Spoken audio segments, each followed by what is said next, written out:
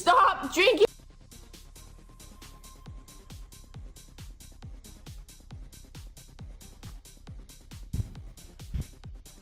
Horrible.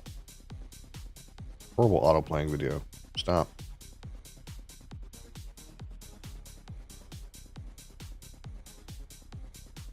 Hello.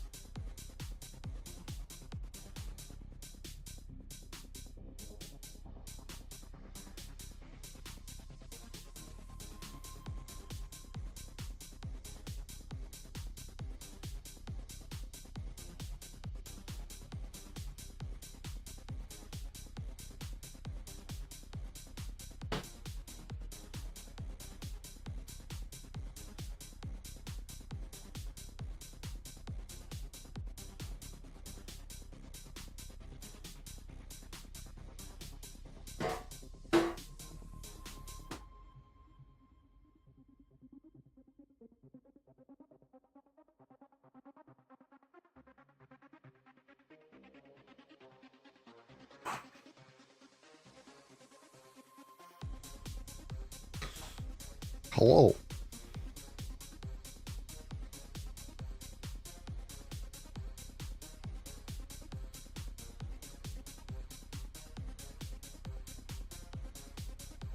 Why, hello there.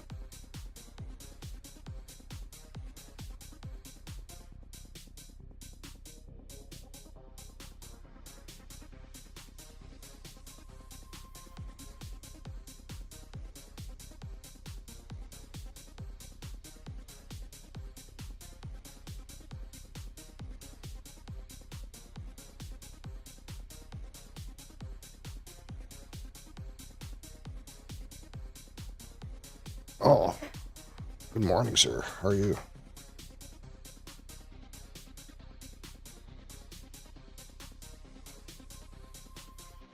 You ready for our Final Fantasy adventure? Now that we know that apparently it's one of the worst games. Apparently it's terrible. Tired but thriving. Well, that is what's important, I suppose, at the end of the day.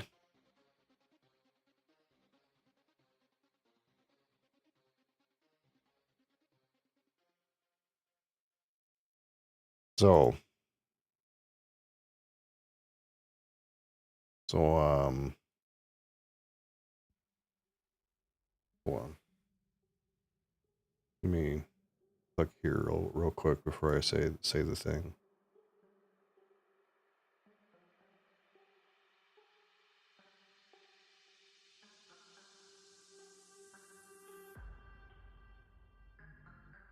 Hi, cat.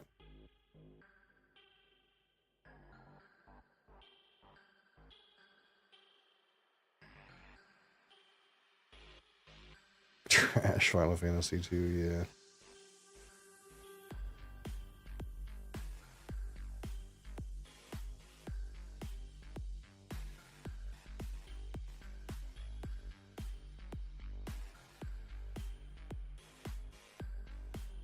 Wait, do these...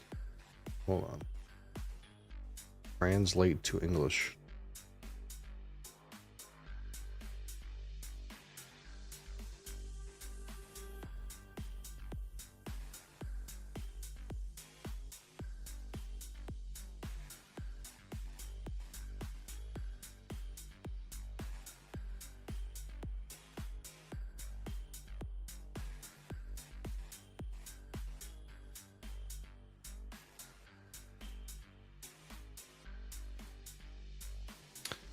So it would seem, just between you and me, it would seem that perhaps I may have access to the Ardbeg Smokerverse. We might buy an Ardbeg Smokerverse. Might happen.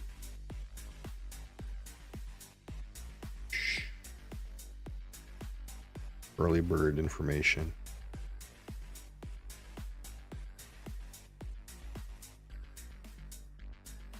Crassus, is it the day? Is it the day, Crassus? Oh my god. How is that possible? Impossible.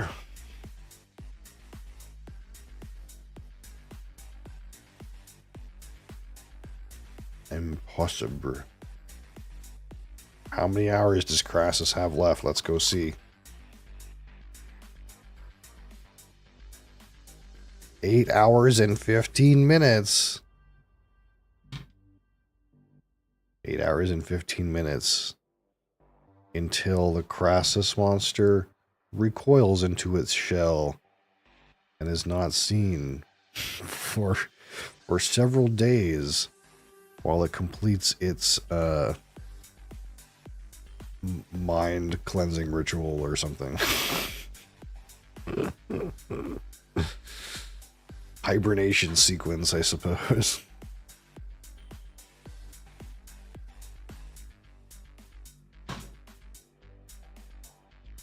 You can't walk, then how'd you get here? You levitated. Oh, that's perfectly normal. You haven't decided what league you're in? I don't. Oh, thank you. Alani Dream Float. We'll add this to the inventory. It looks like some kind of creamsicle, orange creamsicle flavor.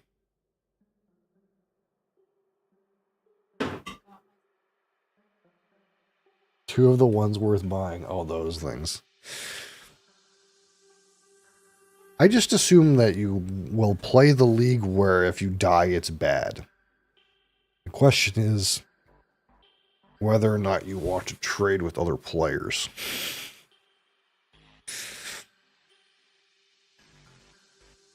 And I kind of thought when we were talking about it, the one where you find your own items is maybe more satisfying.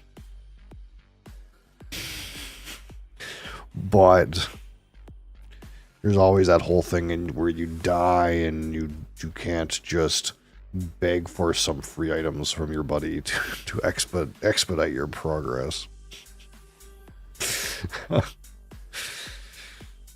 There's also that whole thing where, you know, you have to find all your items on your own. You can't, like, buy your juice from somebody else.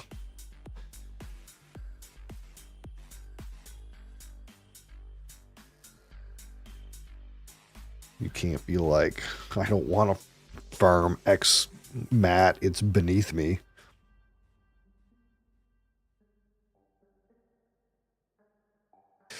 All right. Well, today I have a classic Rockstar Tropical Mango, the sugar one, I think. Yeah, the sugar one. Holy shit, that's a lot of sugar. It's got some sugar in it. I think the only thing I truly gain from trade, other than time save, of course, is access to T0 uniques. Yeah. You wouldn't have to, like, grind them on your own, I suppose. If you, you know, really wanted to do a thing with them. You don't have to be weird or, like, you grind fucking trading cards in whatever that map is to try to get a mage blood. Yeah. Well, let's be fair. You're not going to grind 5 apothecaries.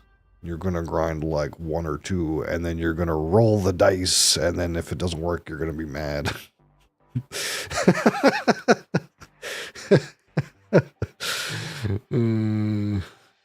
I just assume that, like, after you lose the first one, you'll try to get a second one, but after the second one, you're like, fuck that.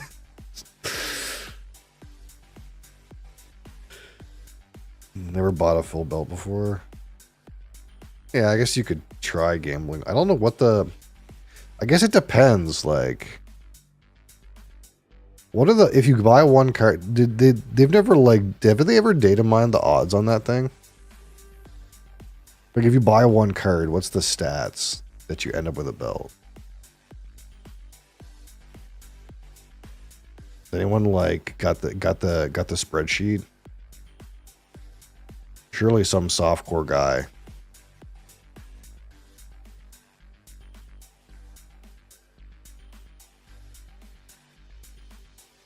Belts don't even always exist. I mean, that's true. I seem to think when I was playing hardcore trade, though, like, there were always bad ones around. Or corrupted ones. Corrupted bad ones.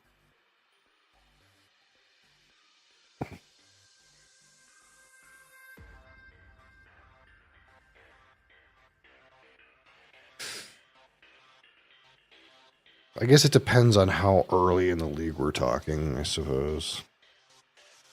Something to do with that.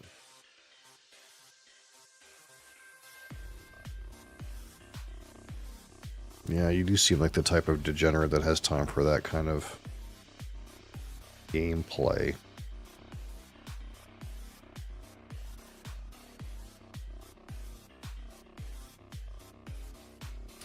All right, so yeah, today live review of the Rockstar Tropical Mango caffeinated beverage. I just realized this has a whopping 65 milligrams of taurine. That is, like, so low. What the hell? Is that in all the Rockstars? They have, like, literally 0. Like, a little can of Red Bull has 1,000, and this has 65. That's, like, not a real number. Yeah, of course, it has all the goods in here. Even has your favorite sunset yellow food coloring. Tasty stuff. Alright. And of course, we'll rate this at 100. 25 for aroma, 25 for palate, 25 for finish, 10 for texture, and 15 for my personal subjective experience. Hop the top. And of course, since we're dealing with Rockstar, they don't cheap out. They actually fucking put the food coloring in this. Oh my god, is that yellow. Okay, so we mentioned the other day, someone mentioned something about dehydrated piss. Okay. This is true. This is true dehydrated piss.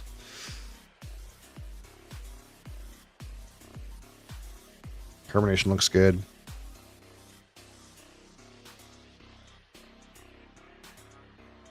That's piss? You don't drink enough water. That's what I learned.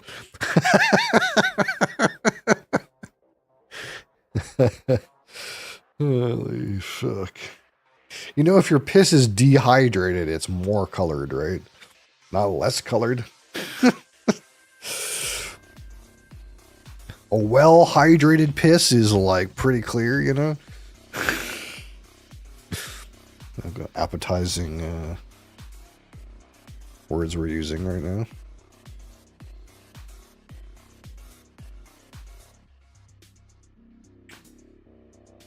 Alright. Let's get this spinning, I suppose. We'll spin this right around.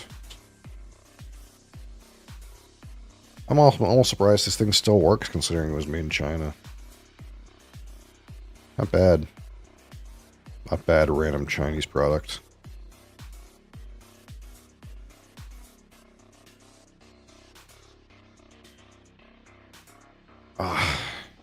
It smells very tropical. Pineapple's in there for sure. I actually don't know if I get mango. It does say tropical mango. I've been seeded with mango as a bias, but to me it's like just pineapple. I feel like I'm being wheeled into saying mango, but feels like it's almost just pineapple. The aroma's not great, actually. Like, it's a strong tropical fruit aroma, but let's rephrase that. It's not a strong, it's a clear tropical fruit aroma, but it's not that strong. Like, it's actually a little bit tame, surprisingly.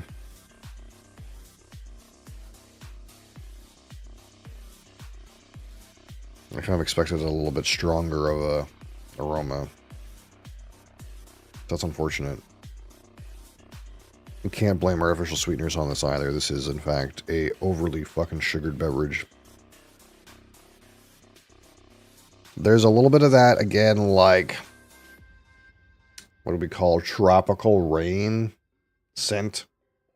You know, when you get like a mountain fresh, tropical rain deodorant, or like a laundry detergent.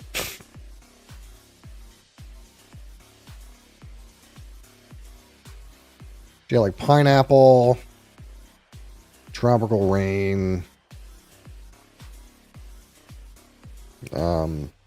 mango is fair.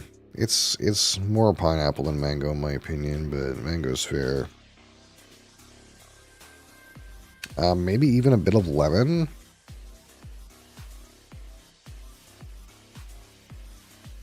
That being said, it's like we're having to dig in a little bit. It's not the like strongest of intensities. All right. Rockstar Tropical Mango on the palette. What is this guy linking me Spotify things for? What the hell?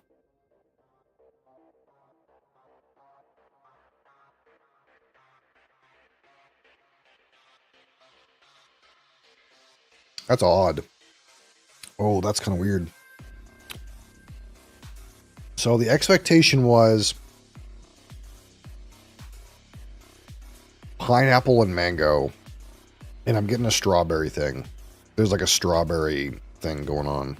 That ain't right.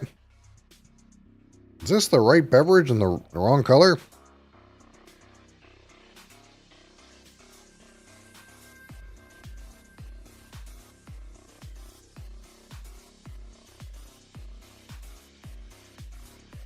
It goes like strawberry in the mid palate to finish.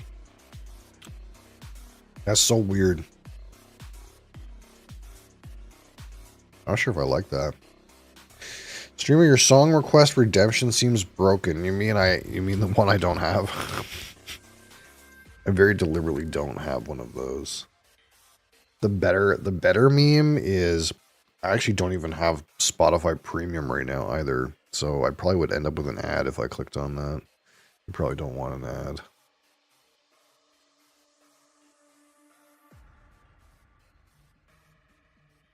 Yes, I know. Archaic, isn't it?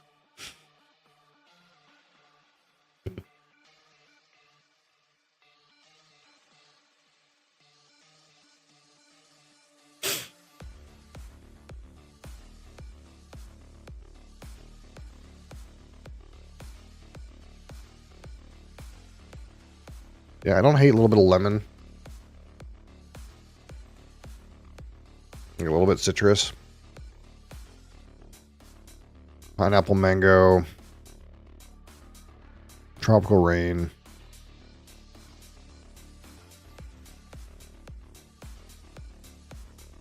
Like lemon, maybe lime, like a little bit of like minor citrus elements.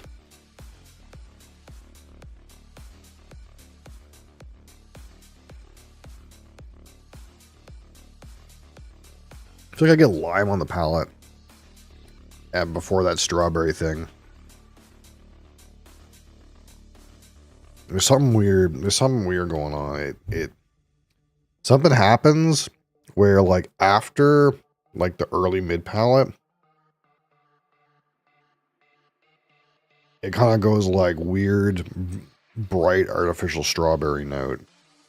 And it's kind of like really odd.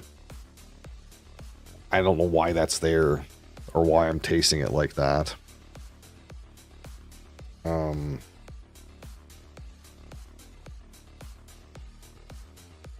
gonna be looking at this can as if it's going to give me any kind of insight into the artificial flavors they put in this thing.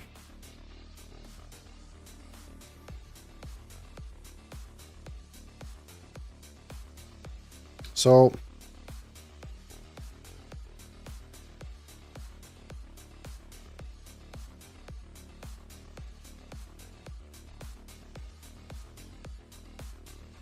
I really don't prefer this flavor profile. I'm going to be clear about that.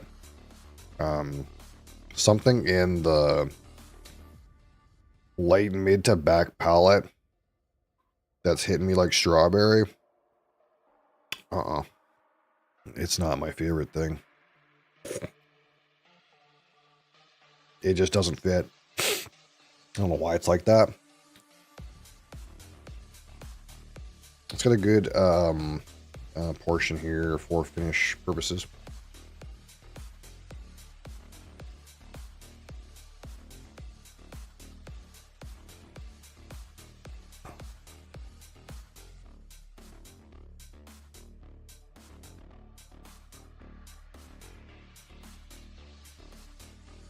Yeah, same kind of thing. It's like initially you get that like tropical fruit, and then it gets into like this. It feels like it gets into like this weird strawberry note, and I wonder if that's something to do with like the caffeinated the energy cocktail components, like morphing the flavor or something. It just doesn't taste right. It's odd. And to me, it's kind of hitting like a artificial strawberry, but you might not experience it like that. It just hits kind of weird. Like it tastes like not unnatural. It tastes like not right. All right. Let's talk about the aroma. Again, aroma complexity, not bad. Intensity could use some work. Again, mostly pineapple, mango, tropical rain, some like light citrus elements.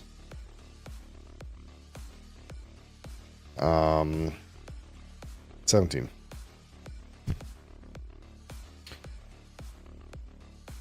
And palate is pretty expressive. Not necessarily any off flavors on the palate. Like not kind of like artificial sweetener note or like bitter note or anything like that. Or like a gunky energy drink kind of note. But they do go kind of weird, and I won't like black mark the palate for like that random strawberry kind of note on the palate score, but my experience is suffering, that's for sure. It feels like it just... What do we say about whiskeys that don't... Like, it didn't work. It feels like it didn't work.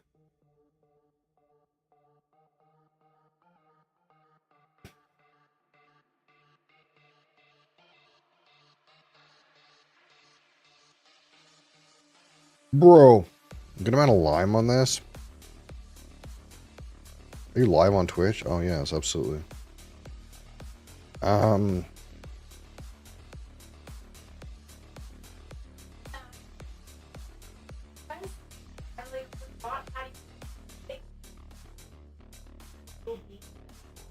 That's the coordination I'm used to from you.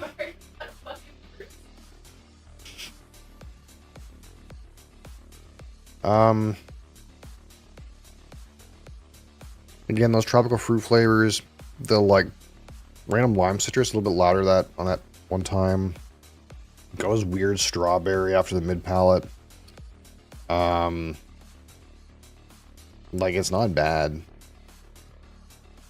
We'll say 18 for the palate. Despite my personal preference for it. And again, the finish.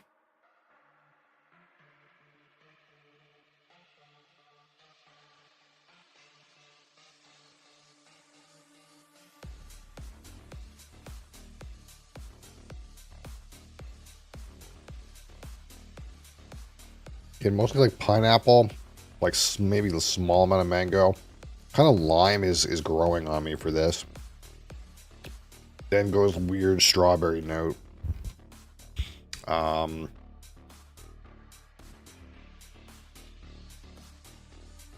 Reasonable. Honestly, finish is not bad. We'll go 17 on finish.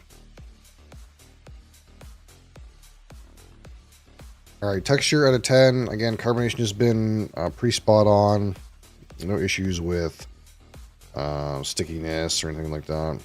It's also not like lingering around in my mouth. Like sometimes you get like your mouth gets coated in some like kind of gunk. I don't have that issue.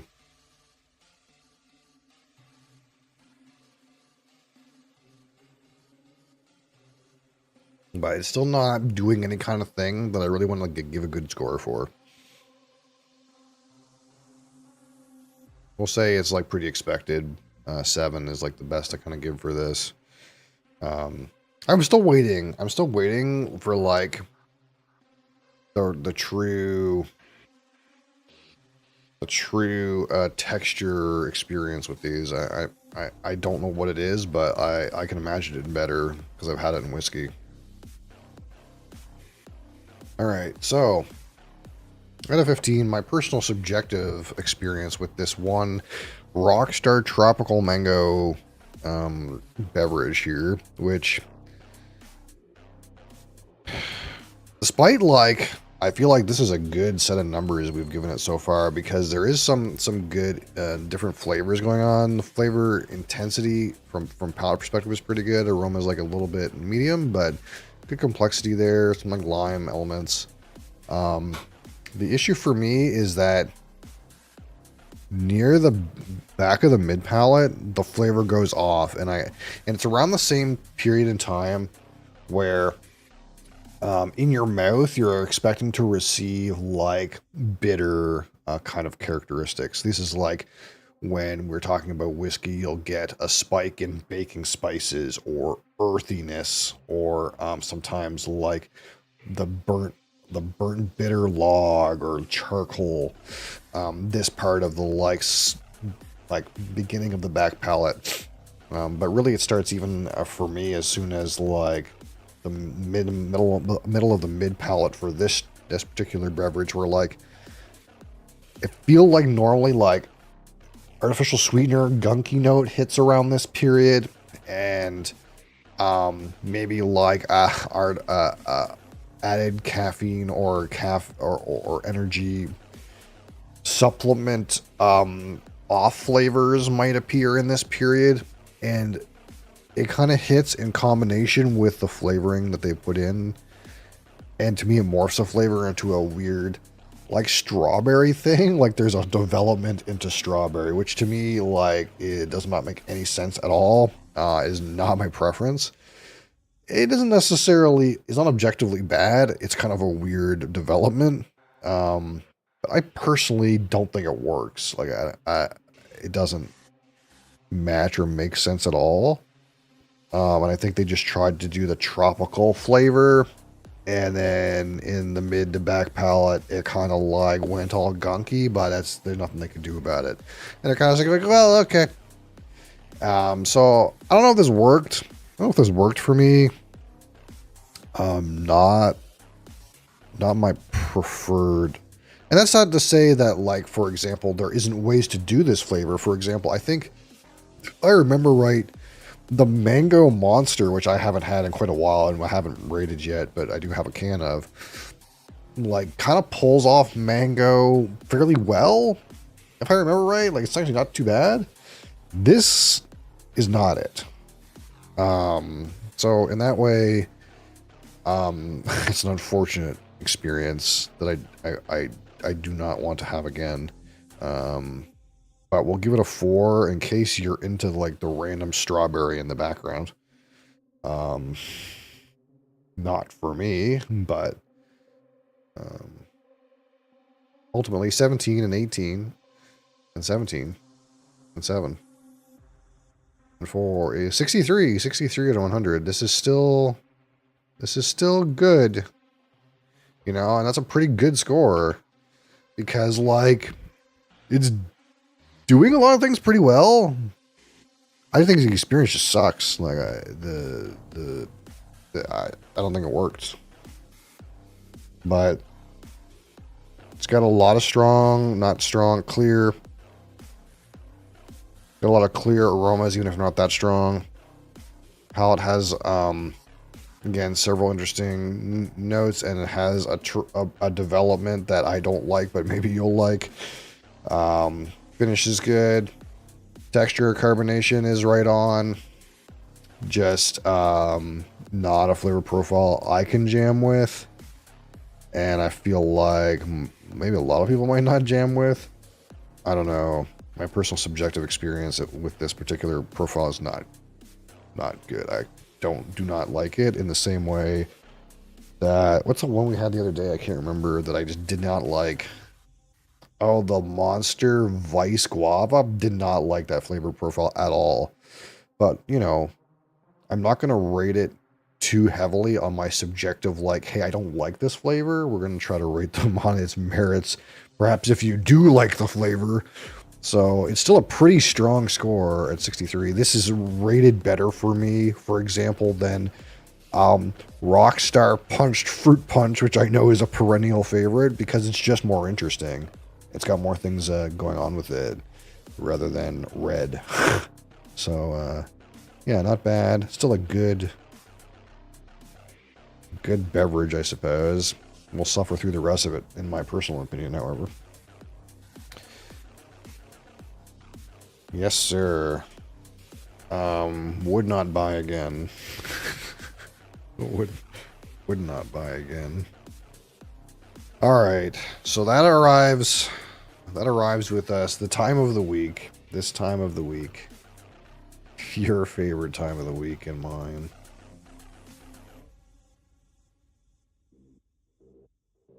where we play some Final Fantasy, which,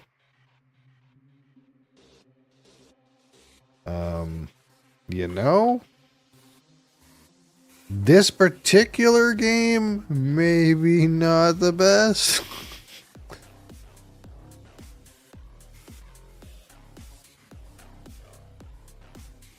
But, you know,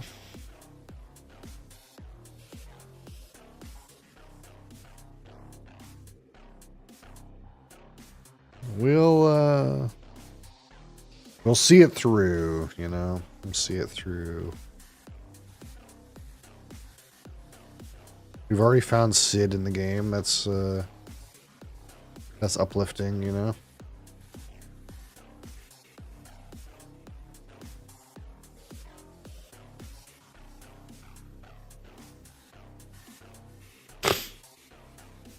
I'll kill this music.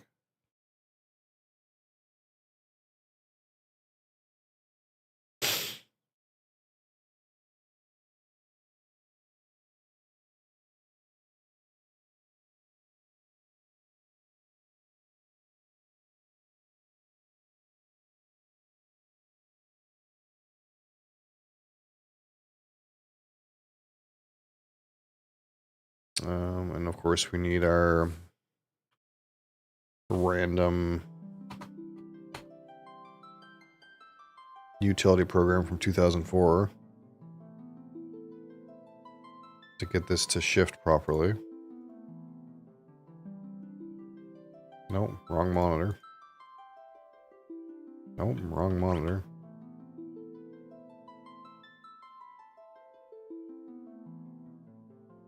There.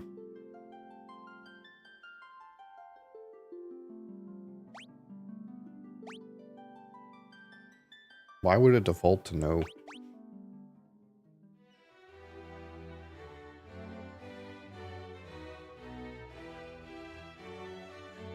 Okay, so what's happening? Where are we? What are we doing?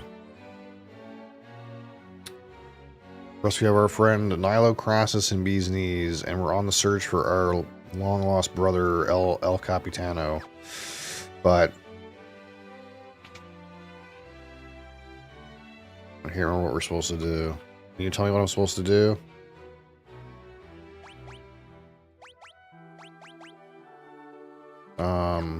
Ask Dreadnought. Ask Airship. Ask Mithril. Ask... Okay. Nothing happens. Okay. I don't know what's happening.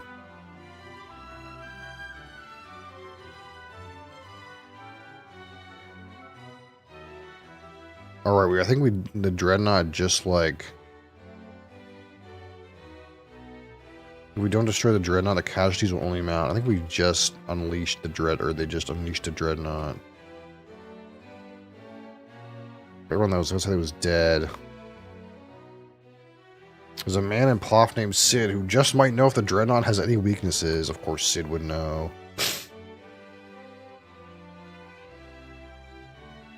Prince Gordon has disappeared. I wonder where he could have gone. I'm scared. Please, Lord, save our king. Okay, can you move your ass? Okay. Okay, yeah, so the Dreadnought had a big boom. We're missing hit points. I wonder if the inn is still functional. Of course.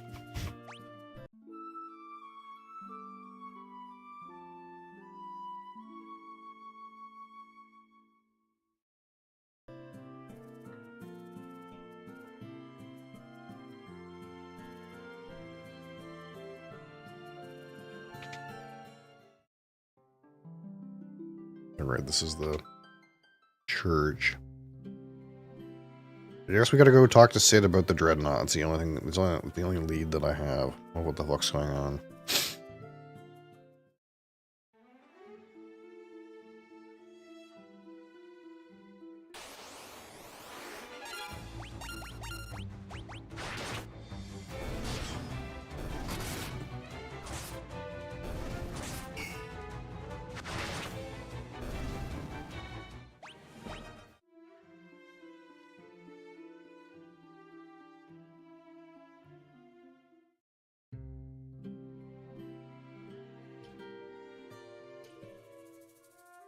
Sid! What do we do about the dreadnought? Sid, where are you? Sid! Sid! Wait, am I in the right place?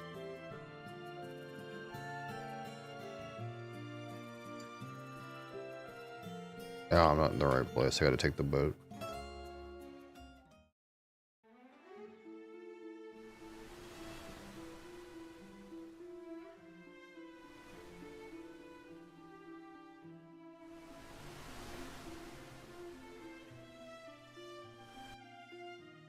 Keep ourselves awake here. See what our time to sleep is. Oh, that's right, I gave Nilo a spear just to spice up his life.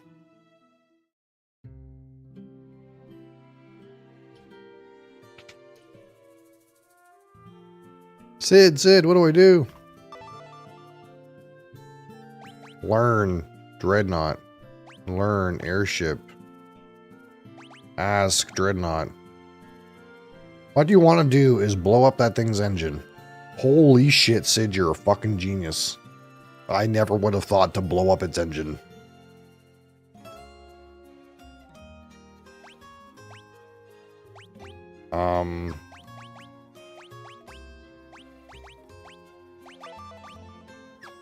Airships are powered by sunfire. Okay. That didn't really help me. Sid fucking told me to blow up the fucking engine. Like, oh, fuck on. Is it in the same place? Do I just go back over there? I thought it like took off. Do I have to take Sid's airship to the other airship? How do I get aboard, you know? It's gone now.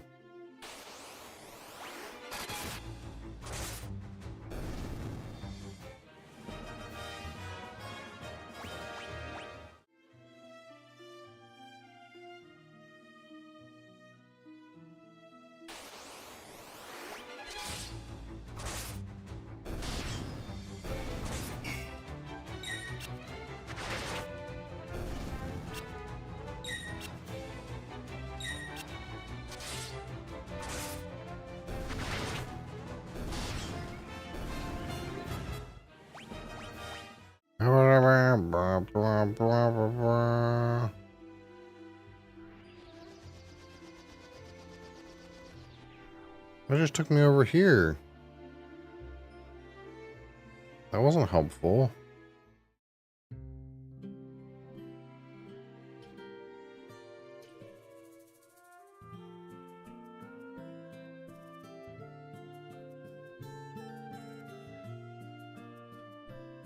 The Dreadnought is headed for Poft. Maybe it's already too late. It is already too late.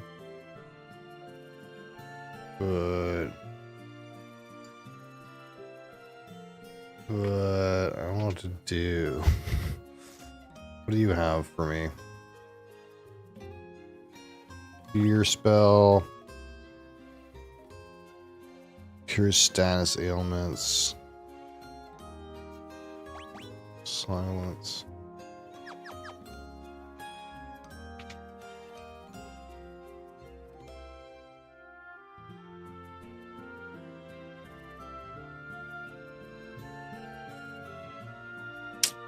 Well,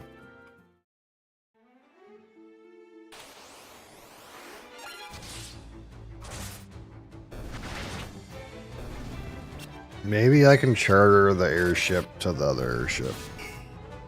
I don't know.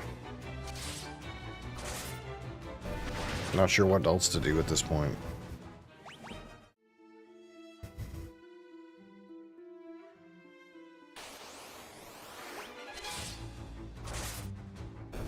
We're in that randomly fight monsters phase because we don't know where to go. Except I think it's worse where I don't even know if I'm getting experience.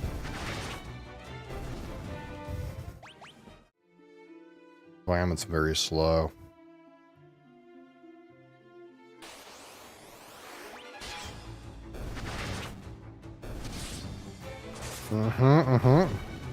Yeah.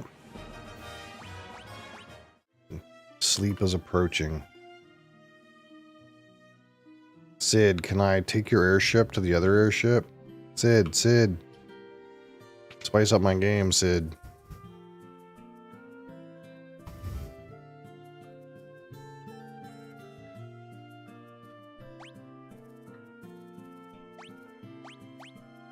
None of these say take me to the airship.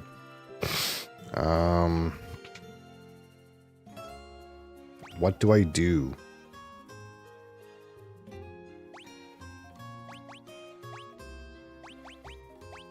What in the fuck am I supposed to do? Huh?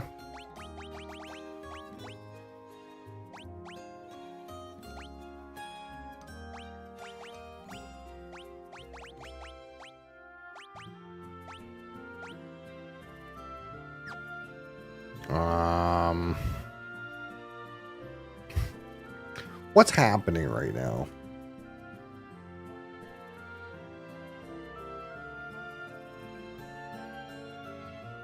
What's supposed to happen?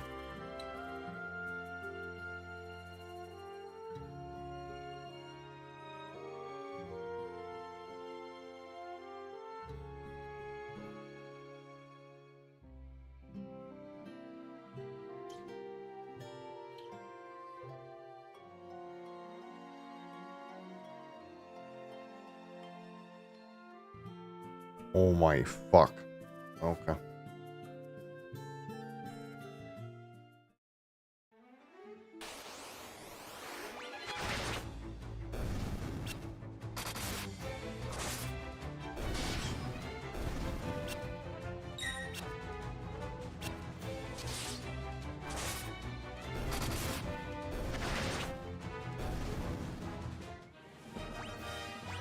I thought I talked to everybody, but apparently there's a person I didn't talk to.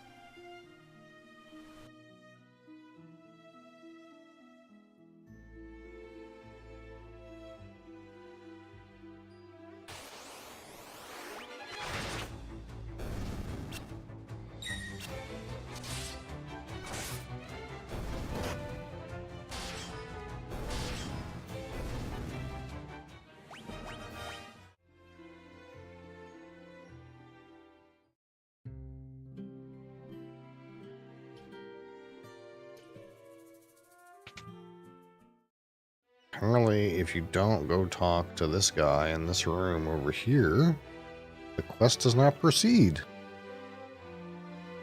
I'm gonna get a Goldrum from American Act 1. Are you gonna get a... Wait, am I gonna get a American Act 1 that's gonna win the game for me, so I can be a sport character?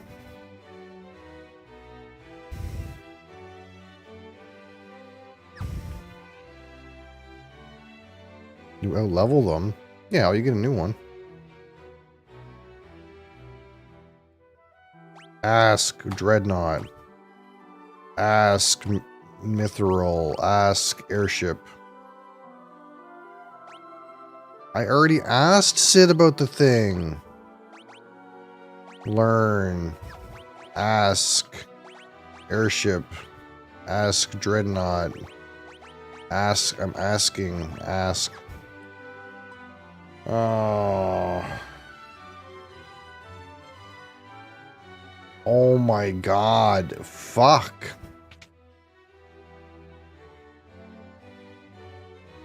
Holy shit. I hate the quest system in this game. I actually hate it. Holy shit.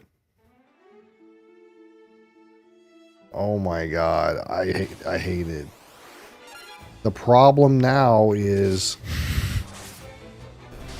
when I talked to Sid and he told me to kill the engine, I didn't press learn on him to learn the keyword Sunfire, so I don't have the keyword Sunfire to say to the other guy.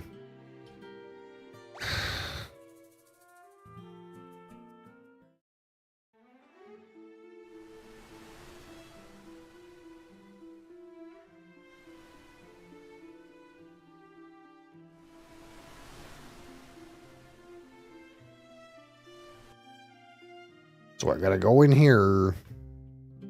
And I gotta go, Sid, what the fuck? Sid. And then we gotta go, hey, Sid, what up? And then we gotta ask Airship. And then it says Sunfire in red, so I have to press Learn Sunfire. And now I have Sunfire as a thing I can talk to people about. So now I have to go back over there. Now that I've learned the thing I already learned.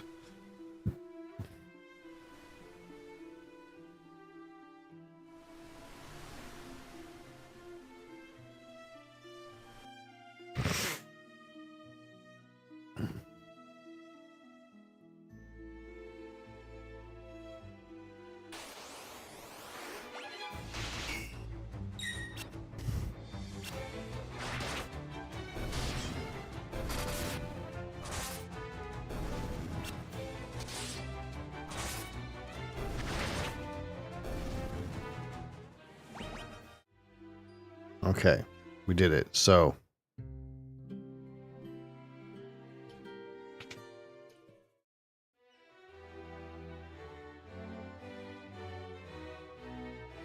we go over here and we say, hello. Ask Sunfire. You will need the Goddess Bell. Maybe I should go learn Goddess Bell. Ask Goddess Bell. Ask Airship. Ask Sunfire.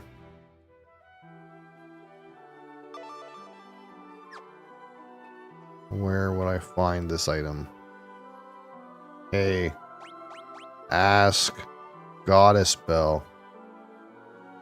Gordon would know where the bell is kept. Gordon disappeared. Okay.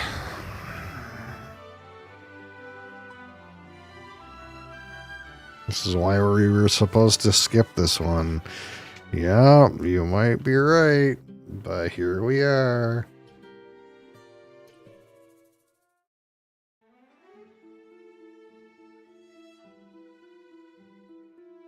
Hold on, I didn't ask Goddess Bell everybody in this area.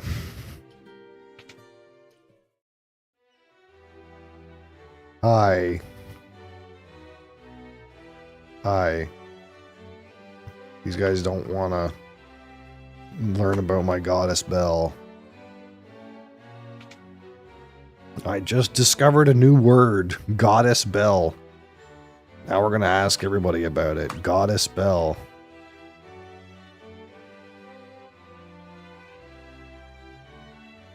The bell rests deep within a cavern on the snow plains.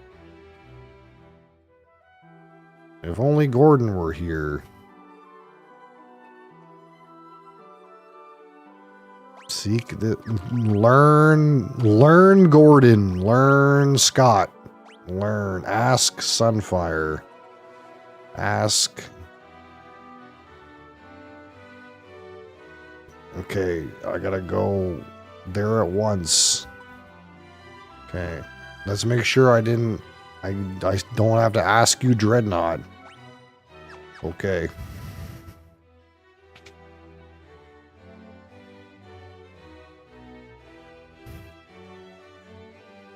Oh, boys.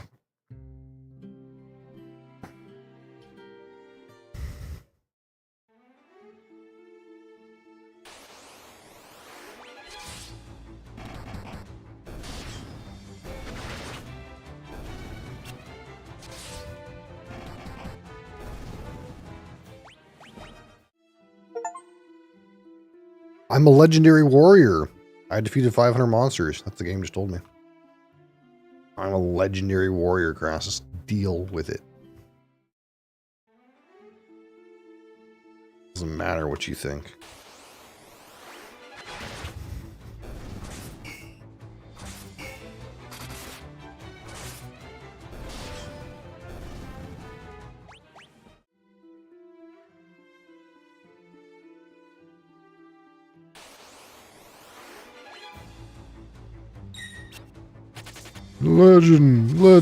Legendary, dairy.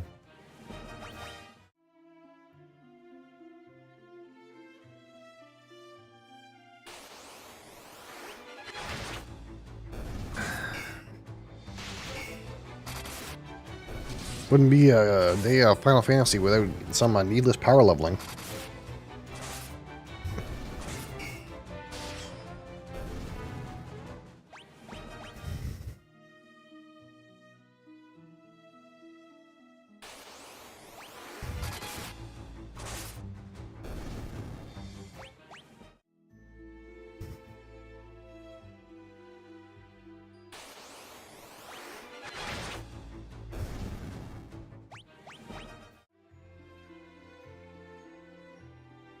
Okay, what city is this? Salamander. Wrong place.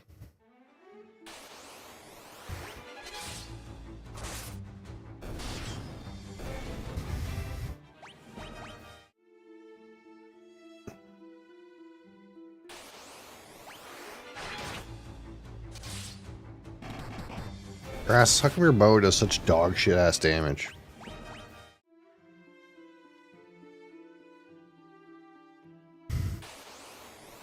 This is clearly so balanced, okay? Like, Nilo's dual-wielding weapons hits for like 250 and 100.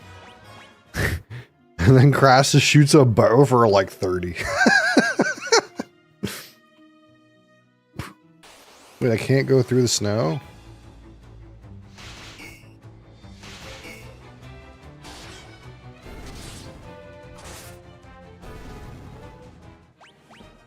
So I have to take Sid's airship? I can't go through there?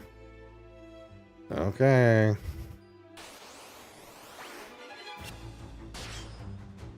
I mean, it did tell me, you gotta use Sid's airship, blah, blah, blah. I was like, okay, well, I'll just walk. And then the game's like, no, you can't walk in the snow. Okay.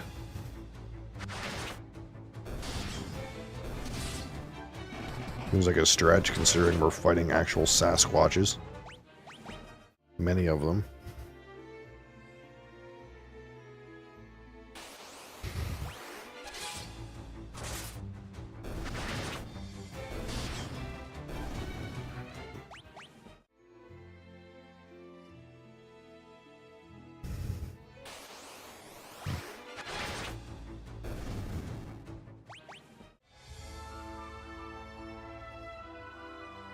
Hey Sid. Hey Sid, I know that the games keeps wanting me to talk to your ass. Hey Sid, take me to the place. Take me to this place.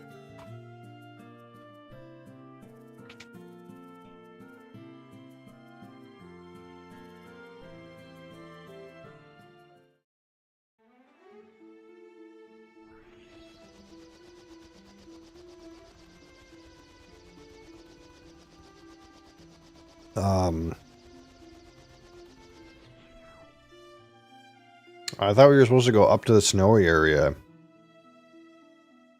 Didn't it say it was in like a snowy fucking cave? What's happening?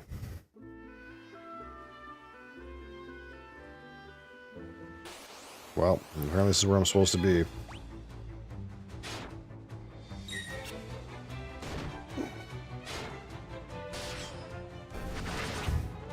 Nice, we're still like one-shotting monsters. Even Crassus is one-shotting monsters. Door is locked. Ask Goddess Bell. Ask Dreadnought. Somehow the door doesn't know anything about this stuff. I have a pass. I have a canoe. I have a ring. Okay, no, that worked. Ask the fire some things. We don't want to leave anything out.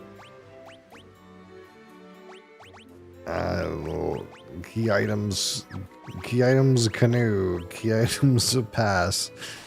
Okay.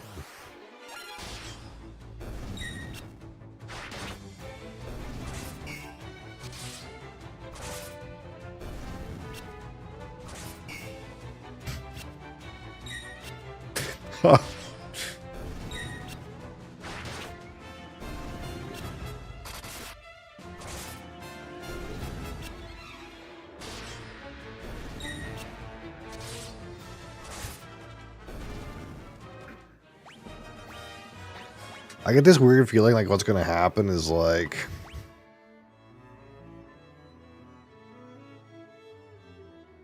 I'm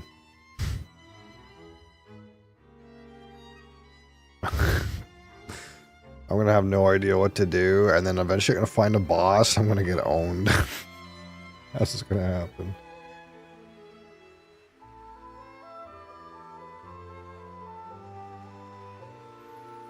Oh my god, yeah, I'm in the wrong place. There's nothing to do here yet.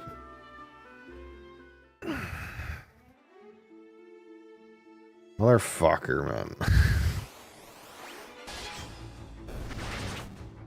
Telling you, Crosses.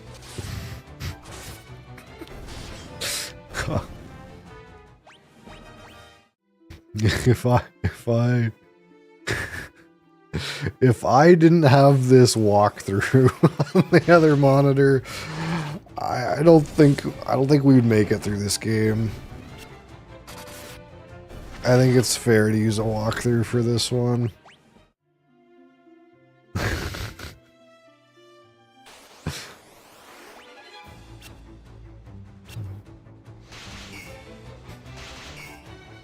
Because I would not have known to learn these terms from these random people, dude. There's just no way. And then I read some of what they said, and they said, come down here. So I came down here, and there's nothing to do down here, because I was supposed to go somewhere else first. Okay. I was supposed to go somewhere else and ask that person something first. And they tell me to go somewhere else. TJ Flake, how's it going?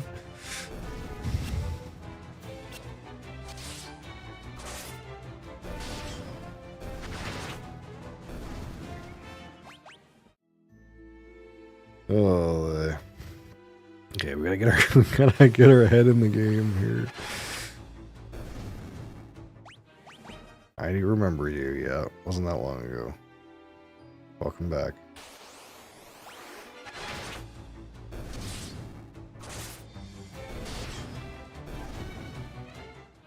Somehow, are you, TJ Flake, are you in horizontal or are you in vertical? For some reason, your chat's coming in both of the chat boxes, and I'm confused why that is.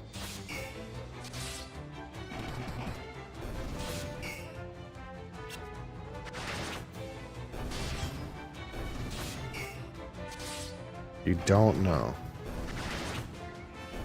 Well, is the screen sideways or upright?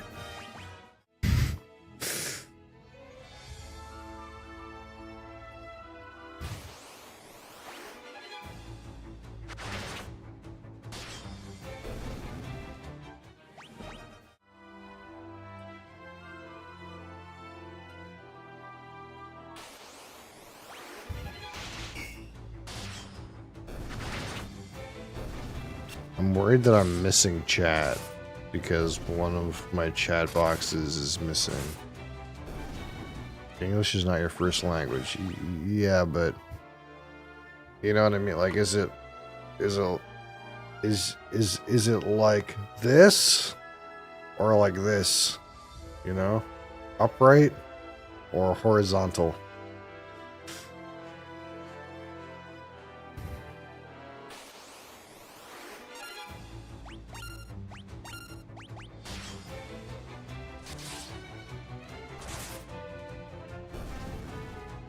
Horizontal. Okay. So that means for some reason I have the wrong chat open over here. Thank you. I appreciate that.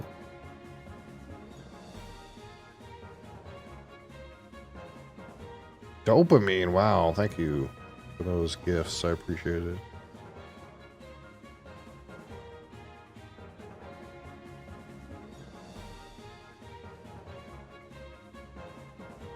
Okay, so... Oh yeah, I was missing chat. God damn it, I hate that. I don't know if any of you guys are still here, probably not. Johnny Hill, how's it going, if you're still there? Assuming the rest of you are not still there. God damn it, how'd that happen?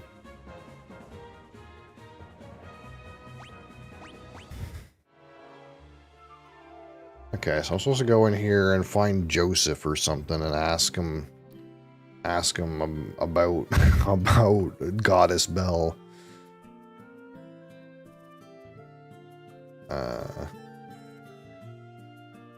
Heta? Heta. How's it going? Take the mithril to blah blah blah. Yeah, I already did that. Anyone named Joseph around here? Oh, is Joseph this guy in here? Yeah, Joseph is this old bald guy. Looks like you managed to save my daughter. And we gotta ask this guy about Dreadnought.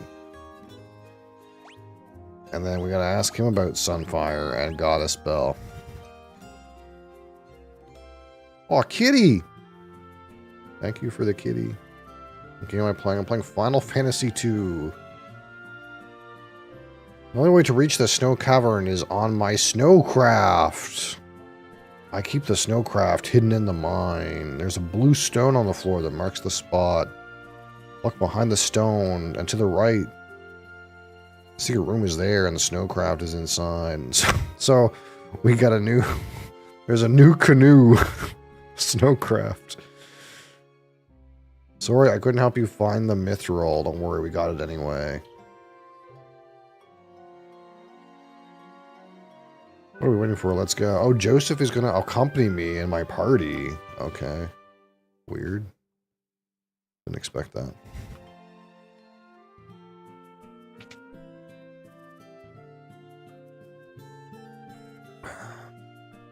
So I gotta go back to the mine?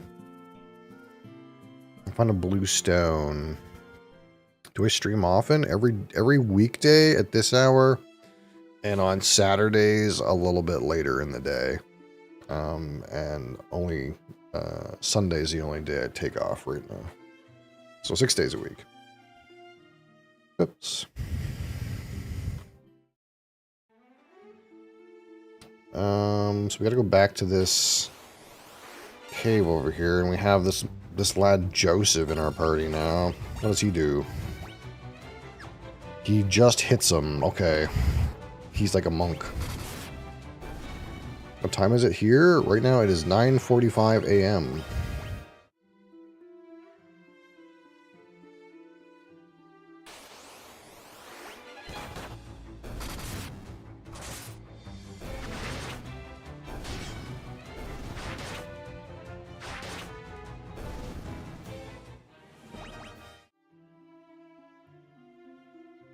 Alright, so... Go around. Other side of the earth. Yeah, I'm in Canada. I'm gonna move this... hold on, you guys, on vertical. Hold on. This game kind of sucks for vertical, I'm sorry. But at least we can, like, I don't know, show you the monsters. There they are. There's the monsters.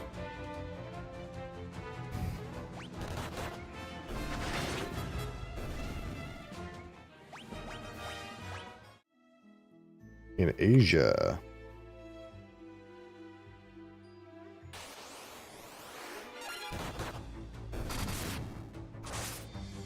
Which country in Asia, if you don't mind me asking? Nice beard, thanks. That's all I got going for me. I don't have anything on the top, so... That's by choice. Makes a good joke, though.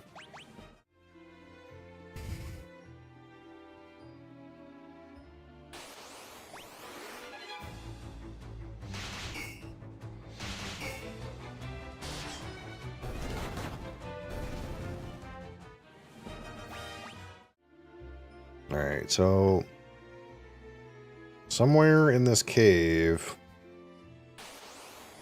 there's a blue stone, something something. Wizard vibes? Ah, yes. I am a wizard of sorts. Oh, there's the blue stone right there. We gotta go magic. Use some magic. Some curing magic. Use some cure magic. Boom, boom.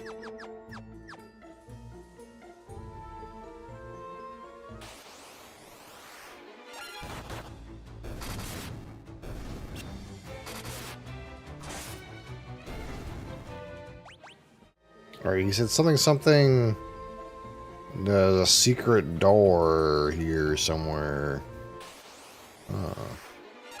Perhaps right here.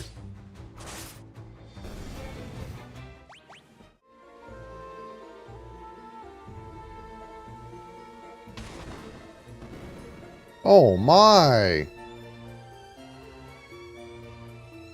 A secret passageway has appeared.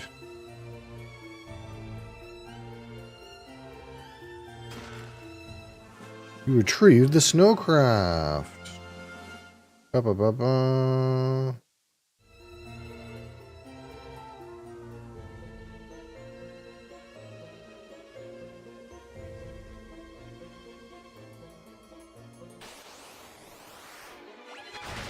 Some more Sasquatches.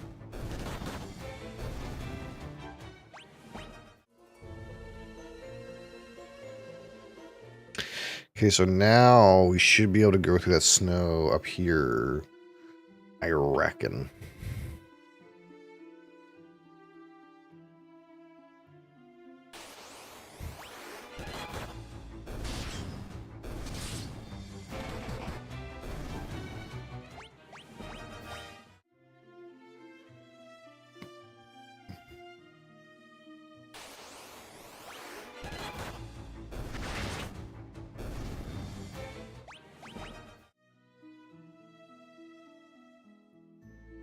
Ah, yes. This boat thing. Oh no, snowmen.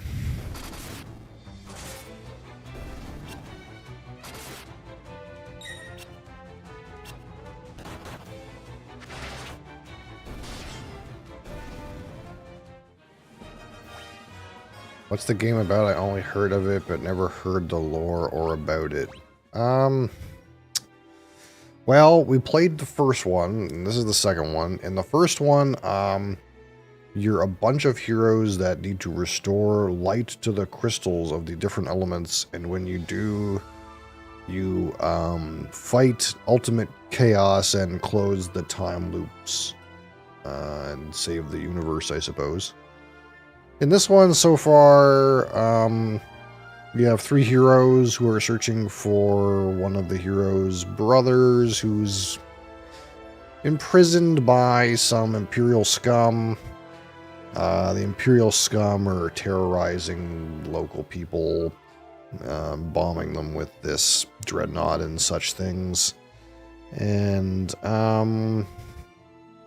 we're little rebels trying to restore peace to the world. Something like that.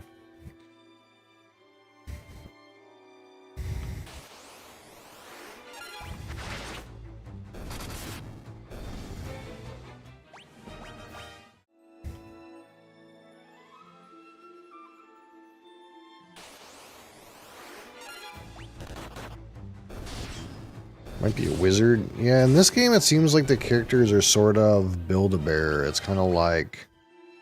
In the first game, you kind of pick classes, right? Like I had a monk and a red mage and like a healer and like a wizard. And in this game, it's kind of... Seems like you kind of like just give your characters things to do. And the more they do the things you tell them to do, the better they are at them. So I don't really have like a wizard right now. Because I was waiting to, like, make my 4th character the wizard.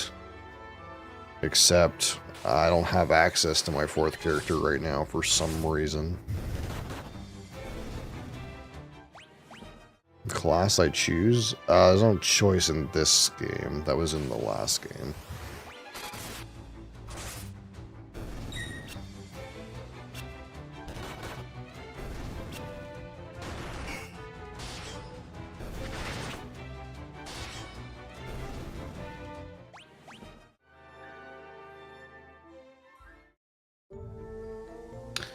Snow Cavern B1.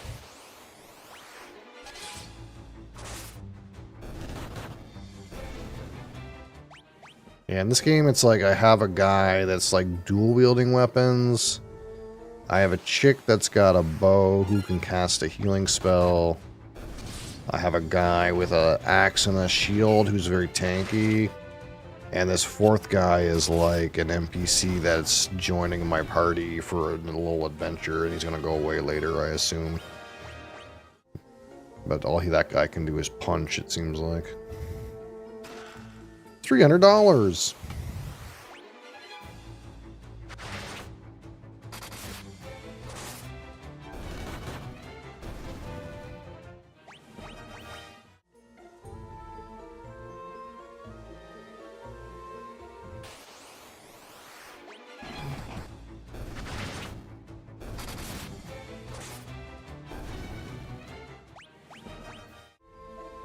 What we got here? $350. Oh. Icicle. Yeah, those are icicles, all right.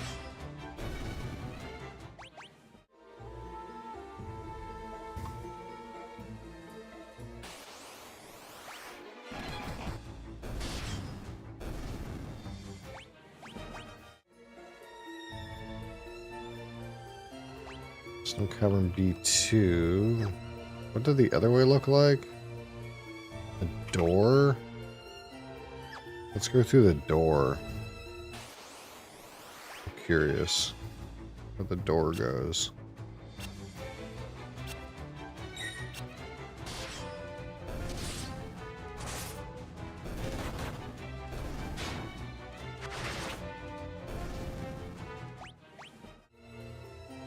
I can't go through the door. Okay.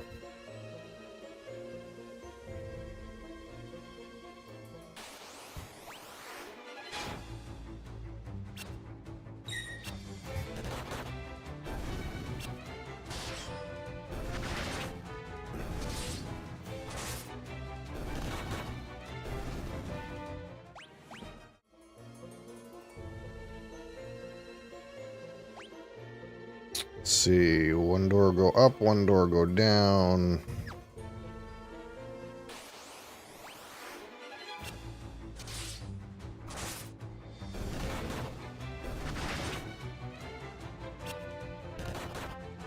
Why does Joseph kind of look like one of the villagers with a green robe or coat in Minecraft? I don't know, but this game came before Minecraft, if that tells you anything.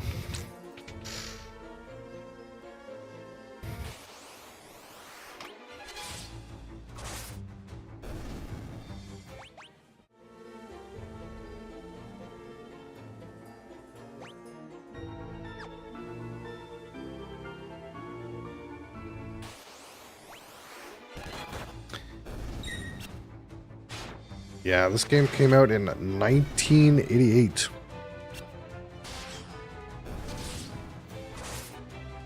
Does this game still suck? So far. so far. The main problems with it so far are Antarctic wind was in this chest. Okay. Of course, Antarctic wind happened to be in this chest. The problem is, so far, that every fight I've ever had since the game started, I just one-shot every monster. And the quest system is like, you talk to a person, and then a certain word is highlighted.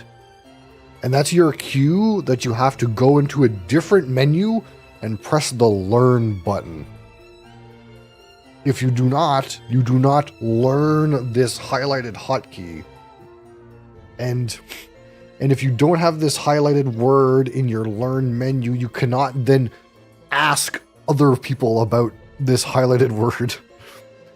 And some amount of advancing the storyline is going into random motherfuckers and pressing ask and then selecting random words that you've learned from a different menu.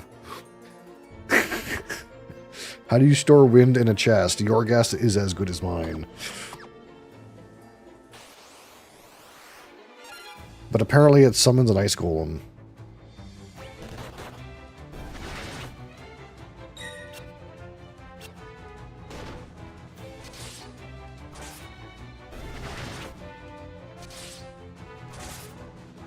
Yeah, I'm not, so far, not impressed with this particular one, and judging by the fact that, you know, random website out of 22 Final Fantasy titles wrote this as the 20th worst, that probably it's going to be a rough game, but we'll get through it. I mean, again, I'm kind of good so long as it has some references in it, you know? Like, again, you know, Sid's in the game. You know, I like that. You know, Mount Glug was in the other game. I kind of like that. I kind of want to, like, get the references. So, if there's other references to get, I'll deem it worth it. But we're not worried too much about organically finishing the game. We're kind of just like, if I'm stumped a little bit, I just look how to progress the game. That's what's happened so far. And usually it says, hey, you didn't go to this town and talk to this guy and press the learn button, and then go to that town and talk to that guy and press the ask button for the keyword that you learned from the other guy. And if maybe if like the monster combat was more compelling, I wouldn't mind fighting these random monsters and not be so worried about progressing the story quickly. But literally every combat I've been in since I booted up this game, I put all my men on attack and I press Q to auto battle. Because everything just dies instantly. Whereas in Final Fantasy 1, it took me like quite a while, like maybe like 7 or 8 hours of play before I learned a way that I could press Q and kill every monster. I was actually usually fighting monsters, actually. Or else I'd lose health too much, or I would battle axe. Or I would, like, waste all my mana or whatever. But in this game, like, I don't use any mana or anything. I just press Q and... Oh, okay, the game gave me an item that I already had. Okay. Great. We got a battle axe. We already have one of those.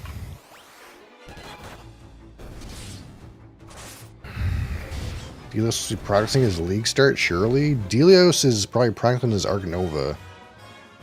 Because apparently he's hook, line, and sinker for that game. Antidote.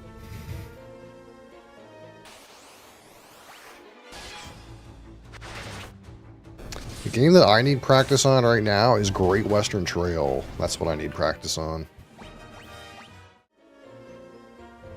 I got in some good practice on Arnak a couple of games. Also my async Arnak has been going really quickly. The guys in that game are playing a lot. I think my async Arnak is almost over. But yeah, I need to play a bunch of Great Western Trail. That's actually what I need to do. I don't have very much experience with like some of those other games, like Earth and Mithril Mace. That's not useful. Like Earth and I've played very little Wingspan, but Wingspan doesn't seem that hard of a game. Whereas like Great Western Trail is like, that's actually kind of a hard game. Like there's hard choices to make all the time.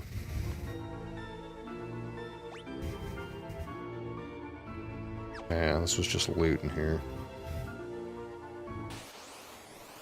So I wouldn't be surprised if tomorrow, if I focus on if I want to focus on playing Great Western Trail.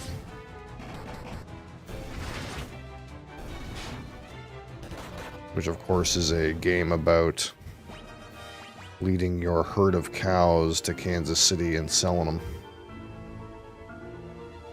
Except your cows are cards from your deck.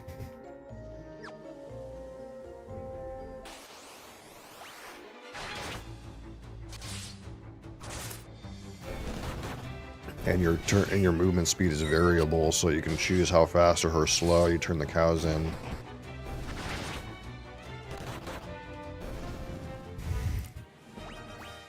Which is a very interesting idea. You would think you want to turn cows in more often, but if you turn cows in more often, then you get to, like, upgrade your stuff less often. So it's, like, weird like that.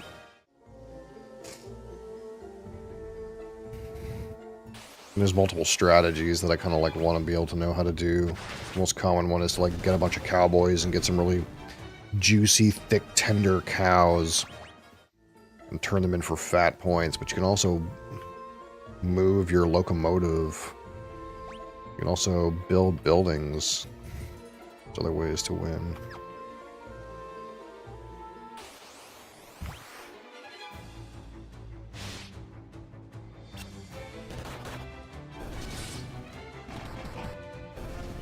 I've played it a few times in real life, but the second edition I think is what people play now, but I don't know if there's much difference. Only a classic Euro game though, Great Western Trail.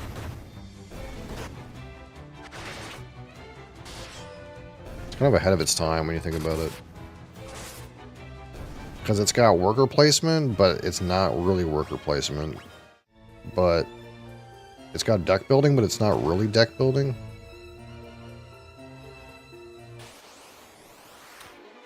Do you have a headset dent? No. What? Why do people keep asking that? That's so weird. Headset dent. I don't have a dented head.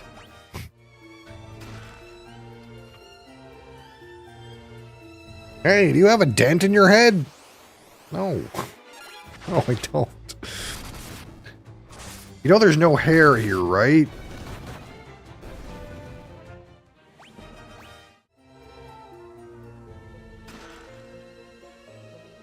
I'm taking my headset off to appease you. Ridiculous.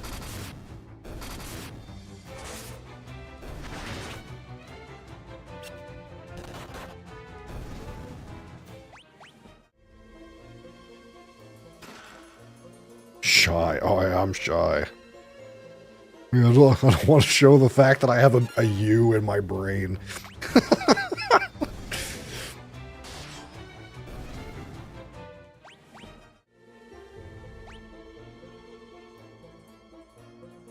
I can't remember if I'm supposed to go up or down. Where does up take me? Nowhere. Wow, that answers that.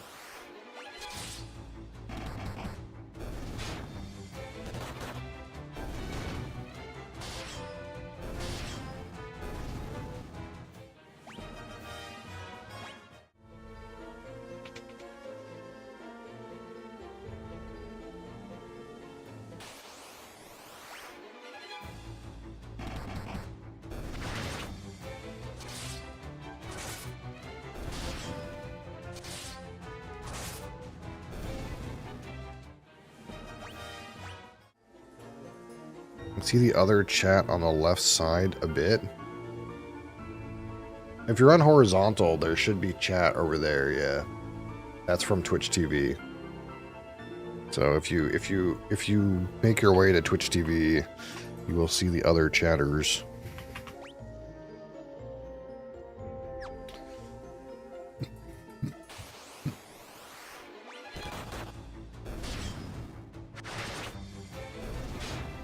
Although, some people say they can't get on Twitch TV because of the country that they're in. I don't know which countries those are, but that's definitely a thing that someone said before.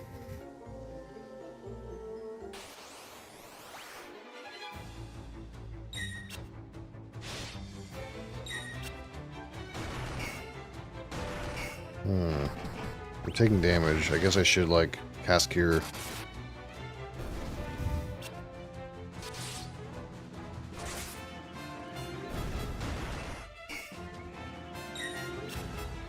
How many watching on Twitch? I don't know. I don't usually look, but it's not usually that many. It's some amount. I'm not, like, making a living. You should get ambushed by 6 mobs, take a total of 10 damage. Yeah, something like that. I don't really pay much attention to what's happening. Typically what happens is I just, like, press Q, and then all my guys go on auto attack. And then, like, every once in a while, I notice that I'm missing some health on a character. So, then I, like, cast a heal.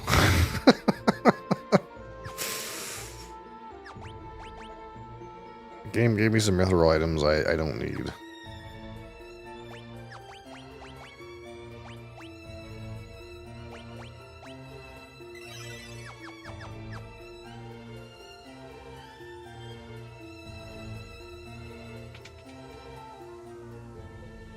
Nothing here. Yeah, see, I just press attack, attack, attack, attack, and then if I press Q, then it just keeps pressing attack, and it goes in fast forward. It's not been the most compelling combat game, but like I said earlier, I get the feeling what's going to happen is I'm going to be tempered by these encounters that are completely and totally, like, trivial, and then I'm gonna come to a boss and I'm gonna, like, get fucking owned because I don't know how to play. Alright, TJ Flake. Have a good one, man.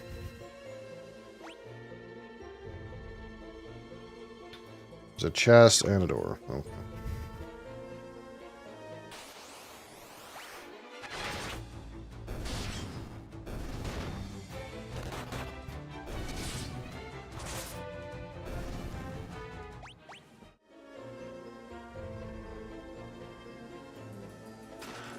Monsters.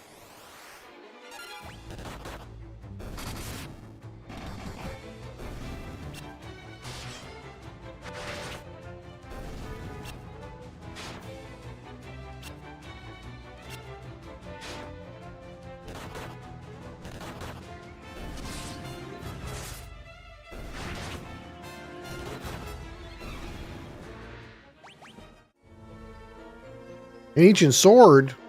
Oh my god, is that good? Nilo, do you have a new item? Oh my god. Attack goes up by 5, accuracy goes down. What in the world?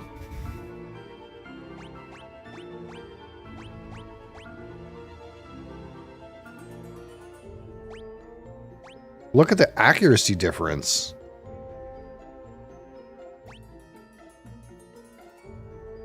There's no way you're supposed to use this.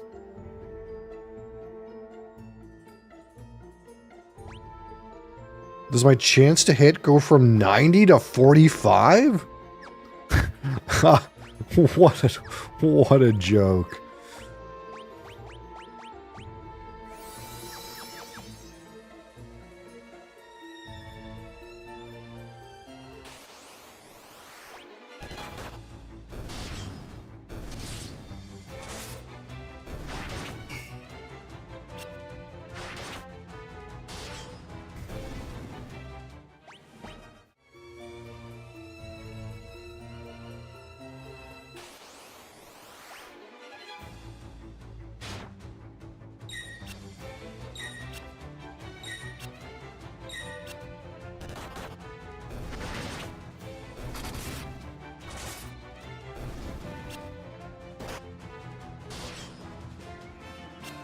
I think if I cast Cure outside of combat, I don't get any experience with it.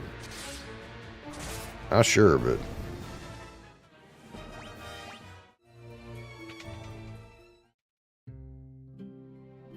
What? Giant beaver.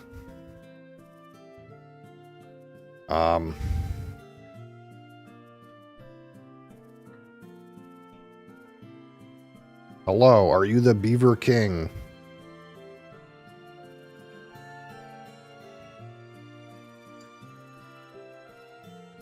Bee's knees, speak beaver. Bee's knees, I didn't know you could speak beaver. What the fuck? How? Why does this character know how to speak beaver? I missed something in the lore, I think.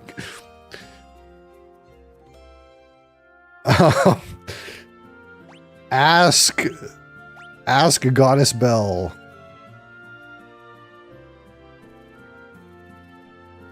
Secret passage in wall to right. How about I ask it other things in Beaver? Ask it everything, just in case. Learn. I gotta make sure I learn everything from this Beaver. Okay, learning. There's some kind of secret passageway. Okay.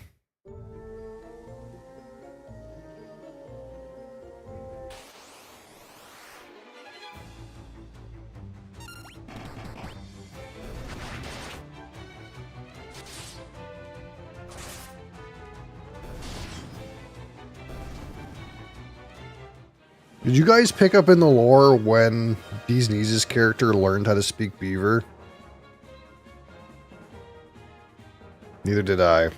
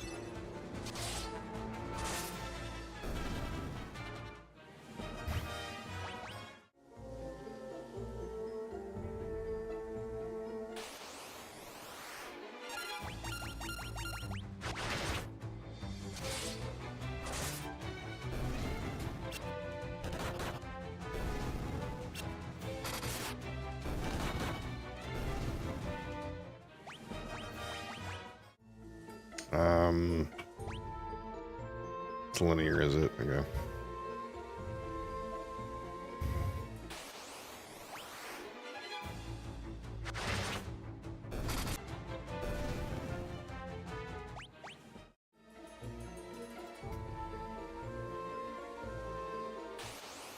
Bees Knees speak beaver.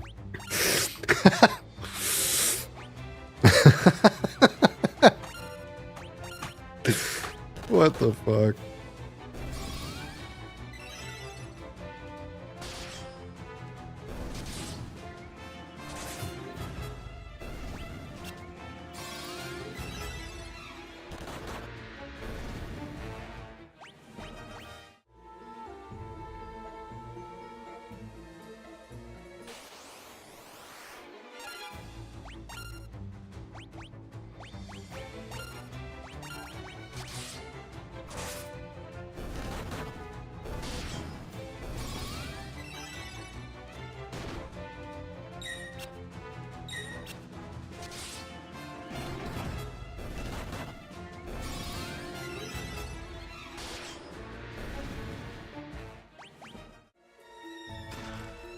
Silver Cuirass. What does that amount to? 10 defense, 10 magic, 1 interference. And what is a mithril?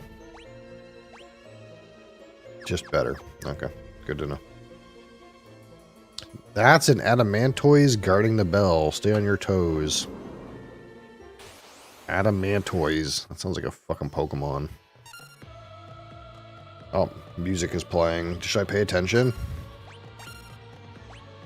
That being said, I don't think I have anything. I don't think my characters do anything other than attack. And I have like 1 heal.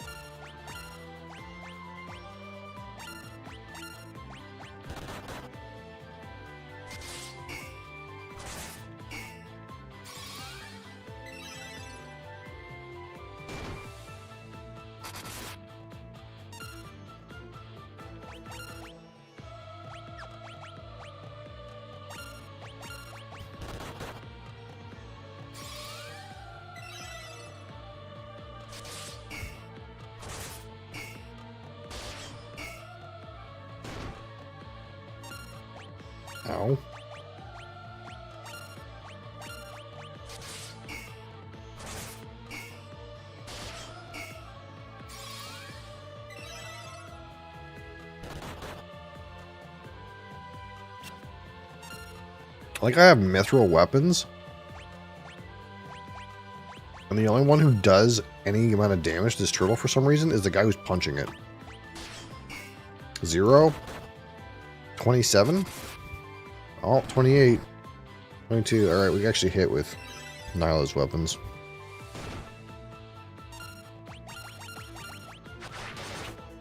$17.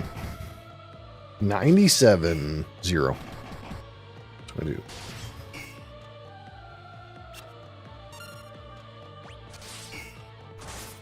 0, 0, 40, 0, 23.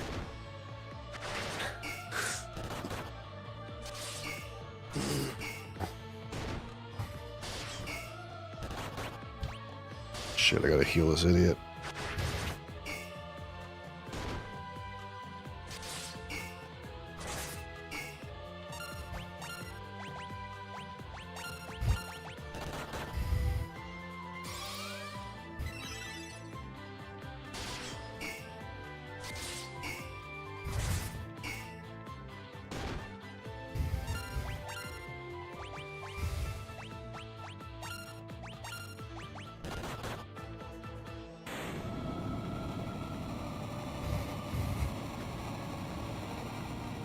Mini boss slain.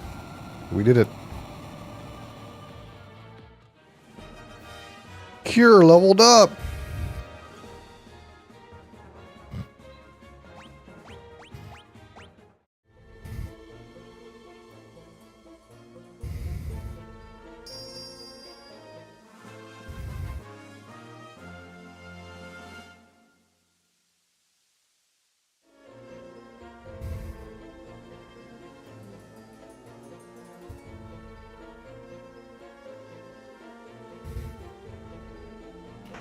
Alright, we did it. We got the goddess bell. Great job, Beaver Speakers.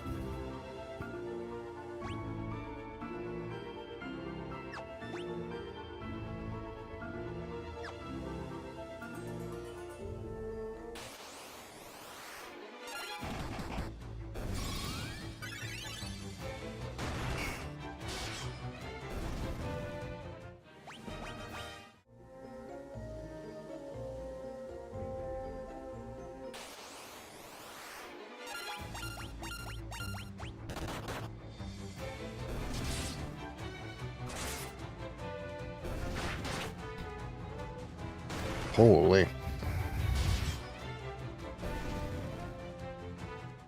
Hi. You fixed an emergency problem.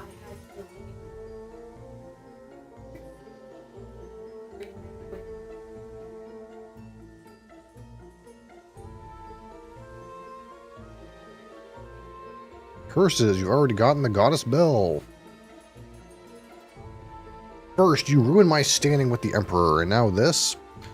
The Emperor will never forgive me for messing this up. If I ever go back to the Empire, I'll have my head, but I'm still a soldier. If I'm going to die, you're coming with me.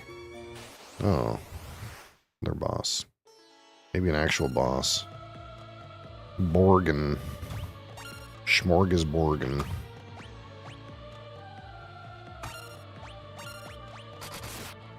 Huge! Huge damage! Huge!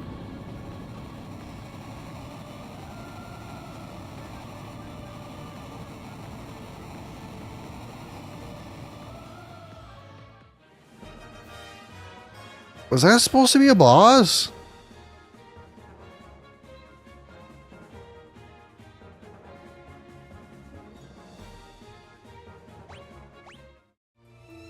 What?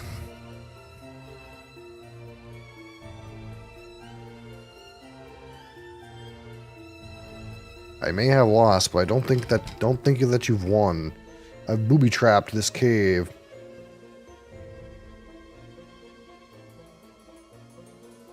I'll be waiting for you in hell. Rah!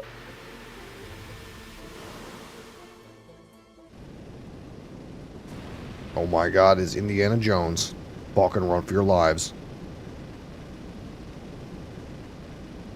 Damn it. Joseph, no! We not leave you. These knees, your English impeccable.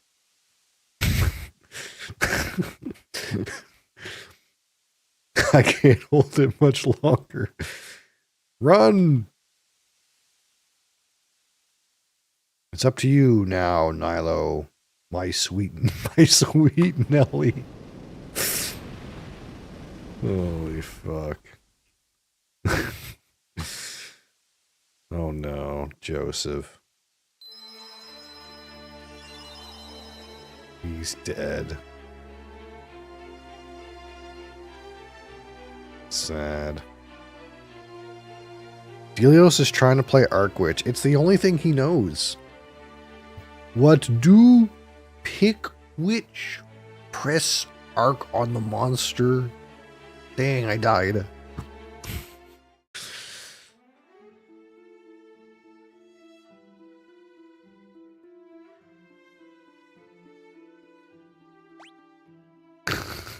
What is going on in this game? Which dies before red maps? Not if you play on SSFSC.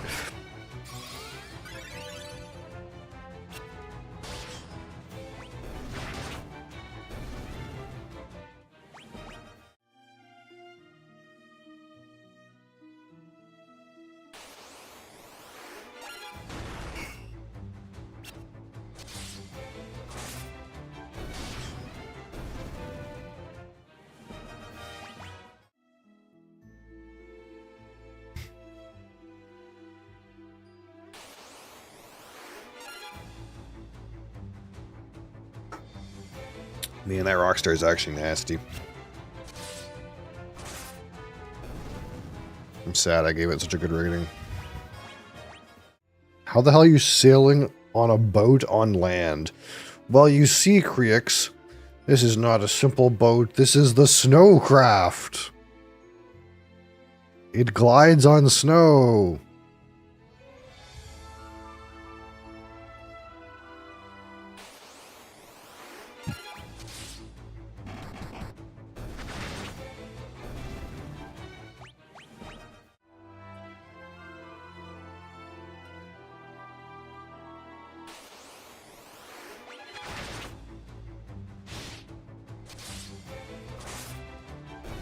As you'll see momentarily, when I'm no longer on the snow, it stops working.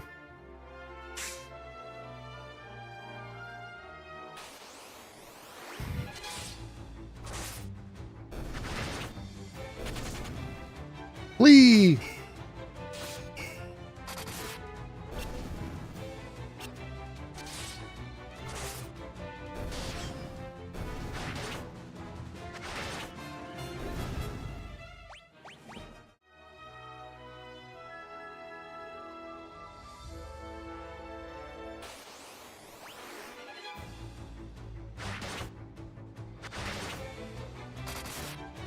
I need to have a sleep. I mean in game, but in real life as well.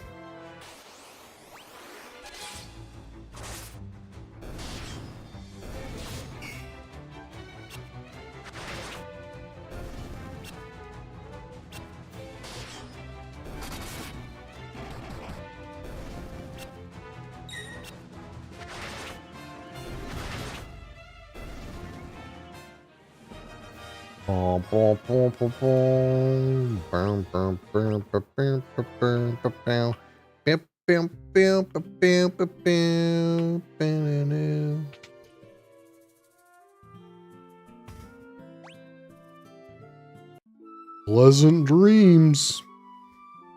So now that Joseph's dead, is his like child orphaned? What happens if we go to his house? Like, oh, okay. So this, okay. Daddy isn't coming back, is he? No, Daddy's fucking dead. Died to a boulder. And this chick, who just randomly would stand outside of his house right here and would always say, Oh, Joseph, he's so smart, but I don't want to bother him. Just when he dies, randomly starts squatting in his house and takes care of his kid. Oh, okay.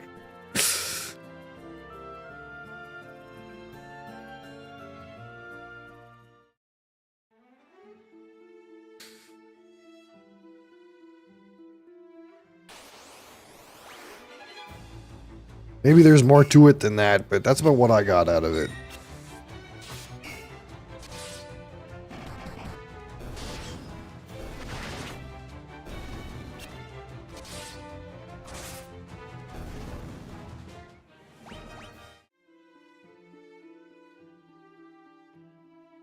It's like akin to your, like, crazy stalker.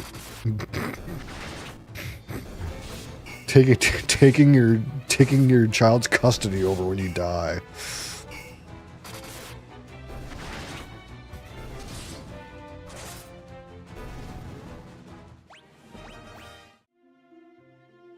Alright, look, Sid. I'll take your plane, man. I don't want to walk over there.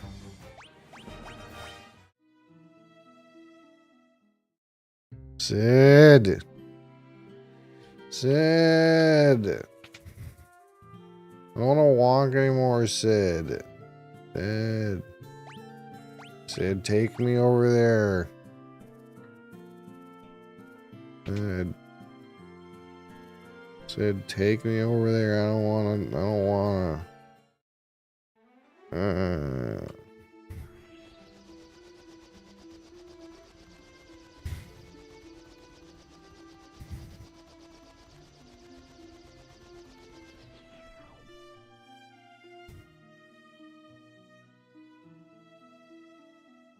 Alright. Now, if I go to this door and ask Goddess Bell, is it gonna open?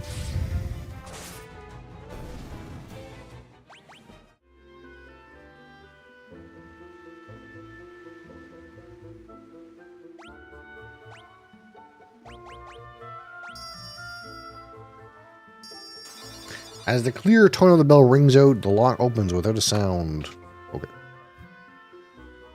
Time to fight. Gordon! I came to retrieve the Sunfire. I thought I was the only one who could open the door. I meant to look for Egil's torch. Remember, we have to press the learn button now to learn about Egil's torch. But it's a monster den in here. I can't keep going on my own, and I can't return empty-handed. I don't know what to do next. You know your way around the keep, right? You think you could help us find our way through? That's a great idea, Crassus. I'm sorry. The keep is riddled with secrets. I wouldn't know my way around any better than you. But I do want to fight. Would you let me come with you? Gordon, join the party. Alright, we've got Jeff Gordon on our team. Okay. We didn't get to learn. Fuck. We didn't get to learn. Click learn on it. Oh no. We didn't learn about Egil's torch. Up. Also up.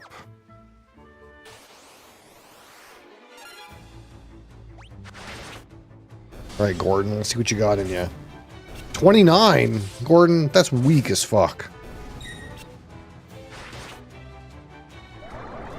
Sleep! Lightning bolt. Death.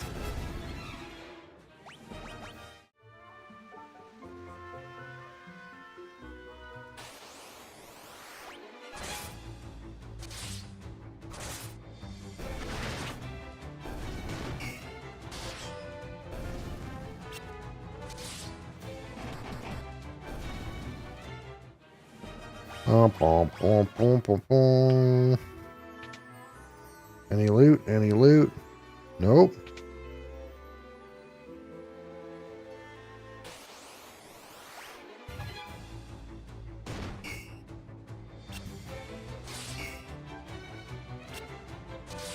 Are we taking damage?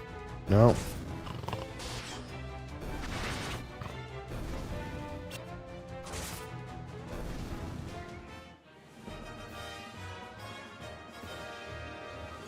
Boom, boom, boom, boom, boom, boom, boom.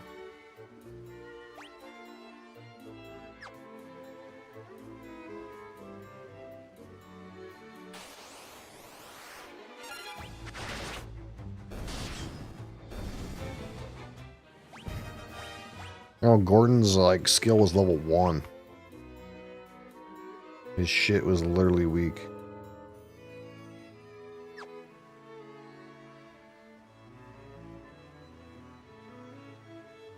Holy.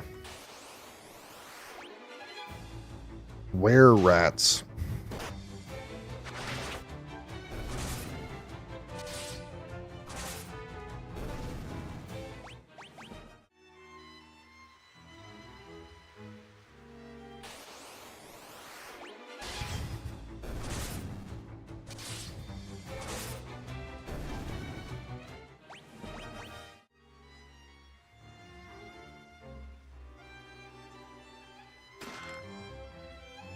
Yeah, $100.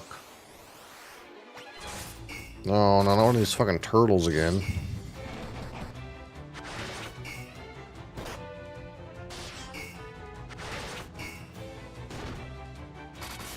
Wait, Gordon got like 1 hit? What a piece of shit.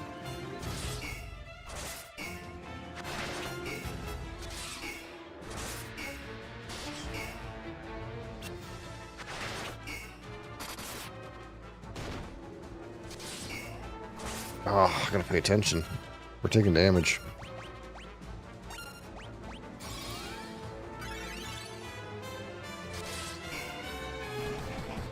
Okay, that's about all the attention I have to pay.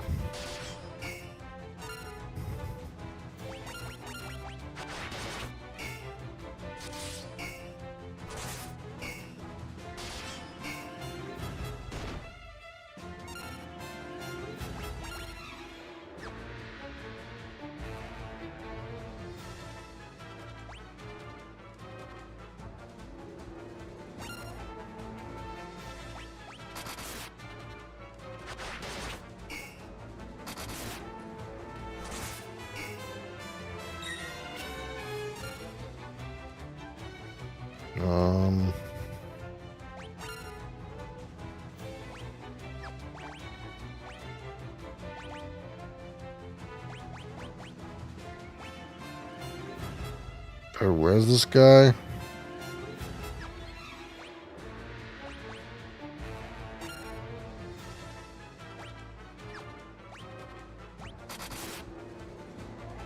think I have a Phoenix down, actually.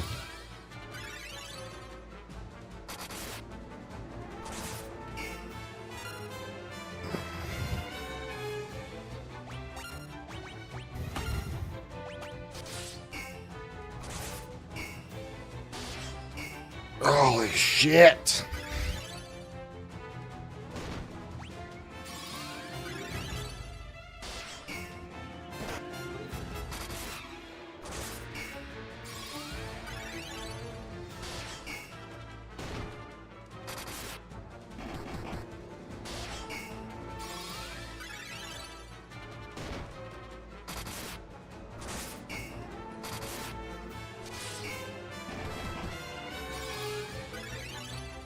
Kill turtle.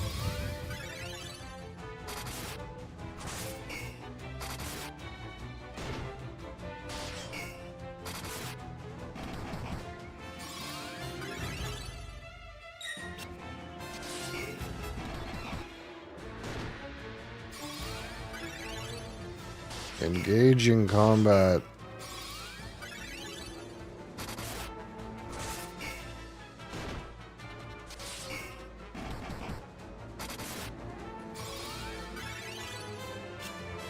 You hit turtles, sometimes it doesn't do damage.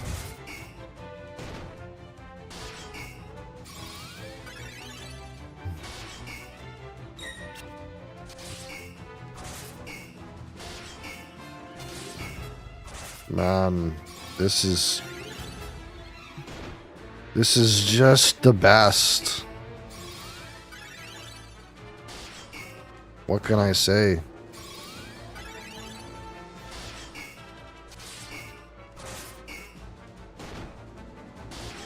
The story will save it, Crassus.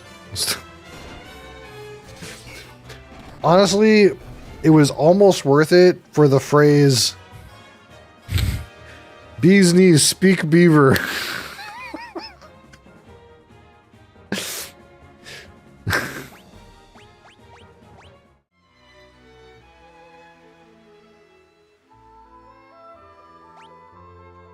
Oh,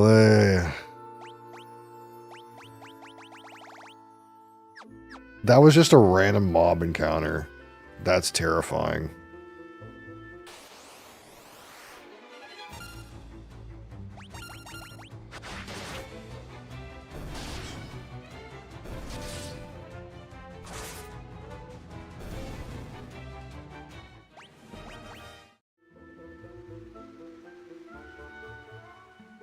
Actually, the worst one, it might be.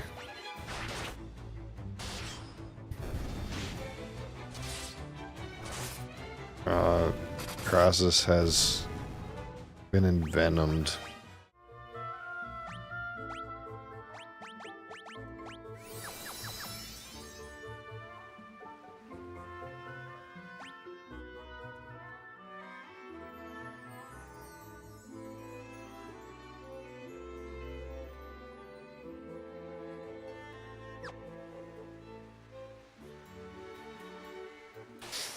If this was like the first game, I would have turned around and tried to res this NPC that I'm with and like got more mana. Because I think I've used almost all my mana auto-playing that fucking turtle. But at this point, I haven't fought a monster that has provided any amount of challenge except for that turtle, and the only reason that turtle provides any challenge is because you can't hit it. Like, you just do 0 damage most of the time. Hey Zay, how's it going?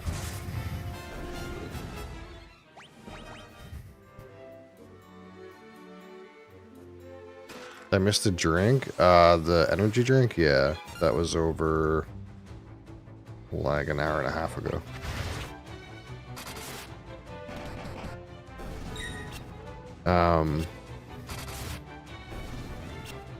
It's at the same time every day, so I know you're in a different part of the world, so it's probably not in the morning for you,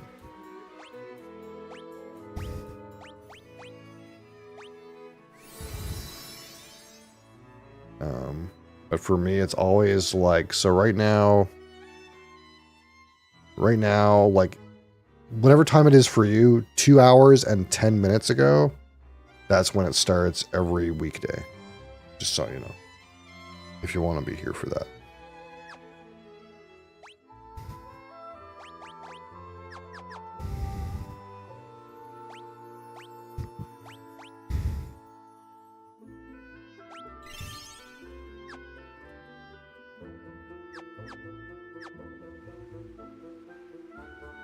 $5:42 a.m. for you? Yeah, so if that's the case, then it starts at 3:30 a.m. every day, which is very late, I suppose, or very early, depending on how you look at it.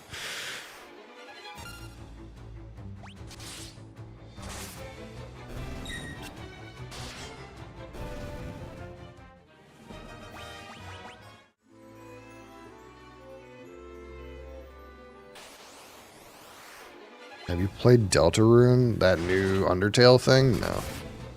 I haven't played Undertale either. Am I supposed to have played Undertale?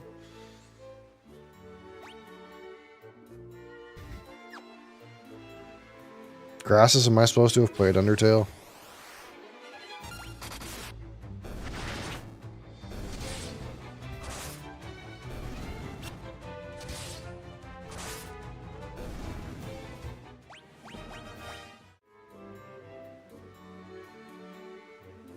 Crassus is my authority on single player games right now. I don't even know if that makes sense or not, but I just feel like he knows more than me.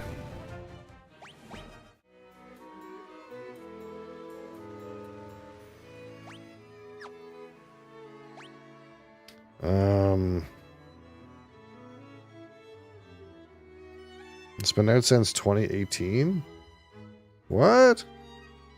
Didn't it just come on the store? Just now?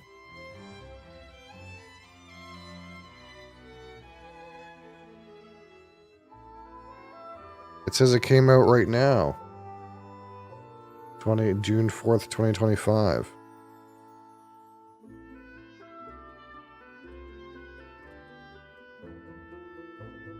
It's not even released yet. Completely. It says, Chapter 5 isn't even out yet.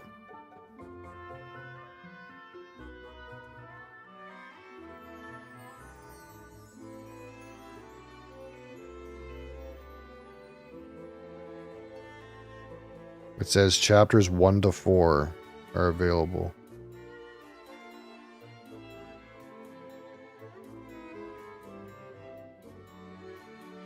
You have it?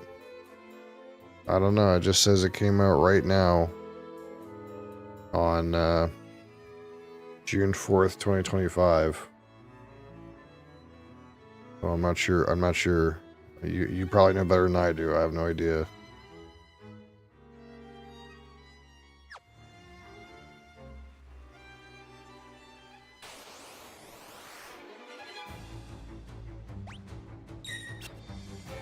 October 3rd. Well, what? It must not be on. Must not have been on Steam or something.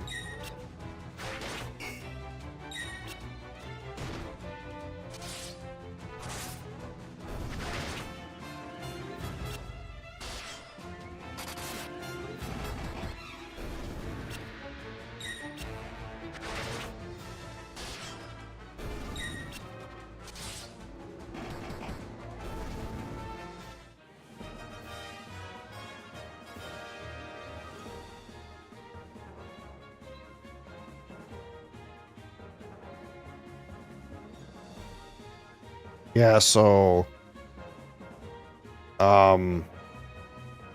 it was released in 2018, but there was like nothing to it. And then in 2019, it was only chapter 1. Only chapter 1 was available. And chapter 2 came out in 2020. So the Steam version that came out just now has 4 chapters. That's the difference, I guess. So, like, it's almost like an early access game. Where am I going? This way, I guess. Nothing in here.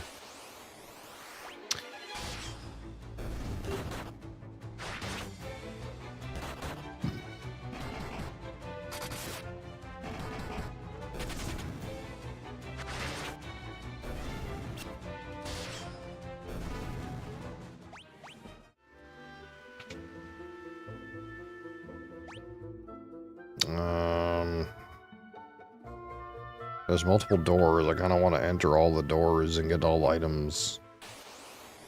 Even though the items haven't been very good so far. That is a land turtle. Am I dead?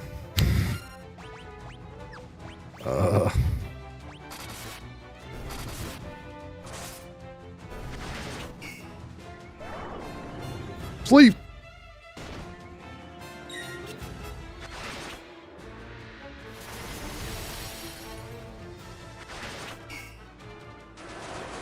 Okay, let's see what's happening here. We're getting murdered somehow by the land turtle.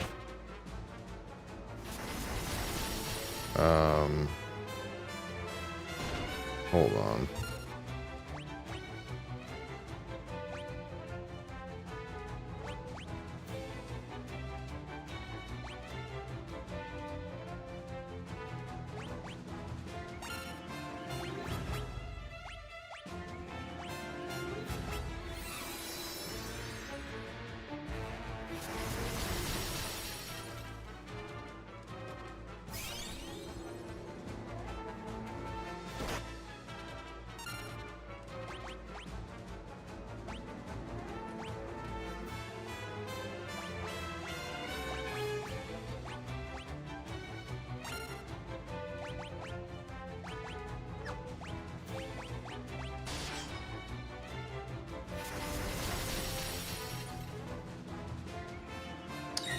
Okay.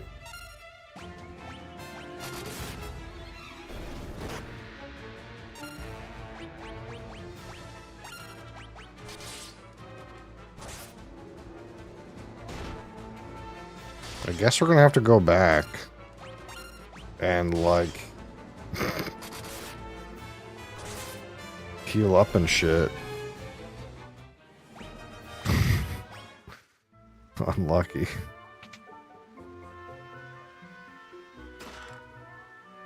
Just contained a werebuster. A what?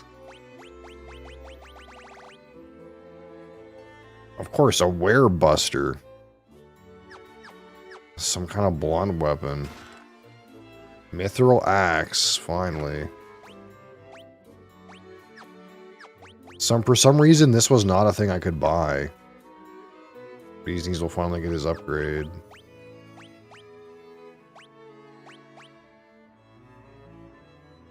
$40.97? Well, maybe I should be giving him the werebuster. I think his blunt weapon skill is 0, though. The werebuster seems fucking busted. Fuck it, give him the werebuster. Give him the fucking beaver slapper. Whatever it is. Yeah, we're in kind of a peculiar situation.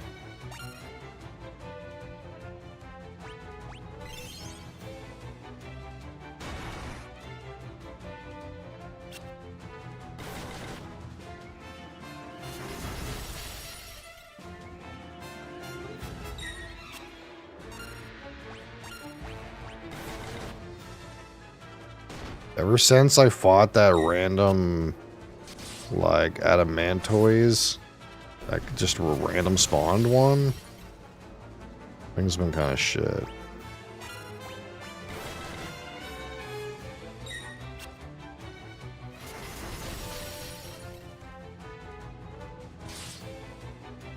Because I spent all my cures on, like, killing that turtle.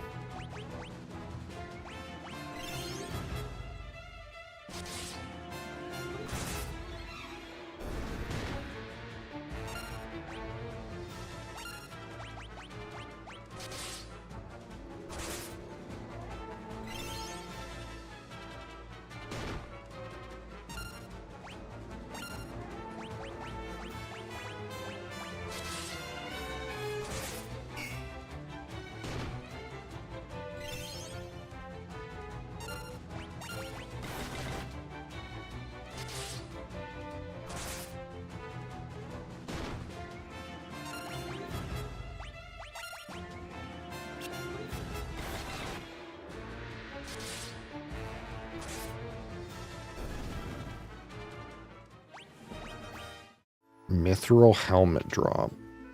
I'm so rich. The hell? Got a mithril helmet off of a monster.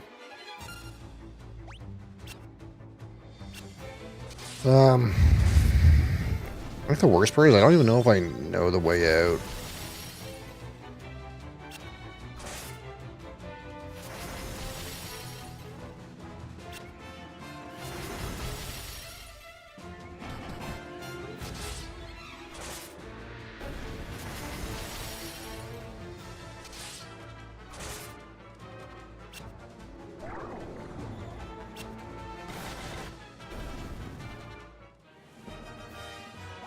Bees staff leveled up. Yeah, Bees is using the staff right now because I don't have a wizard character.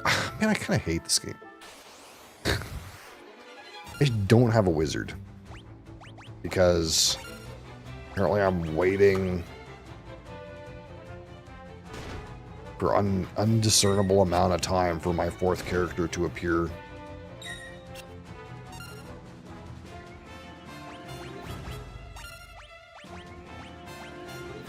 Can I run, please?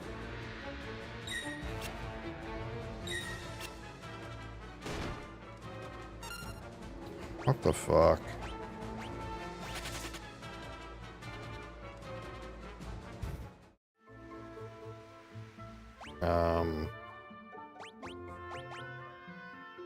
Well, I didn't really intend to teach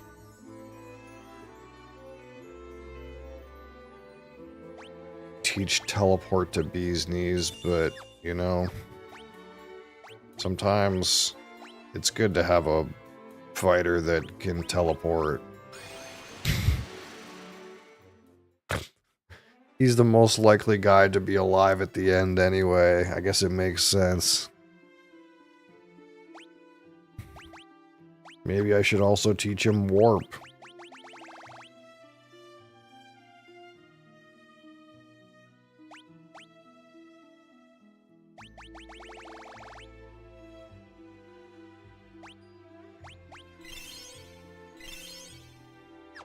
We have to somehow get to an inn from here. How do we manage to do that before? Do we just walk? We might have just walked. I can't remember. All right.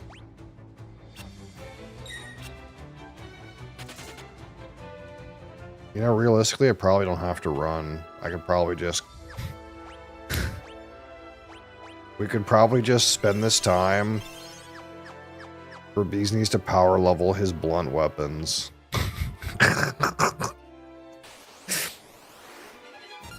On some Sasquatches, you know? They can't hit him anyway, he's so heavily armored.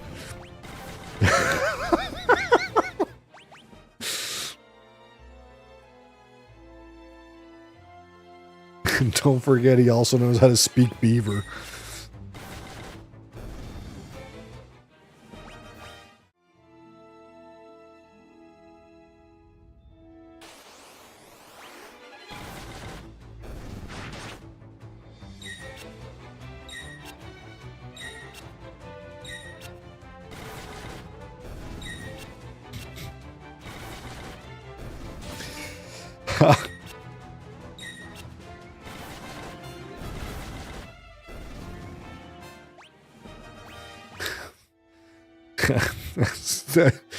This game's something. It really is something. This game's a mess. This game's a fucking mess.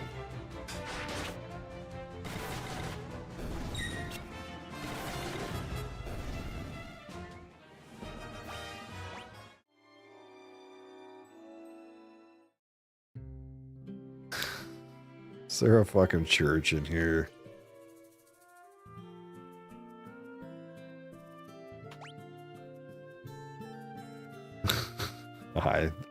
Maybe this building over here.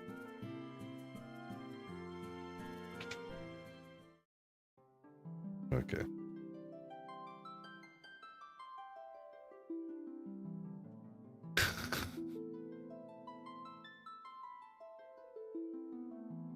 Great job, Bee's Knees.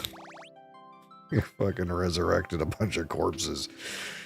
Guys dragged a bunch of corpses on his back from the dungeon.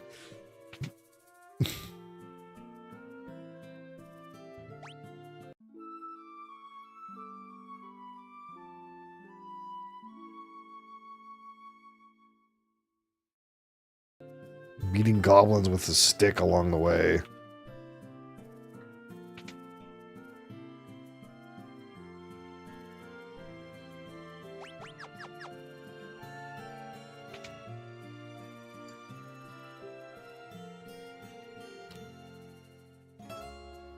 Okay, where's the consumable shop? Here we go.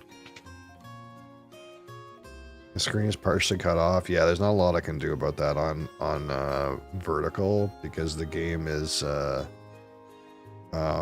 doesn't take vertical very well. So this is kind of the best we can do.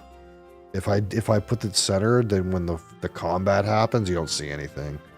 I would recommend that you go to the other stream in my channel that has the view on horizontal. You'll see the whole screen. That would be my recommendation. The game just doesn't stream very well in vertical.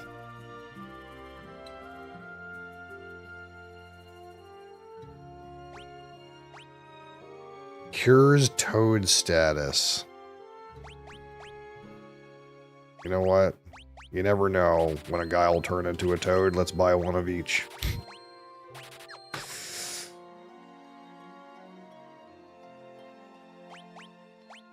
I was getting blinded a lot in there. Let's buy 10...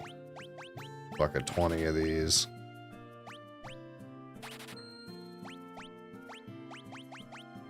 Maybe 5 of these and 10 of these. I don't know. I need to sell some stuff.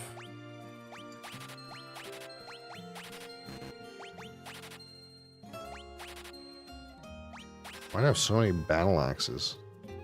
I can throw garlic at the undead. I wonder how much damage it does. Mithril sword, mithril spear, mithril shield, mithril helm. You know, we don't need any of that shit.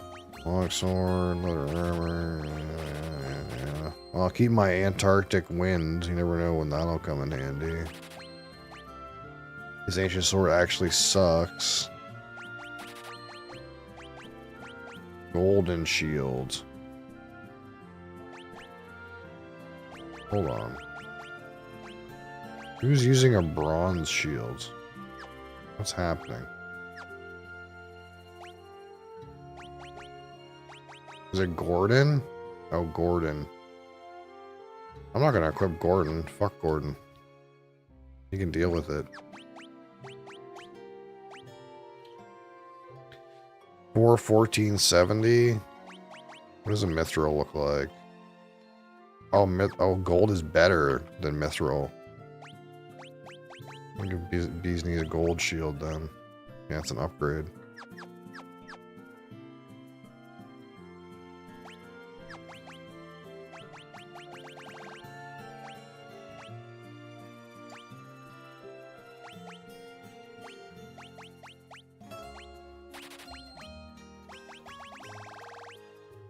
Okay, sounds good. You know what? Let's just buy another 10 of these and 5 of these. Why not?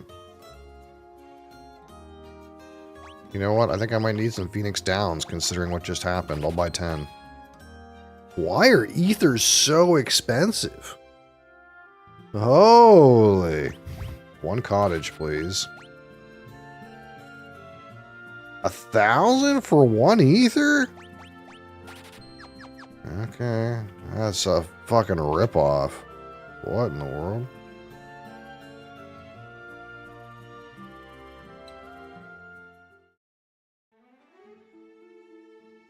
Okay, let's try this again.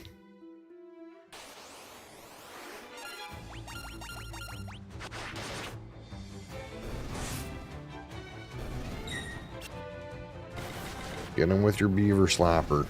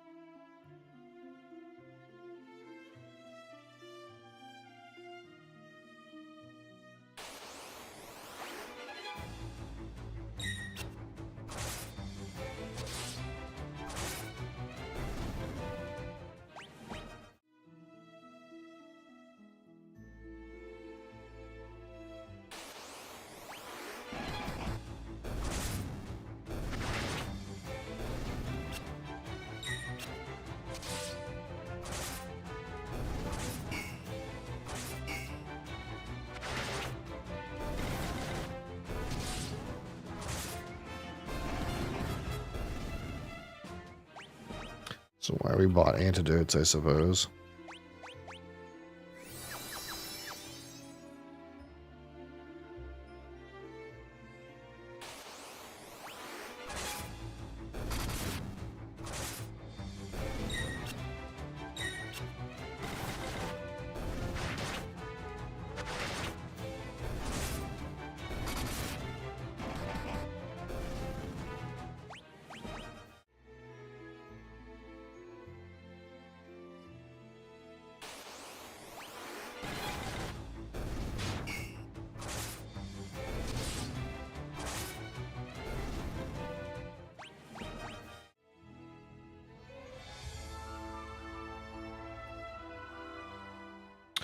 Okay, back to this place.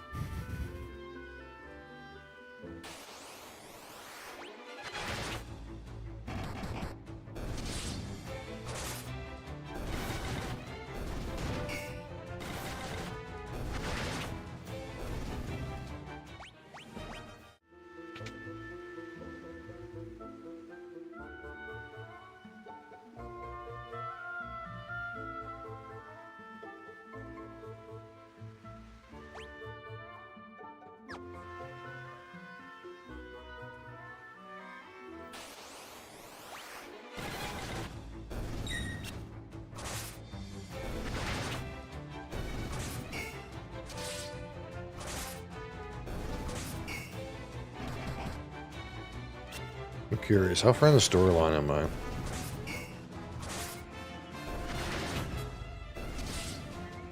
Ooh. Okay.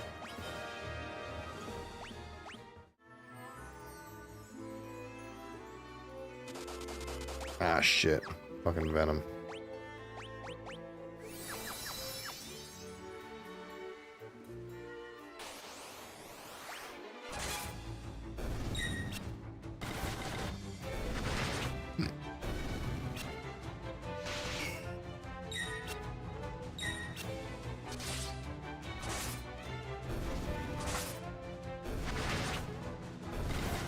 You feel refreshed?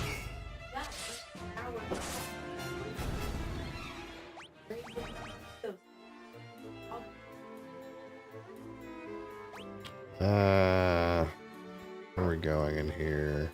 Up there, it's the only way to go.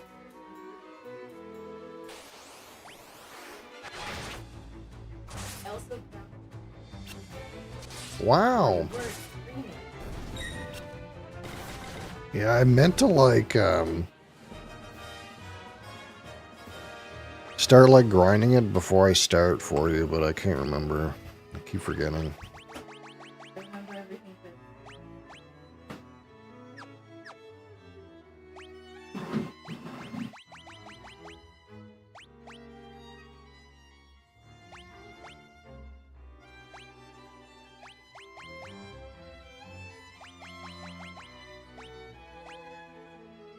1662. What's the beaver slapper? Oh, it's so much better.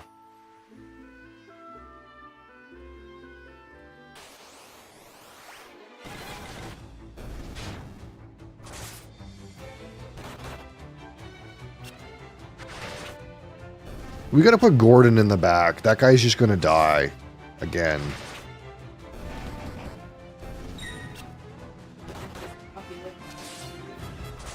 Oh. Probably not.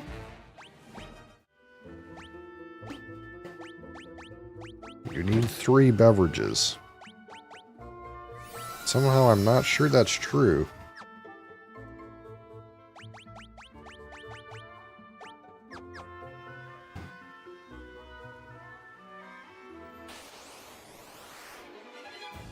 Fucking 2 turtles. Really?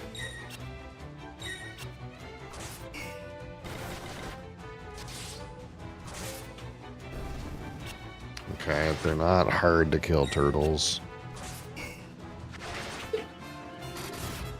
This guy sent me a cat on TikTok. How much money is that worth? Yeah, a cat. No, a cat. I'm too old. And You're too old to do anything. You use TikTok, though. it's thirst trap. That's it. I don't know what.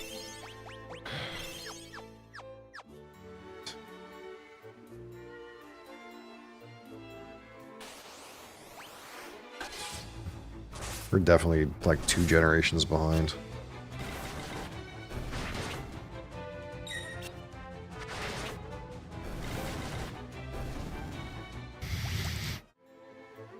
What's one that he said last? You had to ask him what it means. What? What's the last time you did that? The other day, she used some expression. What the fuck is that? Not know what that means, but I. No. So you're double old, is what you're saying. Yeah. No cap. Always happy. I know what Riz is. You know what Riz is. Nice. They went to work. I was like, Riz up. The boy, fuck. Riz up.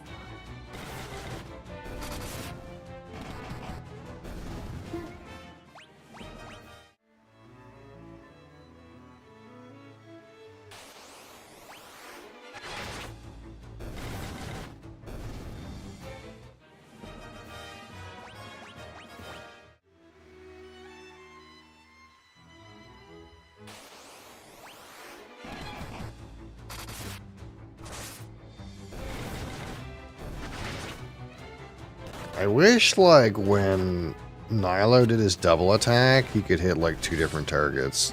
Because what happens is he just, like, super overkills one target. They have, like, 100 health, and he does, like, 600 damage to it.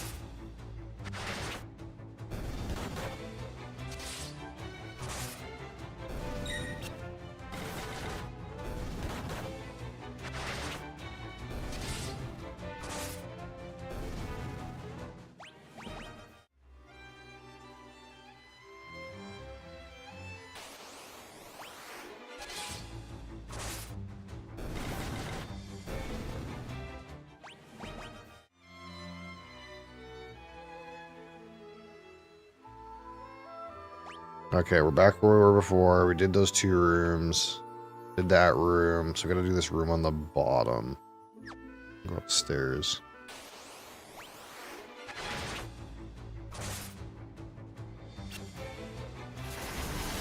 Lizard 5.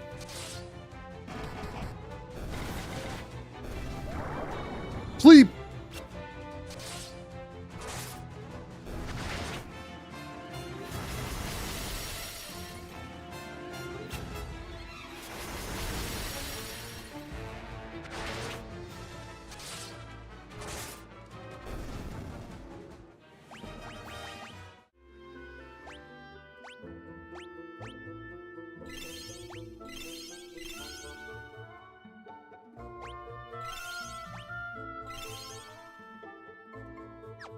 I don't know if I care if Gordon's blinded.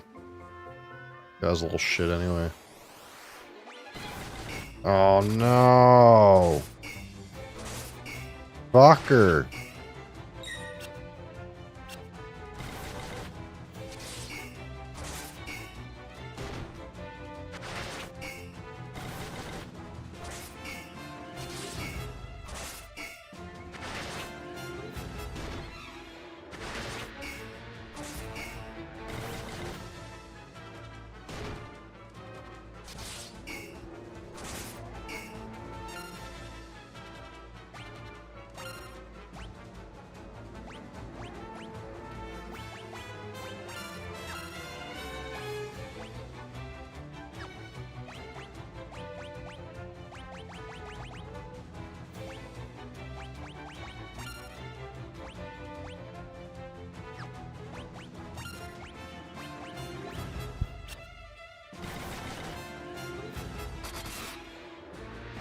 Oh, big hit.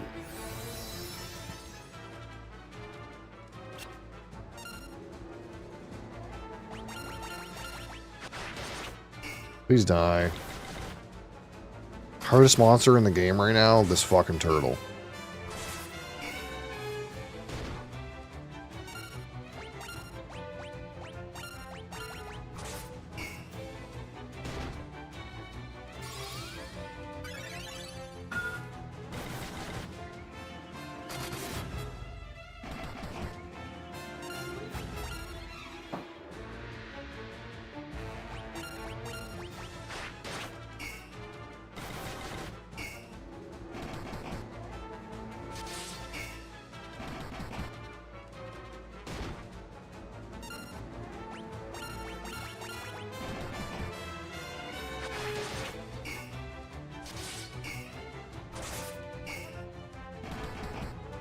Oh my god, beaver slap him to death.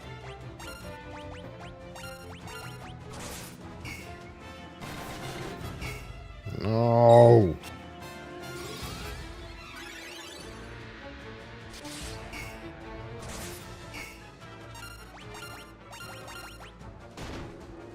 These turtles suck, dude.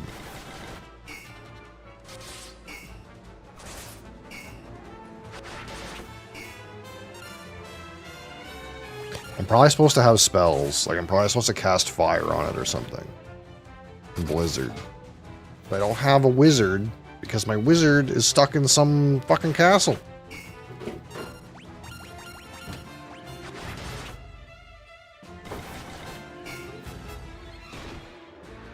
Gordon, you're gonna fucking die.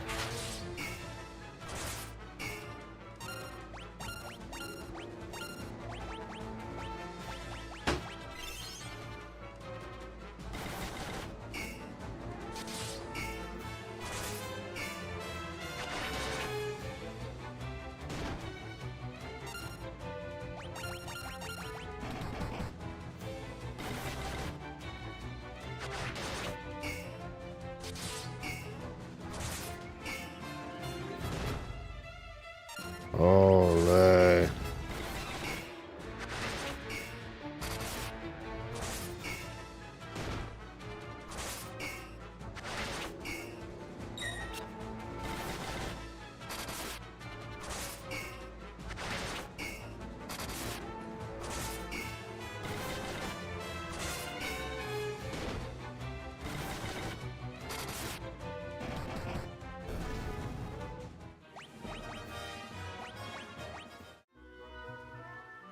These fucking random turtles, dude. They're so pain.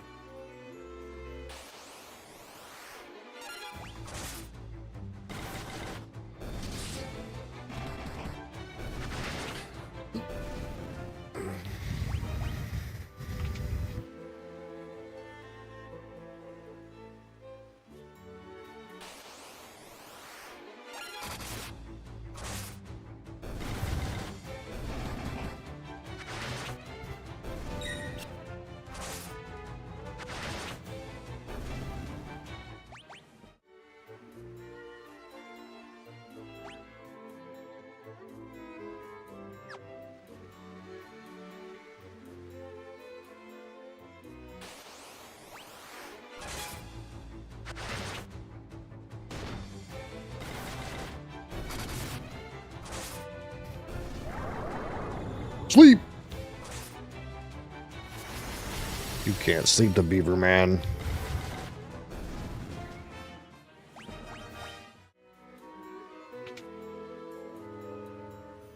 Oh my god, empty again.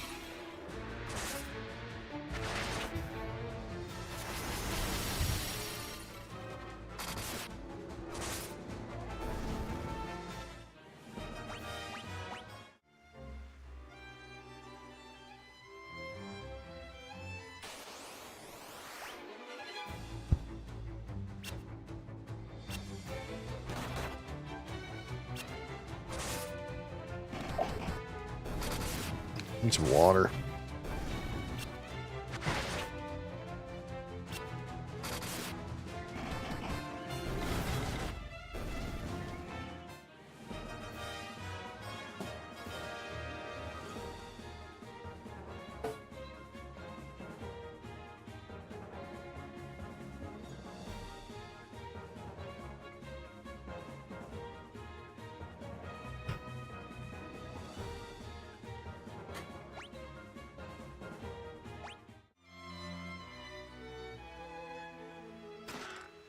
Monsters.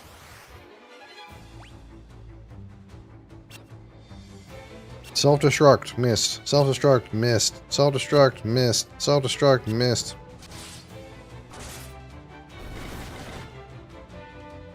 Miss. Miss.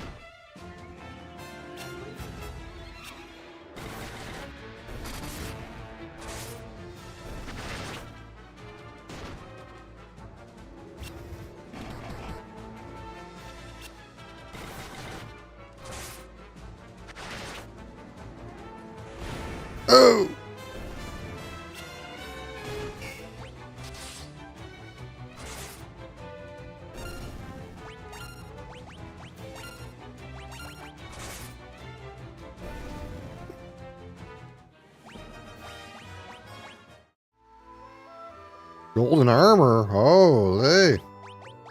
Let's get that in here.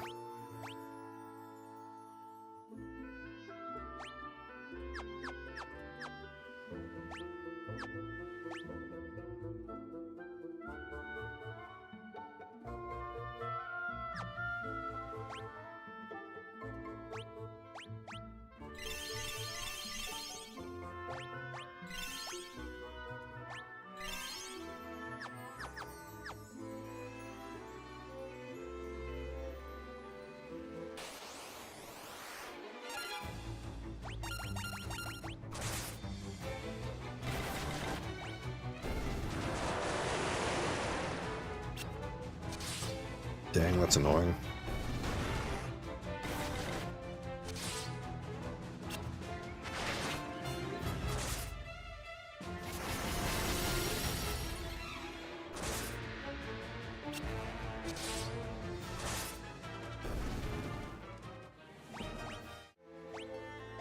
That's the good thing I bought so many fucking eye drops.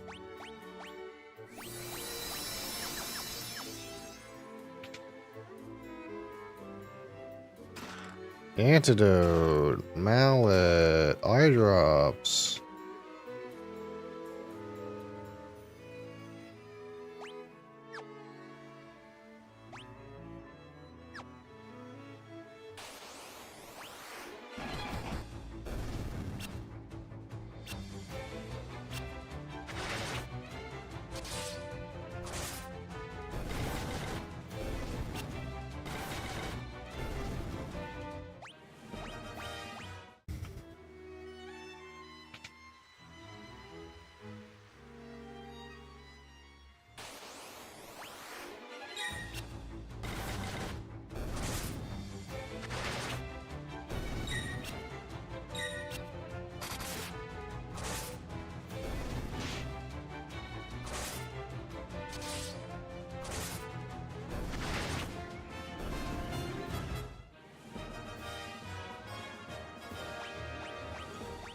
Boom, boom, boom, boom. I think it's someone's friggin' poison. Alright. Surely we're near a boss. A real boss, you know?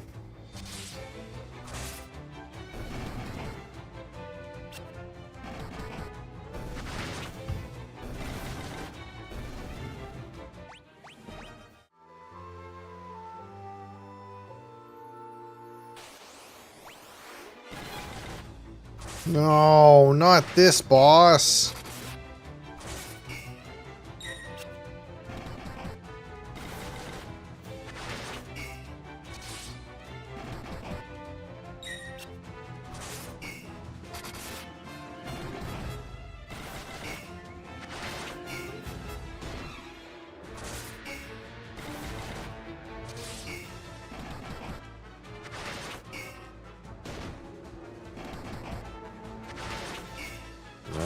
Feels like it's going better than normal.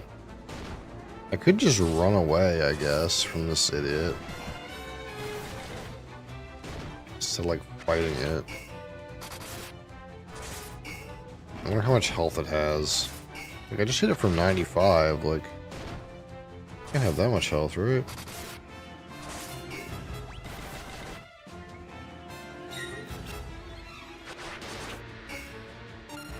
Dude, they keep appearing out of the woodwork.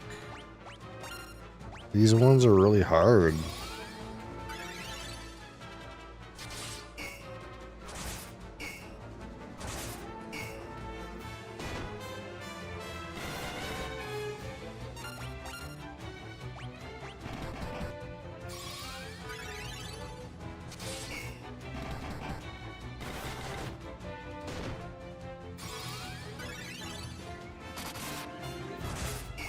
I'm gonna stop pressing heal.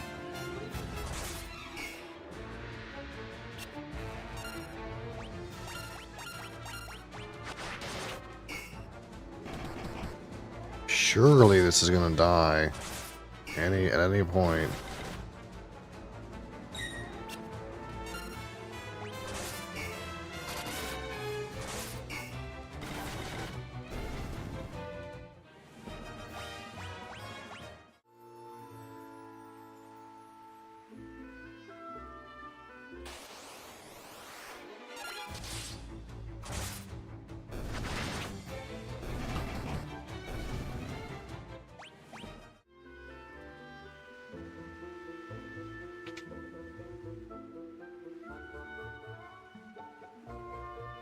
Oh, I've heard there was a monster guarding Eagle's torch. Now I've seen it with my own eyes. It's a red soul. Okay. Is this the boss?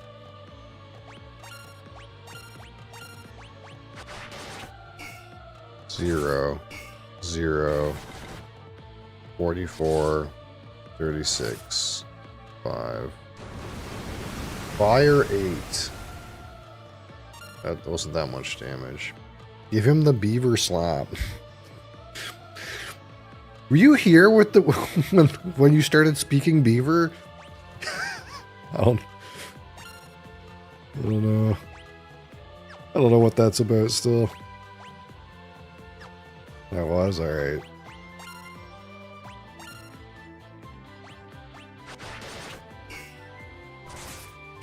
Can I teach my character Blizzard?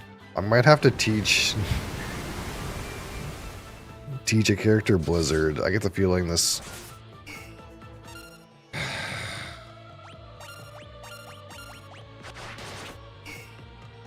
get the feeling this is a boss where, like, you're supposed to get a Blizzard tome from one of those giants out there and cast Blizzard on it.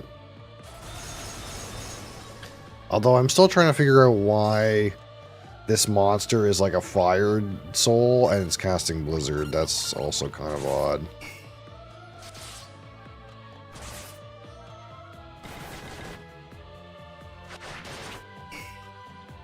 Yeah, it's a very strange... This is a very strange game.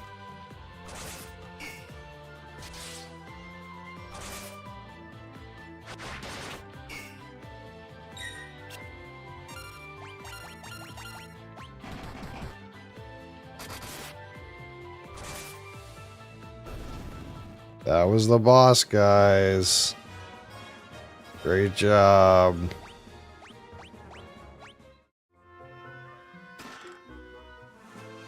We found Eagle's torch.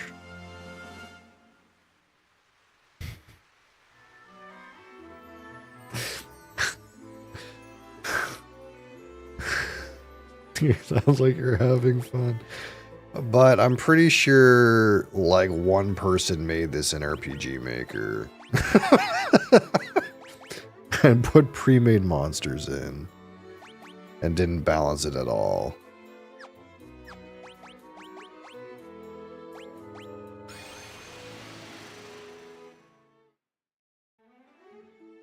Now what do?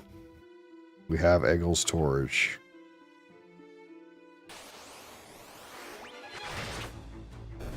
Wait, somehow Bee's Knees is almost dead. Oh, that's right, because when you use teleports, for some reason, it just, like, wrecks the guy's health bar.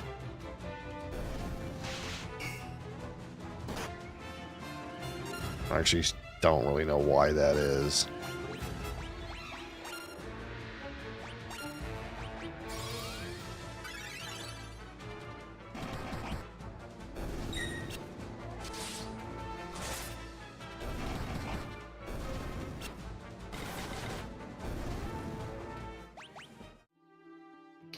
Okay, so we got the Eagle's torch for what reason again?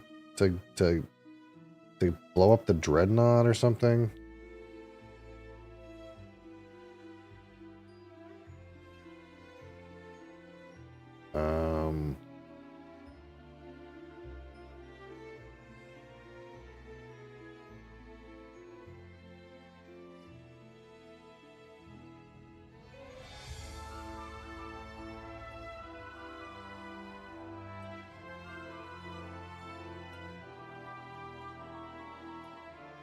Happy Friday the 13th. Oh, it is Friday the 13th. Look at that.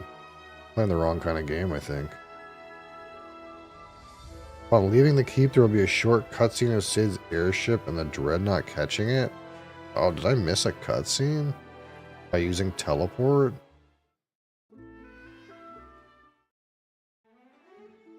Yeah, apparently. Apparently I missed a cutscene. Because I teleported out. Strange.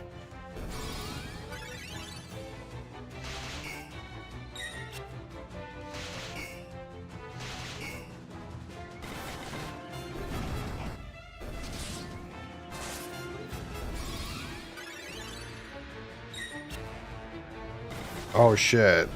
I have to go back inside. Never mind. I didn't miss a cutscene. I actually didn't realize I was supposed to do this. Thankfully, I'm roughly following the storyline on this other monitor, or else I would have no idea what's going on.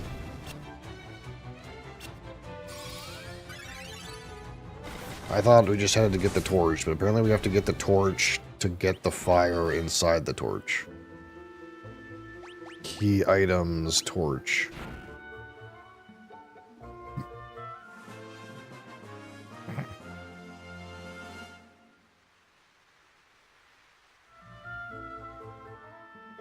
And now there's a cutscene.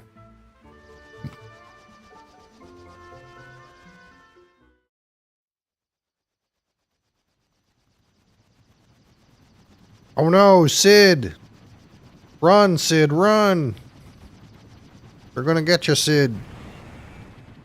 Ah, shit.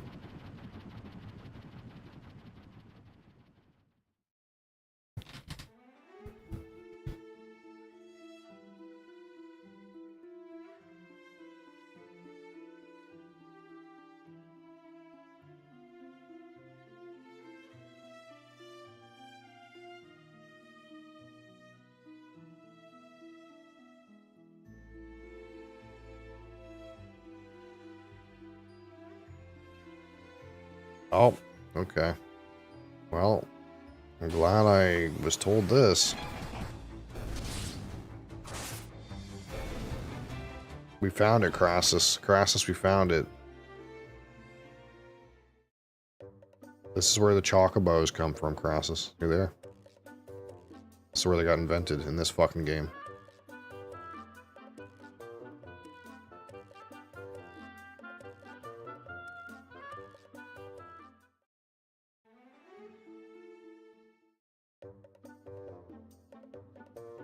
But we have to blame.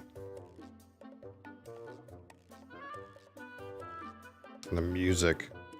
You found Chocobo!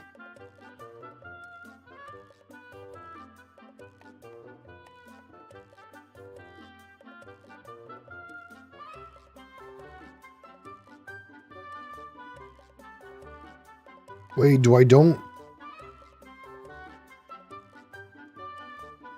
I don't fight monsters if I'm in the Chocobo? Oh my god, it's goated.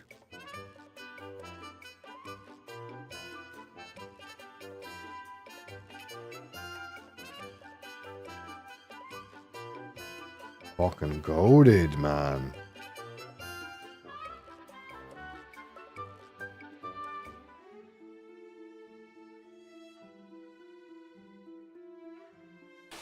But now my Chocobo's gone.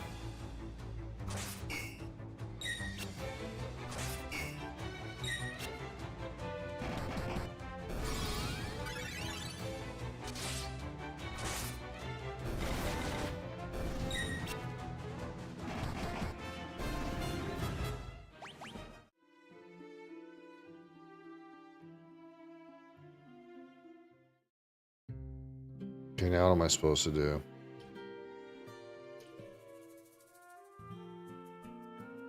I think we have to go, ask Sunfire or some guys out here.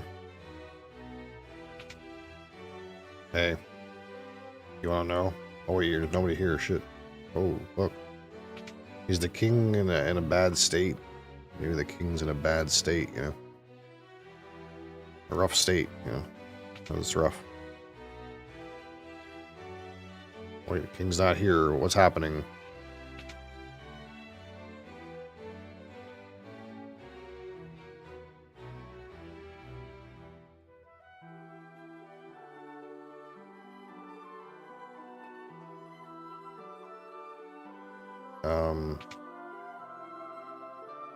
What? What happened? Oh, this is not what's in the walkthrough. Or is this the wrong room? Just kidding, I was in the wrong room, guys, no problem.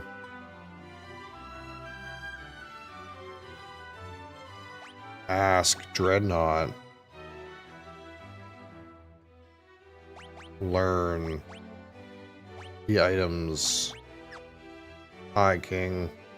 Please rescue my daughter. Oh no, they captured Sid's airship while it had the princess on it. Oh no.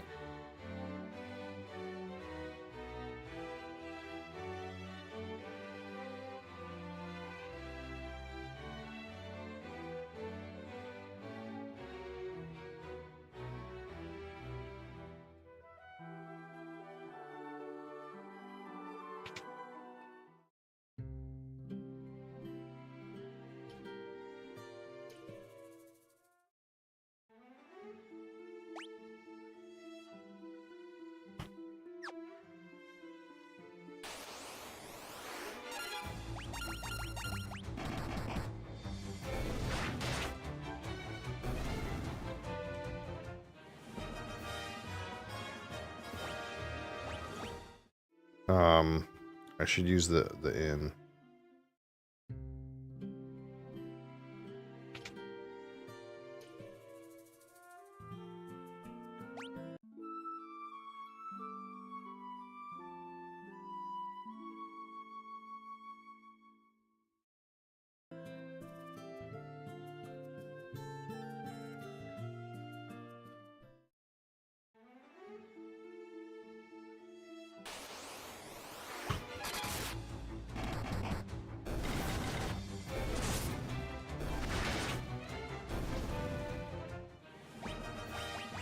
Well, I gotta say, the beaver slapper has been pretty good. That one random item we found. Fucking slaps. 400 damage. We're in, dude. Can't wait to get rid of Gordon. Fucking useless piece of shit.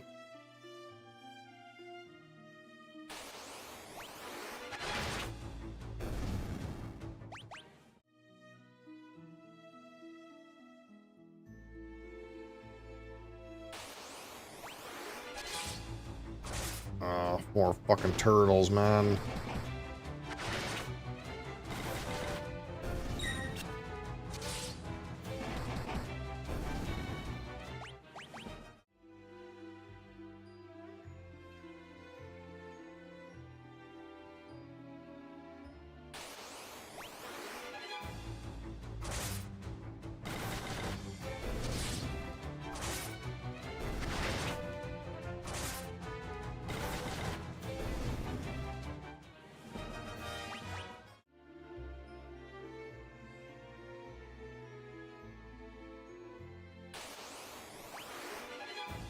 What is that? A magician?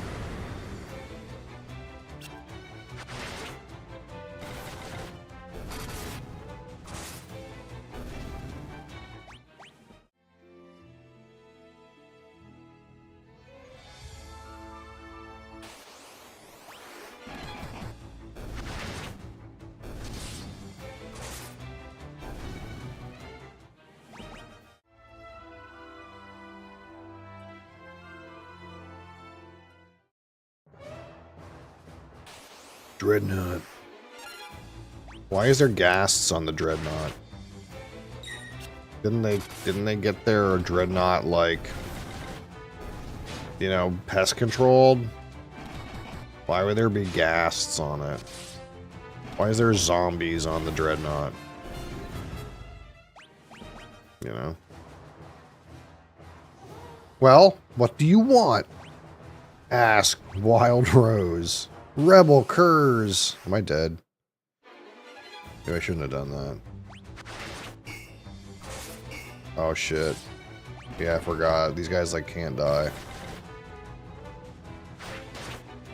Ugh. Okay, let's flee.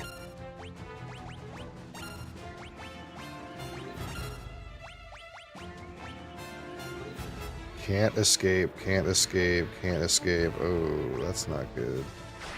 Okay, we have to fight them, apparently. I thought these guys were, like, unkillable. Maybe... Oh, we're doing damage. I mean, we're doing damage. Oh! What the fuck?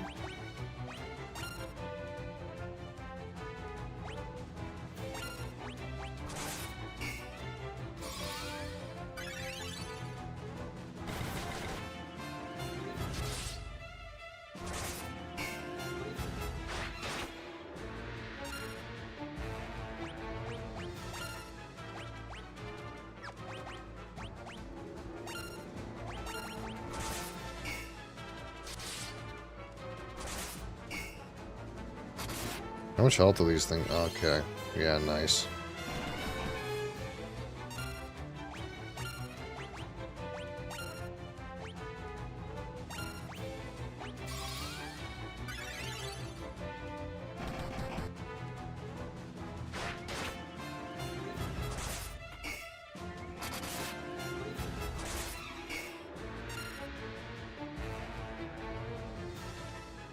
How much health do these have? Oh, quite a bit. I mean, maybe you can kill him.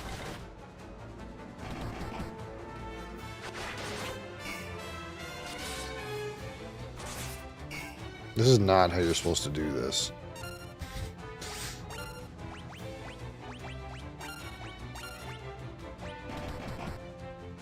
Ooh, that was a big beaver slap, dude.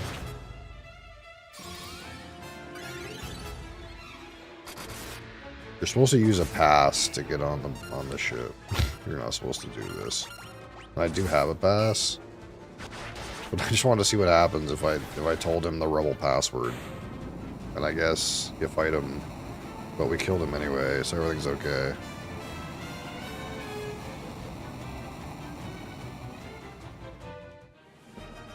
Nice, leveled up. Okay, we got on the ship, guys. That's one way to do it. Now what?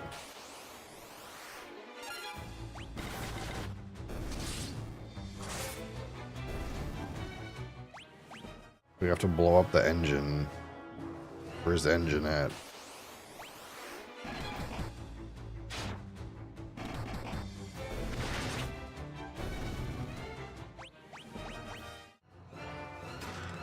Money. Nothing.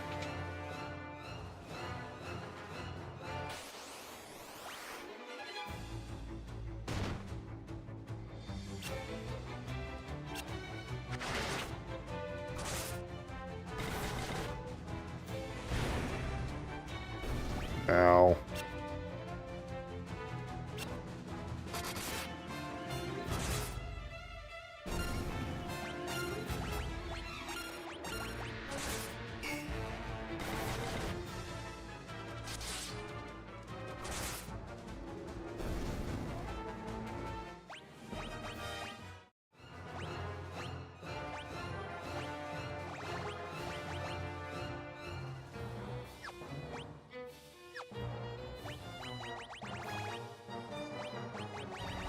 Where's my high potions? There they are.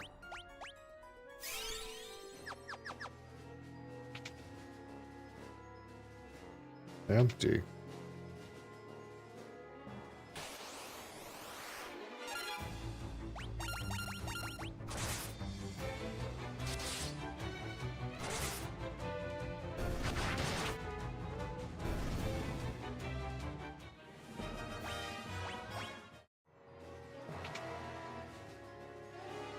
Empty.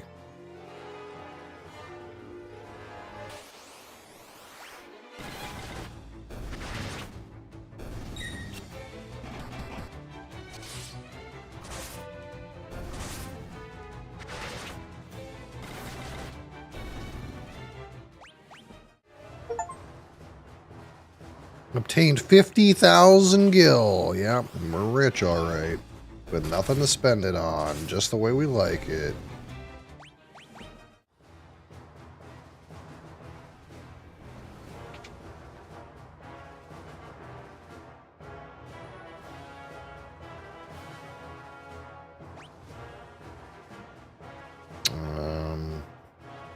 Okay. More loot in here, I guess. A werepanther. They got fucking were beat, dude.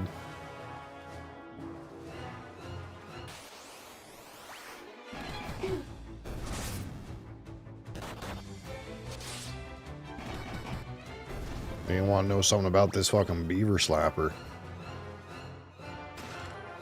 Dark bow. Ooh. There you go, Crosses. Why whiskey worse than with ice? Okay, so you got to unpack that a little bit. There's two two possible reasons.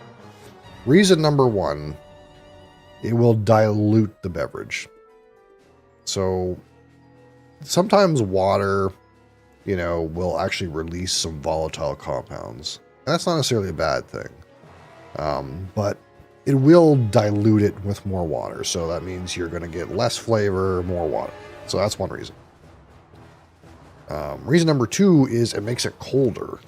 And when you make things colder, that means that there's less volatiles and less flavor actually will hit your palate as well. So it mutes the flavor because the beverage is colder. This is actually something that happens if you have like a cold stout, like especially like a very complex stout.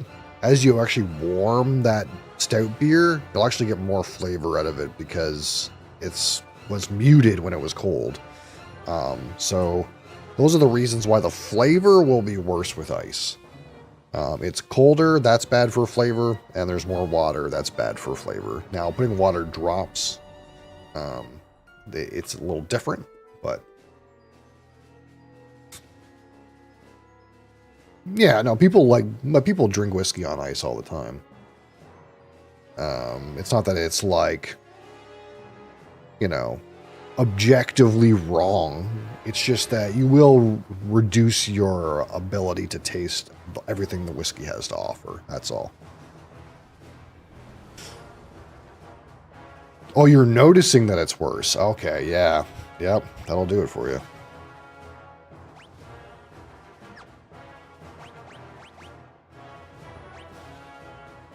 Man, 19 to 30, big damage increase.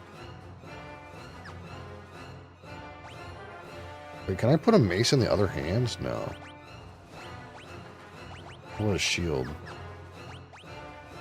I think this is a two-handed weapon. Yeah. I'm missing a pair of mithril gloves on this character.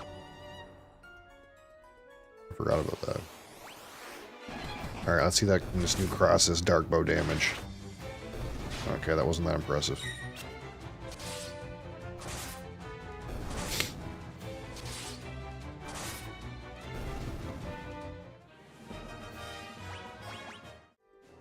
Yeah, that's actually why a lot of people, when they go for ice, they like it like, they like bourbon. That's actually one of the reasons, because bourbon has such a strong flavor impact from the new charred oak barrel, and there's not necessarily as much nuance to find. And that's why they like bourbon with ice. But with Scotch, like malt whiskey, you might be missing a lot if you put ice in it.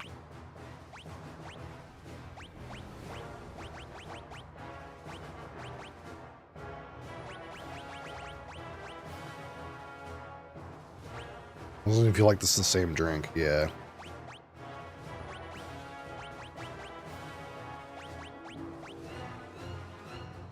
Where's my eye drops? There.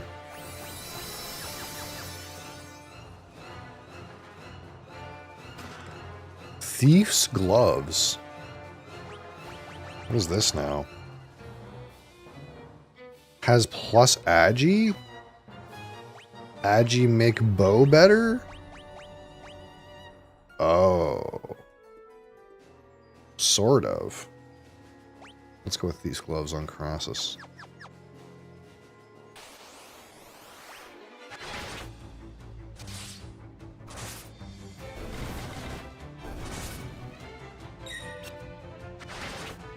Ooh. Bow's doing some more damn now. You opened the iron gate. Nilo, I meant to meet you at Kashuan Keep, but things didn't go as planned. I'm sorry. Thank you for coming to rescue me.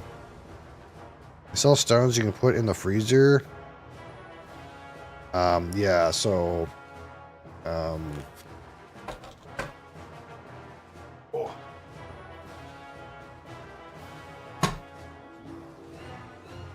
Yeah, I've talked about these before. I've had these. I had these in the freezer forever, but I took them out because I actually never ever used them. But yeah, they're like coated like granite stones. And yeah, you can put these in the freezer and then use them like to cool whiskey. And yeah, of course they won't melt and dilute it to make it like taste nasty from dilution. It'll still cool it down though, but since cooling it down also makes the flavor worse, I just never use them. Like, I ended up, someone gifted me like one of these like whiskey sets because of course that's what you would get somebody, right? And I had them in the freezer, but I maybe used them one time, like ever. So yeah, it's just not my jam, but this is a way you can have it cooled but not diluted.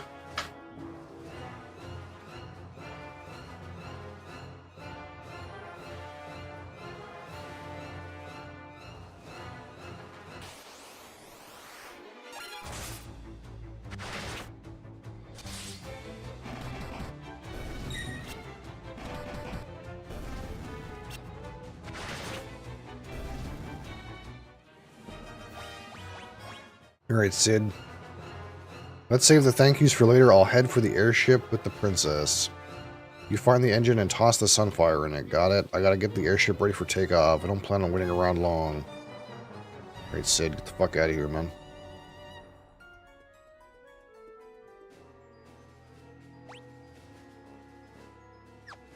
Yeah, I see some loot.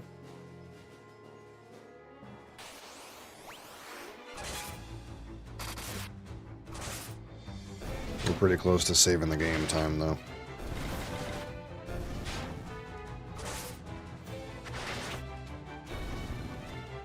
See if we can get this dreadnought blown up, at the very least.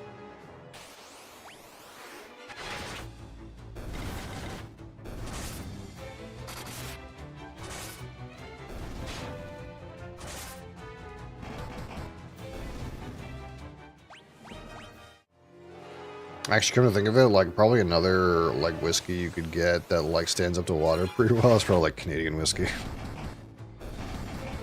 That's probably, like, the kind of whiskey you'd want to drink, like, on a hot day. Like, fucking Crown Royal or some shit like that. Crown Royal on the rocks.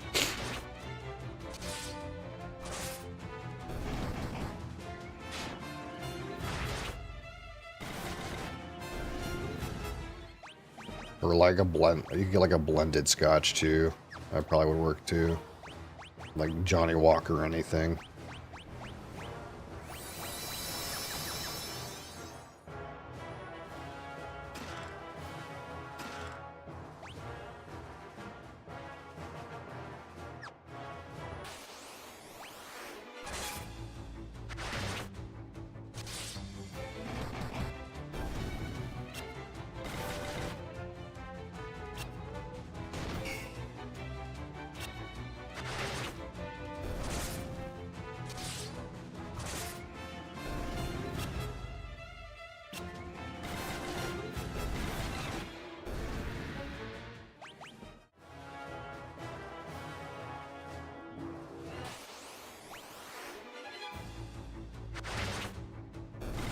It's actually something that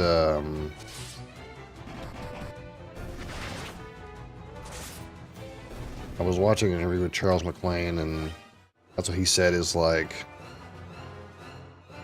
malt whiskey. That's like when you want to like really like think about and analyze and like contemplate the nuances, but like his favorite like chill whiskey is Johnny Walker Black. He's just like, you know, if I just want to like drink some whiskey, I'll just drink like a blended scotch like Johnny Walker Black.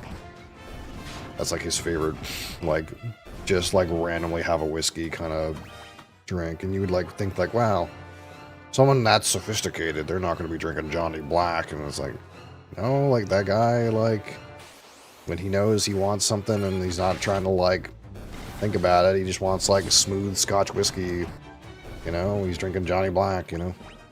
Even though he's like world-renowned whiskey expert. Do you think it's this close arrow or this far arrow? Surely it's the far arrow, right?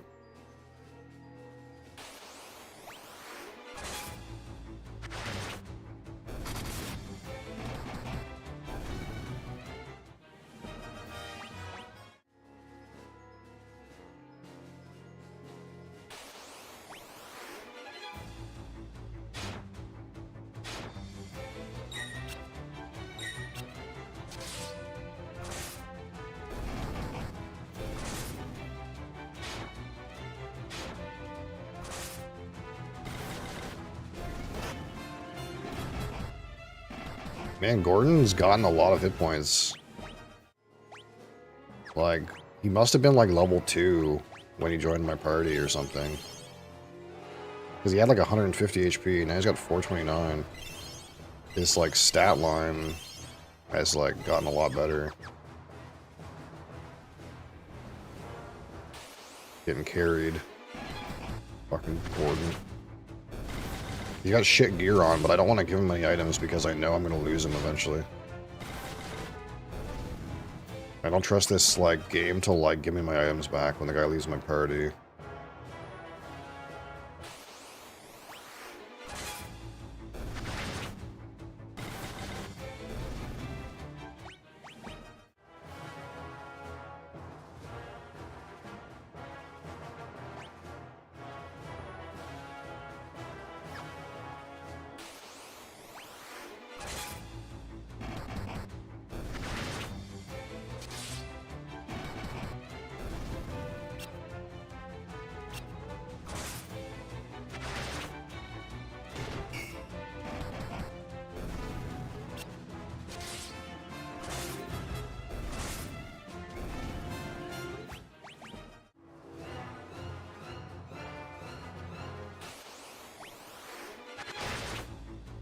Man, these, like, bombs are kind of annoying.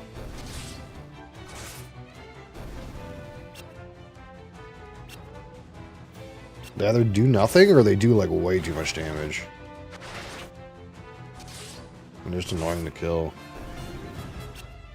Seem to have, like, high resists or something. High armor, maybe. I don't know.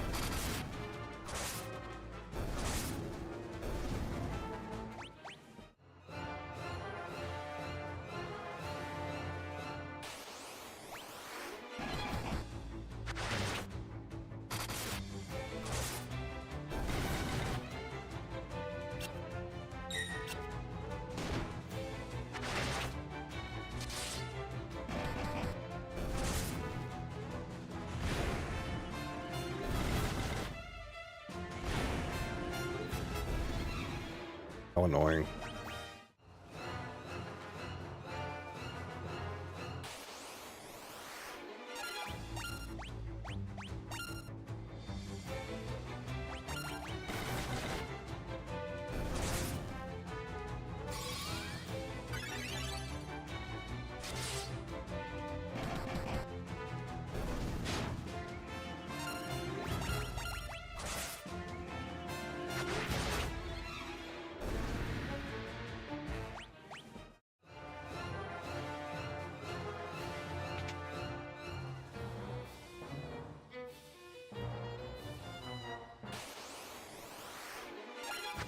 What the fuck is that?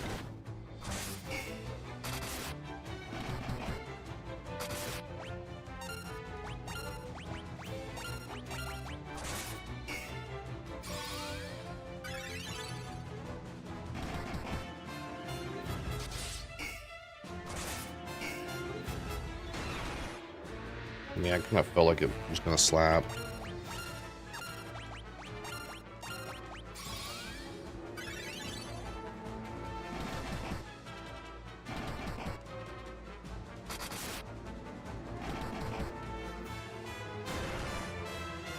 Holy shit.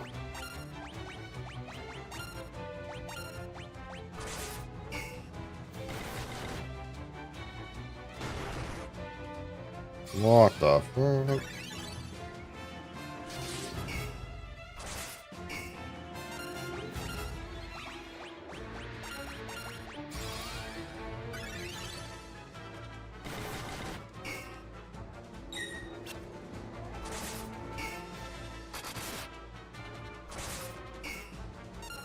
This guy's like rough.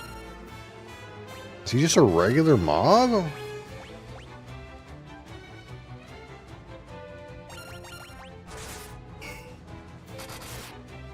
The balance in this game is like really cooked.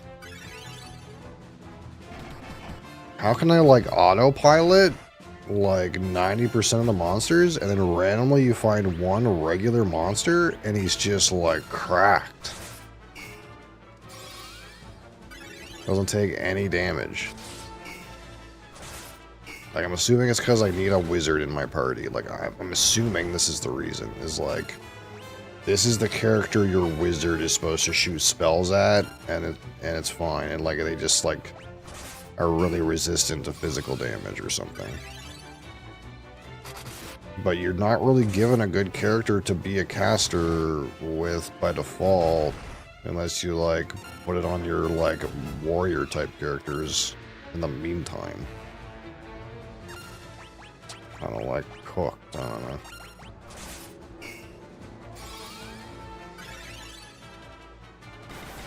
Like nobody has any mana except for my character that has a heal.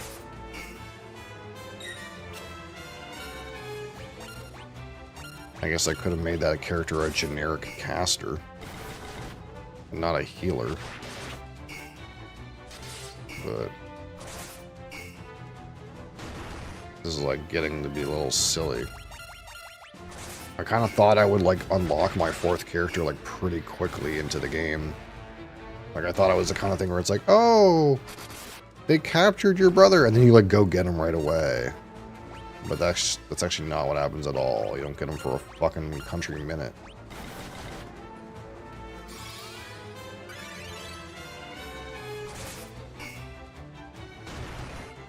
What is happening?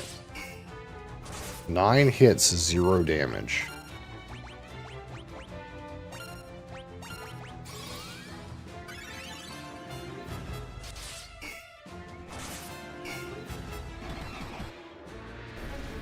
Okay. Great. I got some garlic. Nice.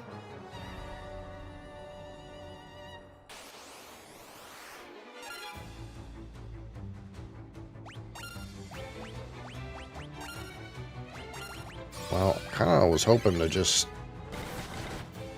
quickly, you know, get this dreadnought done real quick, but I guess that's not happening.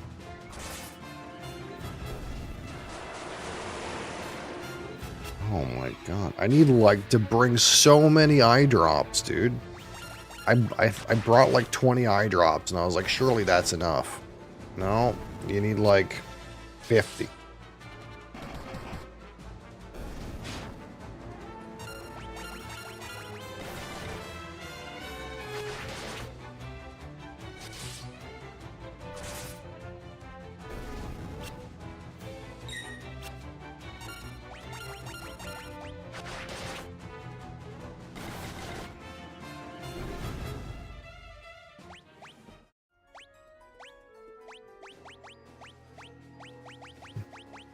Three left.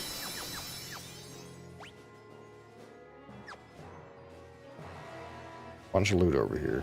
Surely we can just click on this loot and then go up the middle and skedaddle out of here.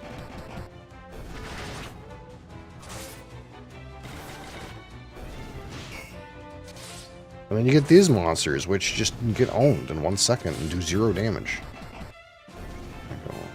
Balance is so cooked. Trident.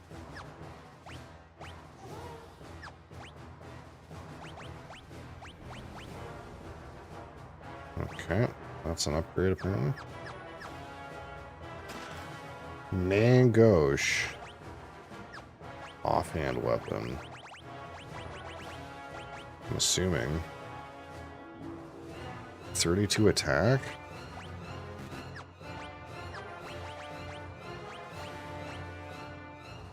Mangosh even better.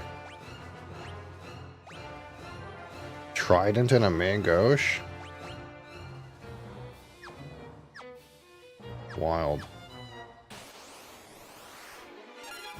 Are you fucking me? I just don't even want to attack that thing.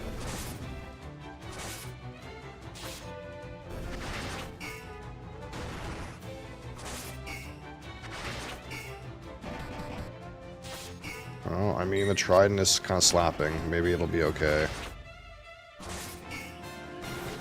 Maybe our new trident is like... Yeah, it seems like the trident maybe, like, has just enough, like, gusto that I can hit this guy regularly.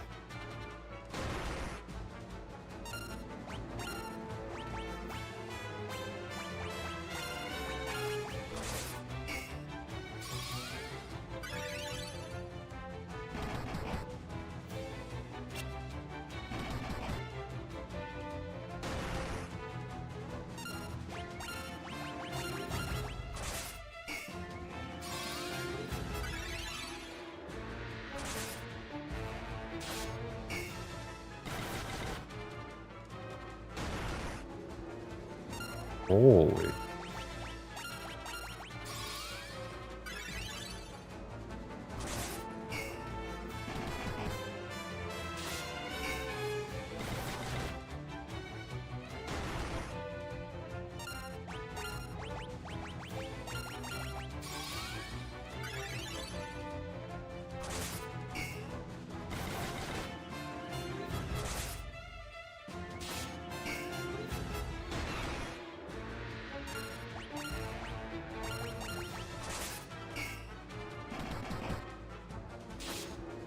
This is going to go, there it goes. I thought that was going to go faster. Knife leveled up. Okay. Berserk Tome. Monsters. Oh, of course, monsters. Oh, of course, it's another one of those giants. Okay. Guess we'll just get this last chest and we'll save the game. This is like taking longer than I kind of thought it would. Unlucky.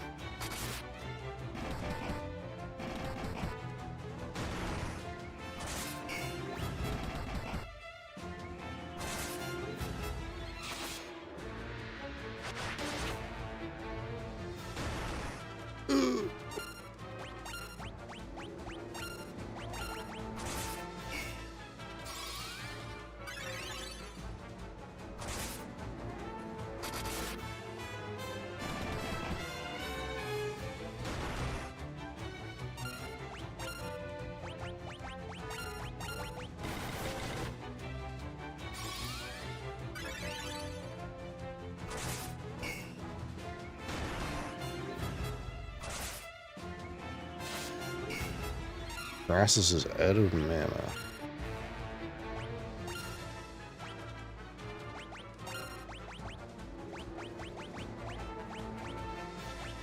Let's see how much this gives.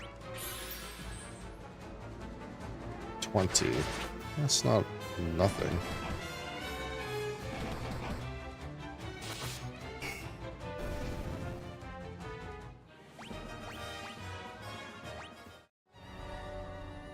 Ice shield. Giant's helm. And we got some good fucking items here.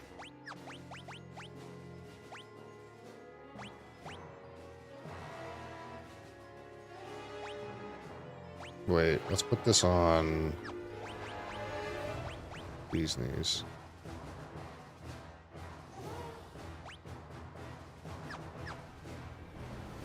Oh, we got the shield too.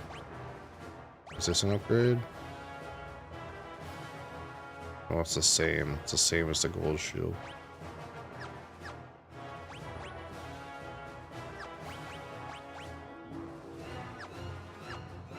Giving you anything, Gordon.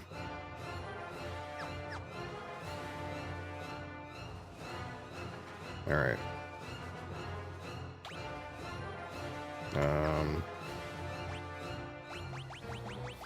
Quick save. Save progress.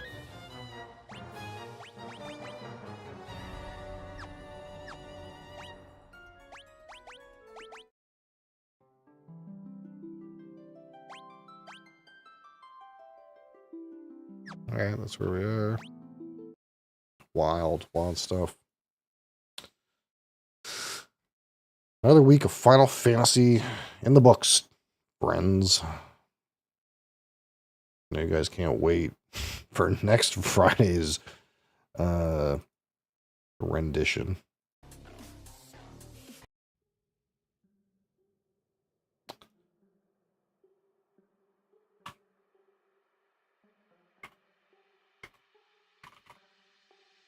And now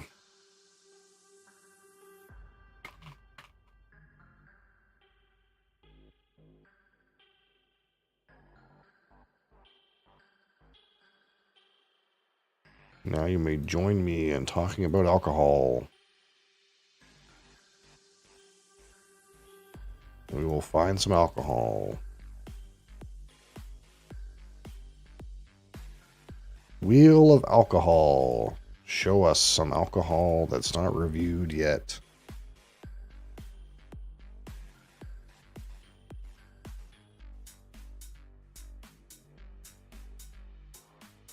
Nope, that's been done. Been said and done.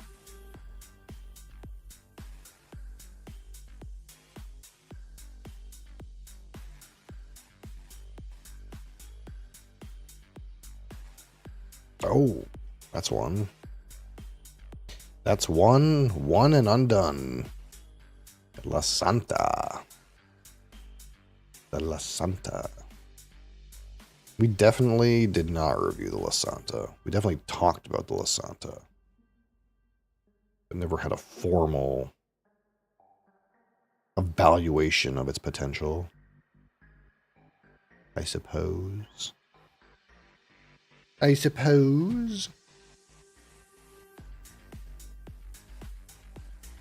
It's in the other cabinet.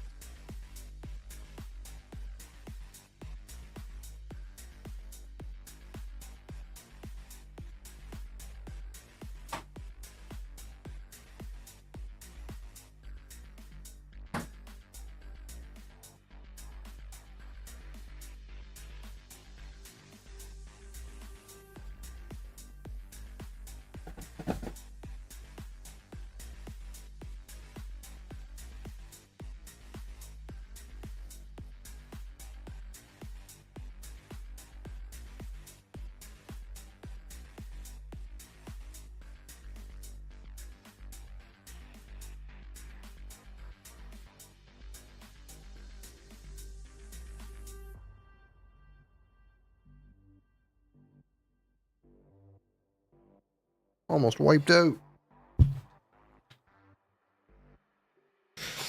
I do remember being slightly disappointed in La Santa, but we'll see how we feel about it. Meow. Today is the day, that's right. Only a few hours remain.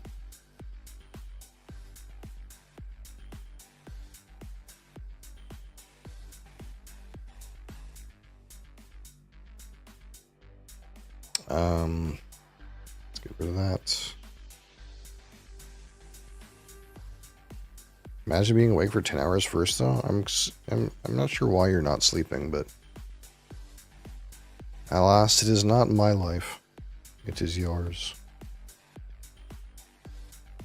I'm working? I thought you took the day off.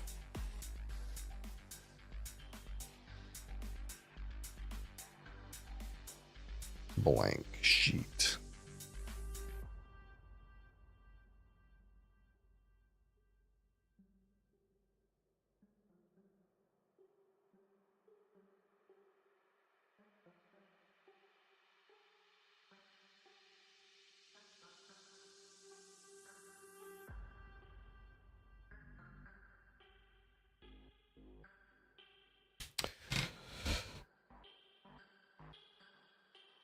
Okay, today live review of the Glenmorangie La Santa 12-year-old Highland single malt Scotch whiskey from the Glenmorangie distillery. It's a Louis Vuitton product. It is 43% alcohol or 86 proof. It is chill filtered and does have color added. And this particular whiskey is first aged for 10 years in first and second fill ex-bourbon cask And those bourbon barrels typically come from Jack Daniels and Heaven Hill.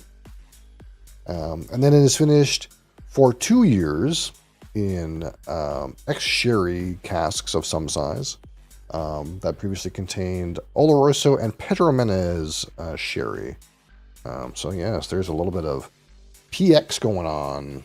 They get to use that PX. Did they even put it on the packaging? Surely they wrote PX on here, considering there's some PX. They didn't? Wow.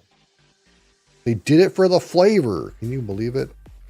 Yeah, a mix of Oloroso and PX sherry finish for 2 years. So it's quite a long finish. 2 years finished in ex Oloroso and Pedro Menez, but not long enough to be considered a double maturation. Though 2 years is quite a long finish for sure. So again, we'll rate this out of 100, 25 for aroma, 25 for palate, 25 for finish, 10 for texture, and 15 for my personal experience with this one Glenmoe La Santa. And again, like I said, I remember trying this and I was like, kind of like, on it. But you never know, sometimes with sherry, a little bit of air, a little bit of time helps for the first little bit. It's not quite the same, impact as port. Usually sherry is like pretty good from the beginning, but maybe a little bit of something do some good. So we'll get that going. Here we are. Boom. Bada boom. So here we are. Unfortunately, though, this is color added and chill filtered, so whatever the actual color of this is, I could not tell you. But it is obviously darker than like the original, the Glenmoe, the original, even the Glenmoe 12, the original.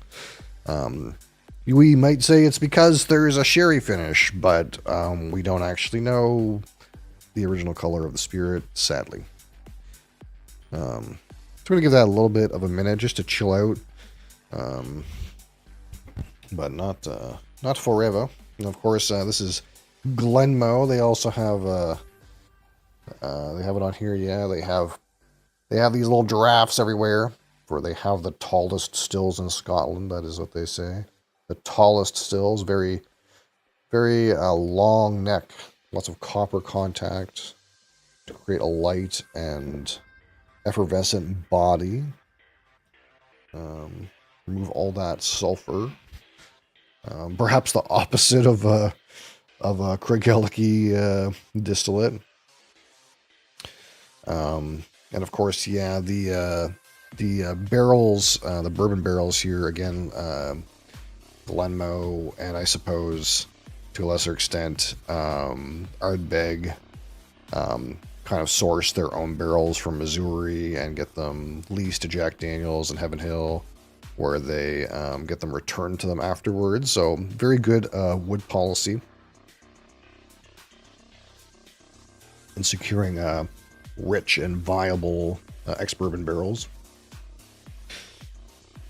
I kind of like neutral ex-bourbon barrels, to be honest. Like, really like, kind of like inert barrels. I've had some really great, really refill bourbon whiskeys. But, of course, they're using premium ex-bourbon barrels around here.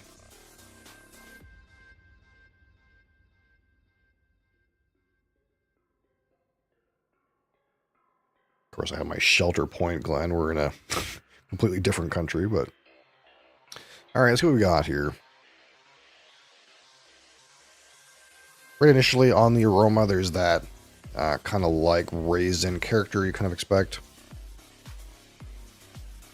That raisin, figs, and dates, this dried fruit character. It is like slightly rich, though, slightly richer than you might assume. And we kind of want to go in our brain to like think, okay, well, that's like the PX The PX barrel is making it like a little bit richer, a little bit thicker and juicier. Pretty good aroma today. The only thing about it is not a whole lot else hitting me. We'll give it some time though, ultimately. There's like a little bit of sweetness there, but not a whole lot.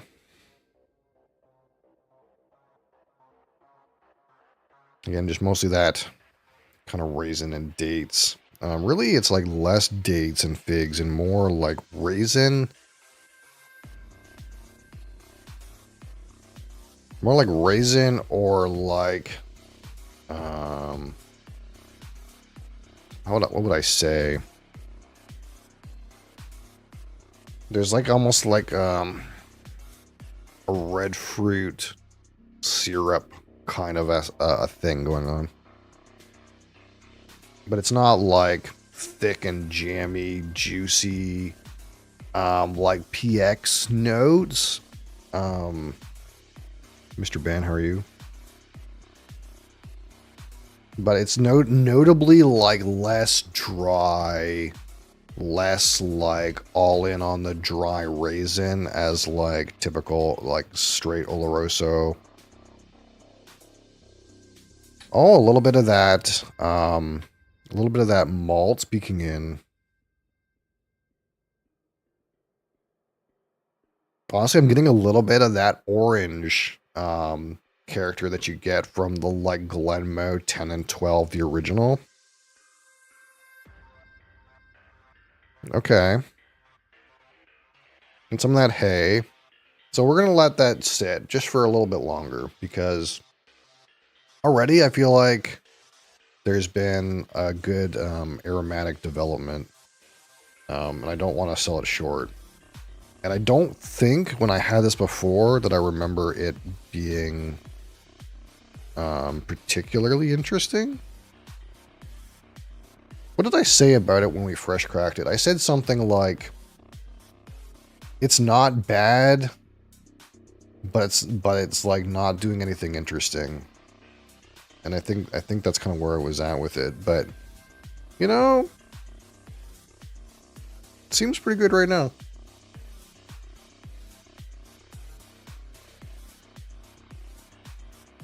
We'll see what about the palate. Again, it's only 43% alcohol. I'm kind of liking this nose, though. Again, there's like that typical sherry raisin character, but there's also like a richer, like almost like,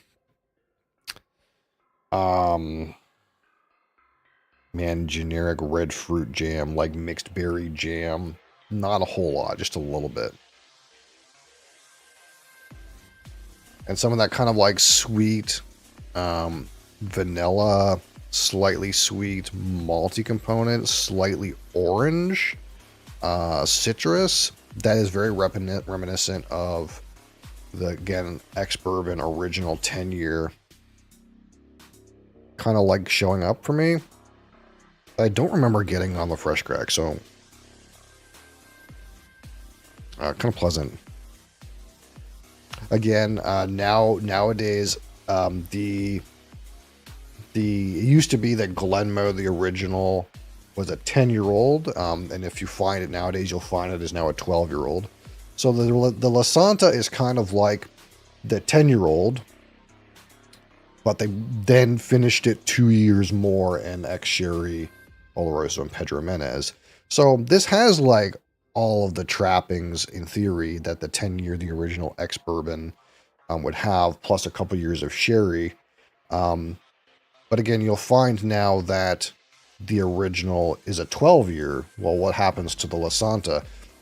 Again, part of the reasons we purchased a 12-year-old La Santa is because coming soon, the La Santa will now be a 15-year-old. So probably in the future, we're going to see, like, if I had to guess, it'll be the 12-year-old, the original, probably 3 years in ex-sherry, which would actually be a double maturation if they do a 3 years in ex-sherry, like a 12-year-old original plus 3 years for the 15 Lasanta. Now, they could do something like, 13 years in ex-bourbon and then 2 years in ex-sherry.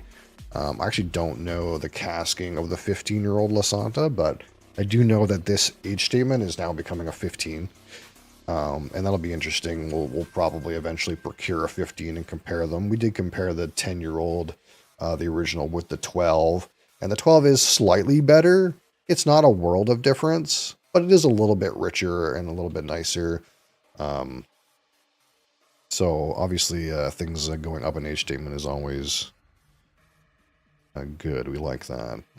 There is a bit of a price increase on the 12-year-old, the original, but like we're not talking about going from like $70 to like $100. We're talking over like $70 to like $73 or something like that. So I'll definitely take 2 years or maybe 3 years age statement for a very small price increase. I don't see anything wrong with that.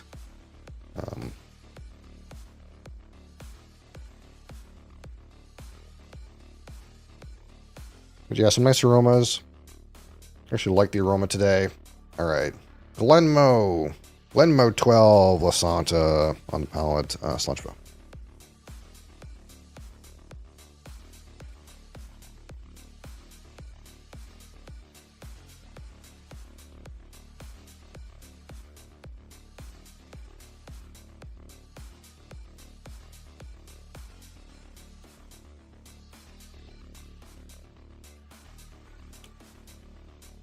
I like that palate.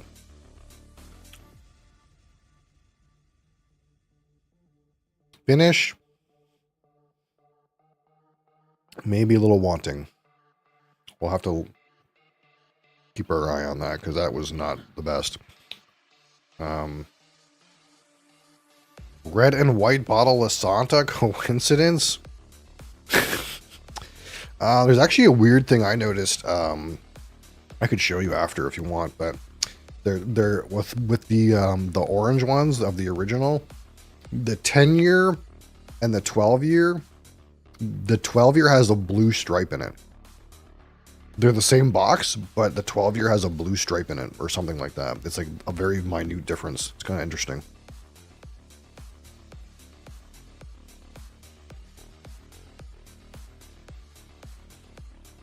So immediately, especially on the attack for this, I get some of that orange and I get some of that like malty, sweet orange character that would be like straight from the ex-bourbon, like the original maturation.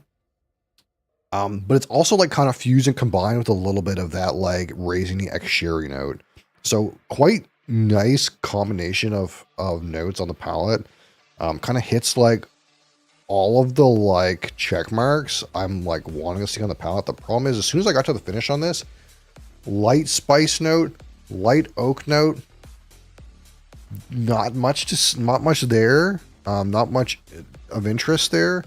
So I don't know if that's the first sip or not. That being said, again, this seems like a lot better than when I first opened the bottle. I was kind of like a little bit disappointed, but I kind of like I'm enjoying where this is right now. And I don't know that I remember getting that orange, that little bit of citrus that the original 10 and 12 are known for, being like that marmalade, orange creamsicle, peaches and cream kind of notes. You do get a little bit of that in here, and I think I wasn't getting that on the fresh open, and that's kind of really like enhancing the experience for me. Some like deeper sweetnesses present. Kind of like I like to go with table syrup.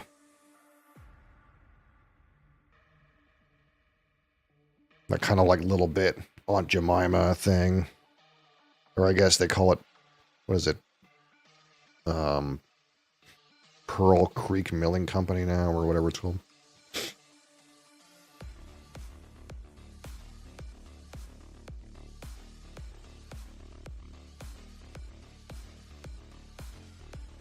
Not quite honey, not quite toffee. I kind of like table syrup.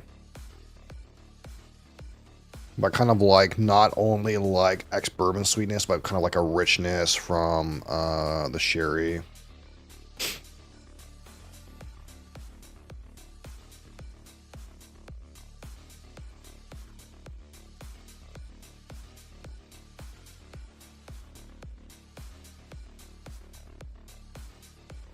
Yeah, and I feel like I get a good mix on the palate of like slight citrus, the raisins, the like syrup level sweetness, a little bit of malts in there.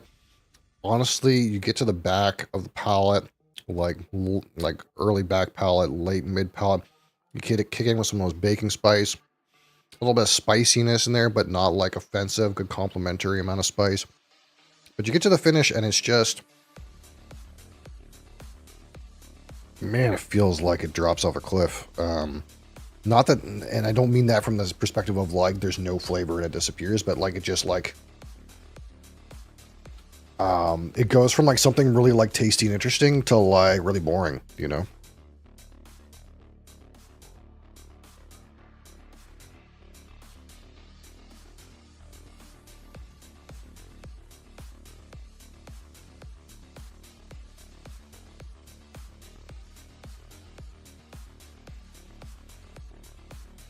Like you get into the finish, baking spice, toasted oak.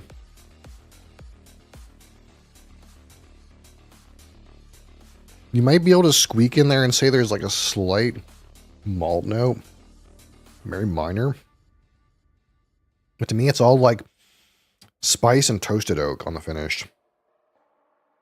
Missing like, I don't know, like a sherry related like dark toffee note or like a chocolate.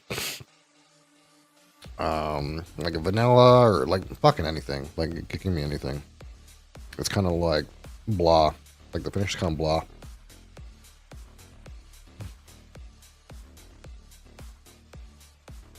I feel like this is so much better on the palate than when I opened it. And so much worse on the finish than I remember. But that's the glass we're getting today. Alright, so now 25. Let's judge the aroma here. Which again, at this point, is kind of like all down on the sweet notes. And there's some good malt there. Table syrup. You still get a little bit of the orange. If you can hunt, you can probably get the raisin, but it's mostly, again, in those very sweet notes now at this point in its development. But definitely got more of that raisin on the outset.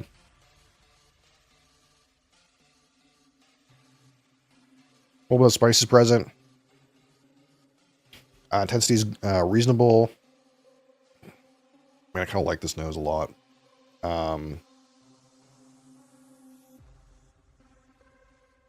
It's not quite excellent. It's 19. All right. So a palate, again, pretty good.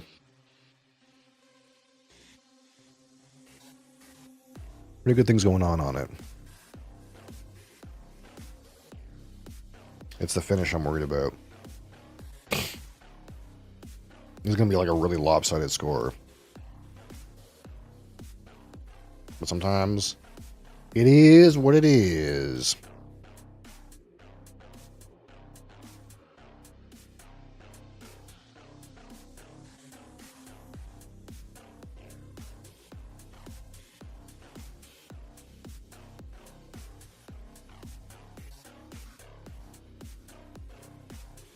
Despite being 43% alcohol, it's great with flavor on the palate. That's something I've also said about the original. Is the original I think is at 40% alcohol, and it's still like you cannot argue with like the level of flavor. Again, you get raisin, you get some orange citrus, maybe even a little bit like vanilla, some malt character. That spiciness kicks in. Good level of sweetness. Maybe a bit like thin, but in terms of like the intensity of the flavor and the complexity of the palate, 19. But all good things come to an end.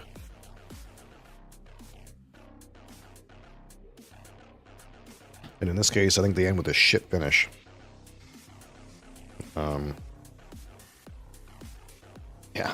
Yeah, man. I'm really enjoying the aroma on the palate. I'm severely disappointed in the finish.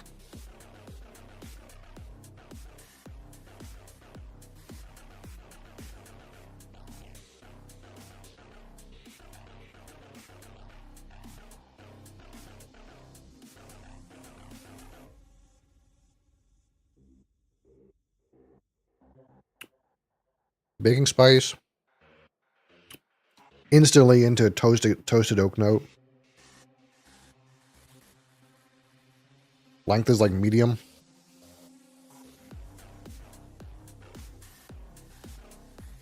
Yeah. Oof. 13.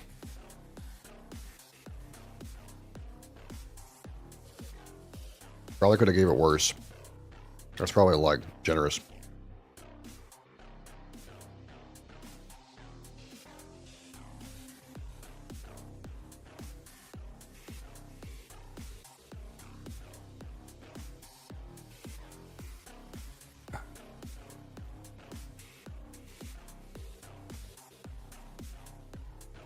All right, so texture out of 10. Again, this is kind of like pretty light on the palate. It's pretty on the thin side. Again, it is 43% alcohol. A lot of copper contact.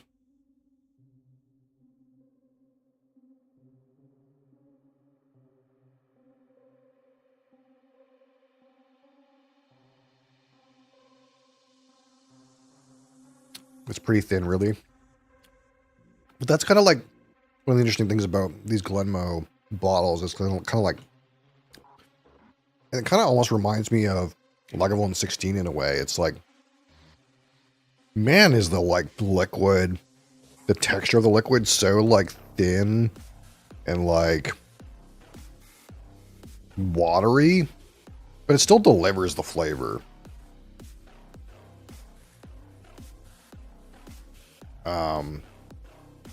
For me, texture is like a 2. Like it's non-existent.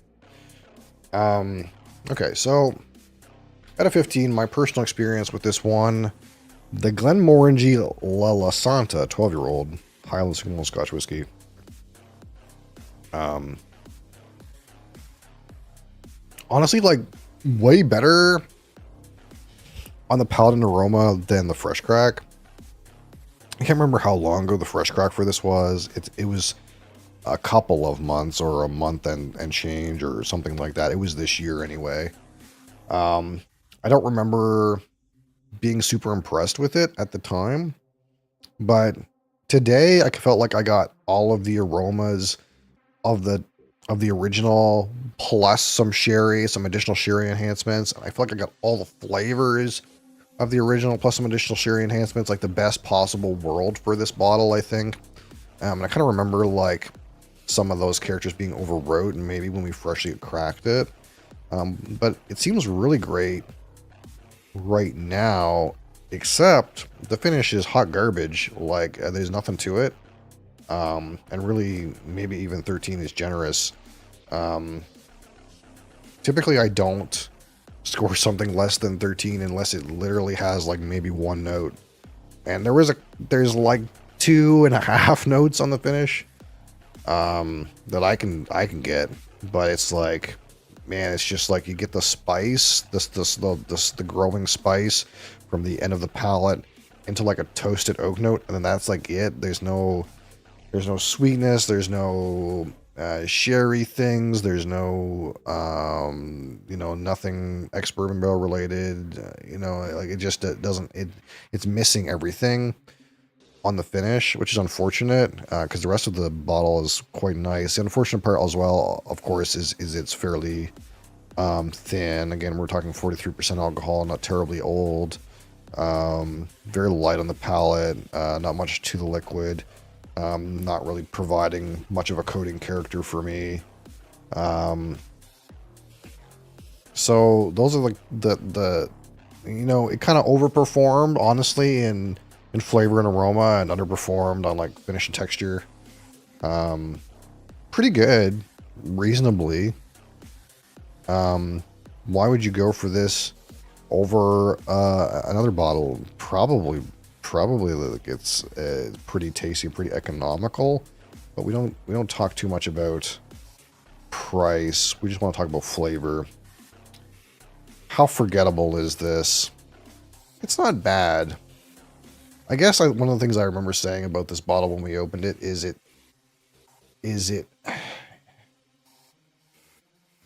it's good, but it's not doing anything interesting. It's not doing a thing where you're like, hey man, I love this part about the Glenmoe 12 La Santa that no other bottle does. It's got this unique factor. That kind of little bit of a citrus, I think, is maybe helping, but it kind of feels generic sherried whiskey, in some ways. Better today than I think on the Fresh Crack. I think on the Fresh Crack, I was super in the like generic 43% sherried whiskey column, but some bourbon notes kicked up today, and that was good. This day, this glass, distinct enough for a 6. We'll call it 6. So, if we send these together, some strong scores in the early going, 19 and 19, 13, 2 and 6. We give this a 59 out of 100. It's good. It's a good whiskey. It's good. It's a good one. And I think it's pretty cheap too. I think these are like, my memory serves me right, they're like just over 80 Canadian in my province, even. Taxes included. They're pretty economical to buy. It's pretty good, honestly. It's just, man, that finish was disappointing, and it is light on the palate. Doesn't do anything too crazy interesting. I'd like to get a Quinta Rubin, which again is like the port version of this. And of course, there's also the Sauternes, I think, is it a 16 these days? Yeah, there's a 16-year-old Sauternes cask, which I think before was non-age statement and is now a 16-year age statement. Again, that's one of the things we like about Glenmoe is they're kind of seeing the glut coming. They're increasing their age statements on all their bottles. I'm actually curious if the Glenmoe 18, which is like a generic, I don't know what the barrels are. I think it's just kind of like a generic mixed 18-year-old. I wonder if that's going to become like a 20 or 22 or something like that. That would be pretty cool. If they really bumped that age statement on their generic 18. Like economically priced 20-year-old age statement is not too common these days, and you know you can get a 18-year-old Glenmoe for under $150 if you wait for a sale, right? So I increase my age statement every year, but no one is interested. In fact, they become less interested. Ha ha! No one ever gets anything for my birthday.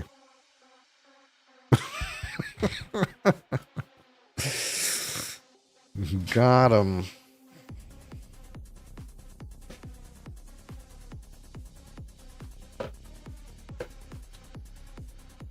I had to get myself something for my last birthday.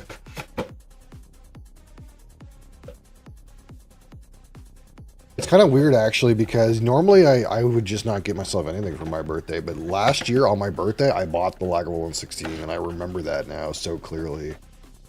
That I brought home a Lagavulin 16 and had it on stream on my birthday. Redbreast? Like Redbreast 12? Is it just straight 12?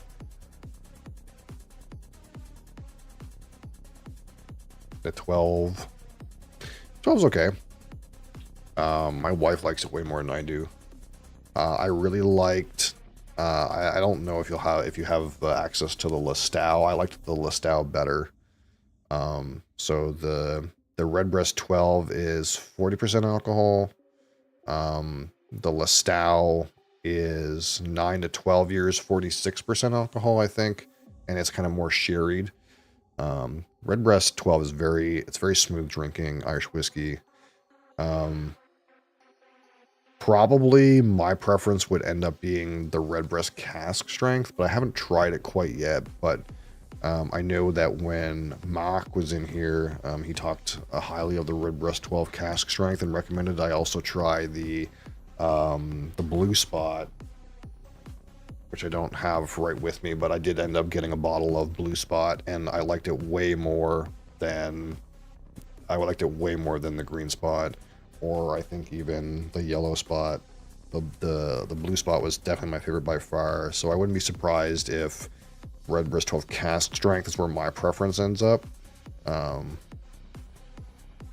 But for me personally, I liked the Lestau better than the 12. It is a little bit younger, but has like more oomph to it. I kind of felt like the 12 was just very smooth, and lacked a little bit of like oomph on the palate, oomph on the finish. But you know, it's still tasty. Like it's still got like a buttery kind of like cookie kind of flavor. Very like shortbread, doughy kind of thing. Sometimes you get a little bit of like the like bourbon buttery kind of note into it. But it's just like very approachable and soft, and maybe that's something that would be a pro for you, right? But it wasn't my favorite personally. I can't remember what score I gave the 12.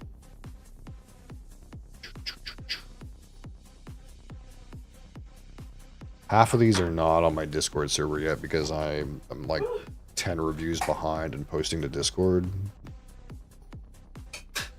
I gave the Redbreast 12 51 out of 100. It was good. What did I give the Lestau? I think the Lestau is in here too.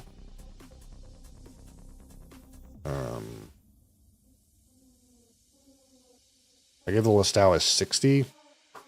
I mean, they're not light years away. I did like the Lestau better though. 60 versus a 51.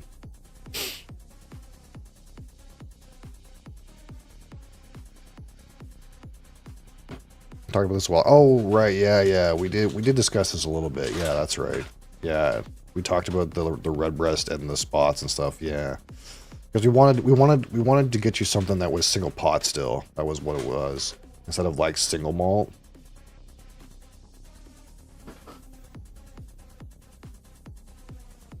Yeah. Yeah, like probably like while it's tame, the 12 is probably closer to like typical single pot still Irish whiskey than like the Lestau is, because the Lestau is again like it's a heavily sherried whiskey. That's like the difference. It's a sherried Redbreast basically. Whereas Redbreast 12 is like more typical SPS. Did I ever rate Green Spot? I don't know if I ever rated Green Spot. I think that's one I still haven't done yet. I'm actually curious if Green Spot would have a higher score than Redbreast 12. Because Green Spot is like... Green Spot and Redbreast, they come from the same distillery, and they're the same style. They're both single pot still Irish whiskey.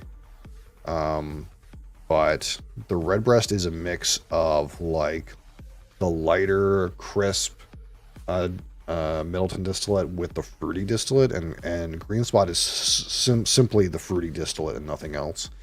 Of course, Redbreast has an age statement. Green Spot does not have an age statement. I think they're roughly around the same price. I think Green Spot is still around like $80 Canadian, maybe 80 and change. So in that way, like they're very comparable. I think Redbreast 12 might be better than Green Spot for me. I'm not sure. Depends on how I feel on the day that I rate the green spot, I think.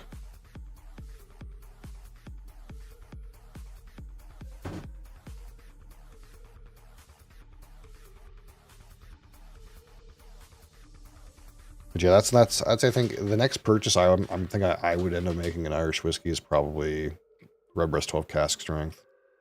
I think that makes a lot of sense.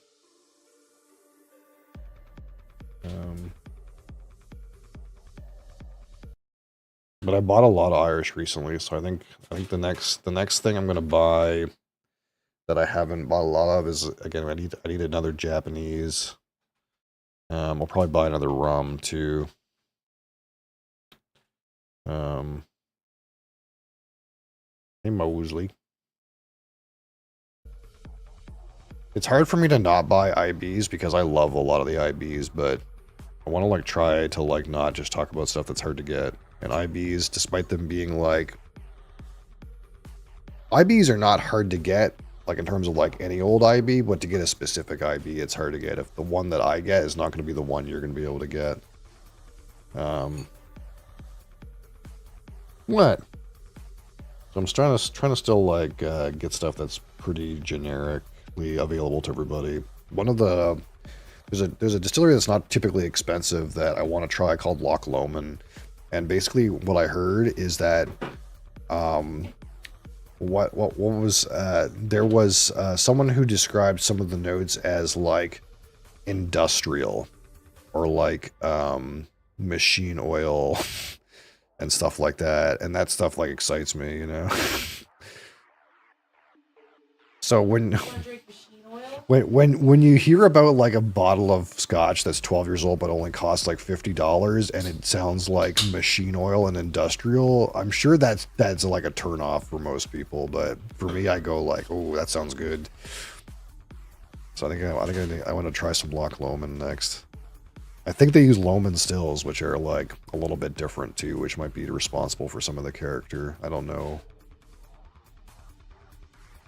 Again, I'm still like,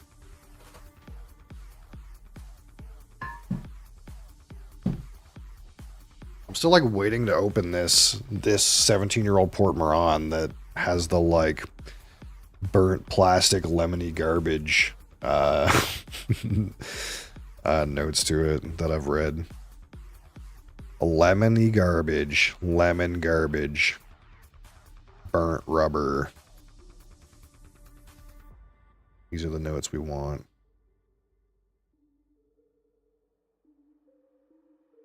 I'm more excited by rum than other people, I think.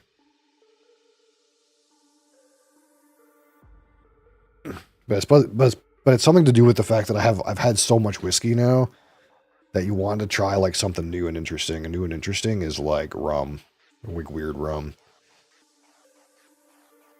Where's that? Hold on. I kind of want to pour some of that Smith & Cross.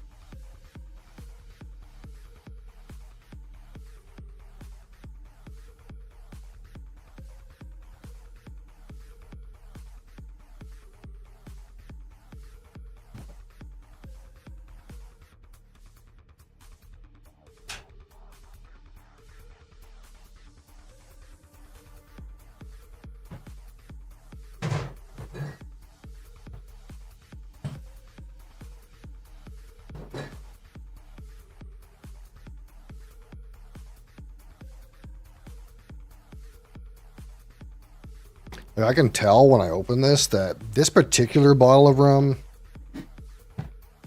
like isn't like that high quality. Again, it's like blended Jamaican rum at 57% alcohol. It just has some notes in it that I've never had anywhere else. That's what's exciting. It's like you get in here and you're like, man, that's funky. But you can tell when you drink it, it's like not really that high a quality. So my brain goes like potential, you know. I need like the $150 bottle of rum that does this. Not the like $40 bottle of rum that this is. Oh, that just smells so funky, Mosley. As soon as we pour it, it smells funky. Oh, that's so weird. It's like rotting cabbage and butterscotch. It's like papaya, pineapple, rotting cabbage, and butterscotch.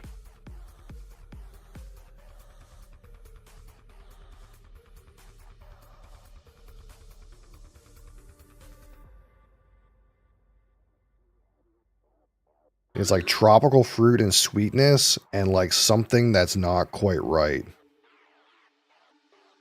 Something that shouldn't be. Something that's gone bad. But it's so fruity.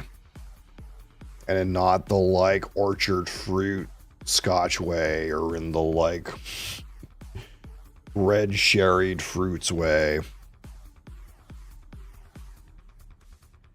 But while the aroma is so wild and interesting, I can tell when I drink it it's not that high quality.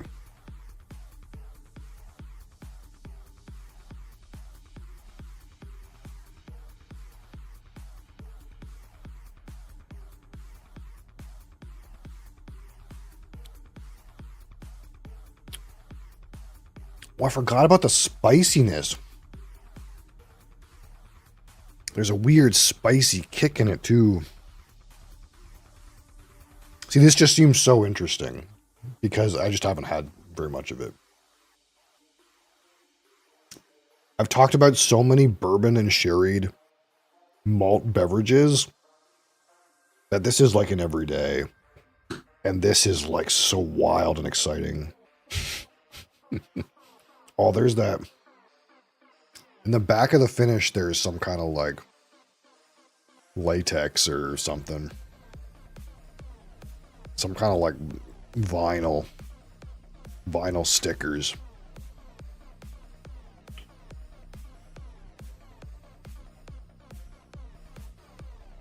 Yeah.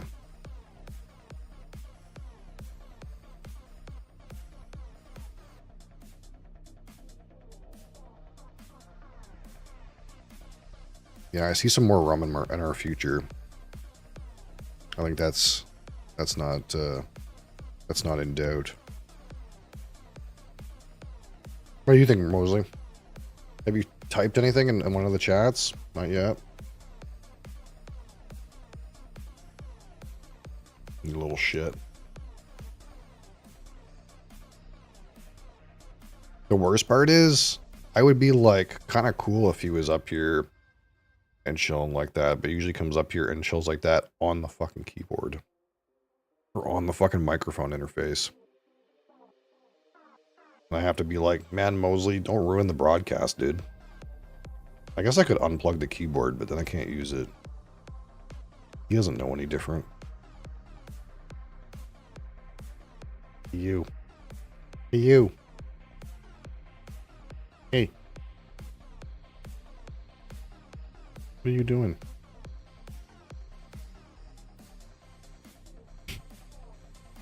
What? You want to smell some of this? It smells like something's rotten. What do you think?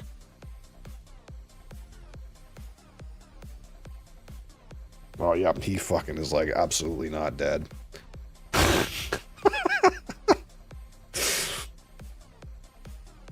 It's got a weird spiciness to it. Like, you don't feel like it should be spicy at all? And it's got a weird, like, spiciness. Like, not like a Scotch baking spice thing. It's a weird, like, kind of like weird peppery, spicy, like herbal spicy thing. It's right in the palate.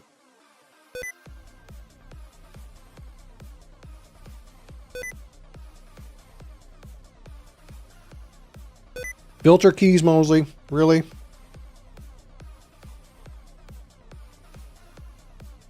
And the finish is like non-existent, except for like weird like plasticky, vinyl-y, latexy flavor.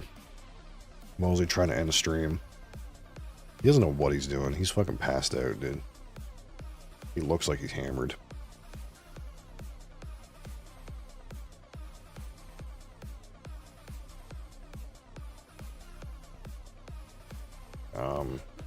I'm trying to do things on the computer, but Mosley's holding down some key. And it's like doing something when I try to click on stuff. Great job, man.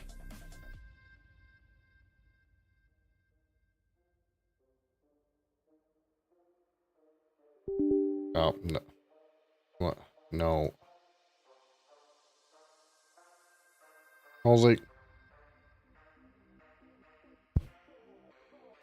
You fucker. Ugh.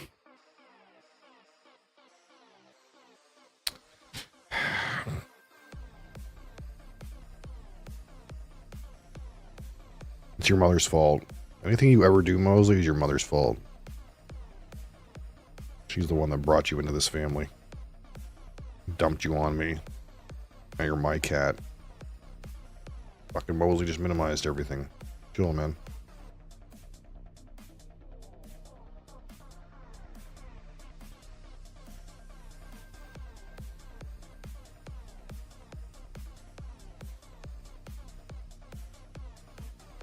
I'm gonna have to clean up after your ass on this desk anyway. I might as well give you your pet. What a ridiculous animal.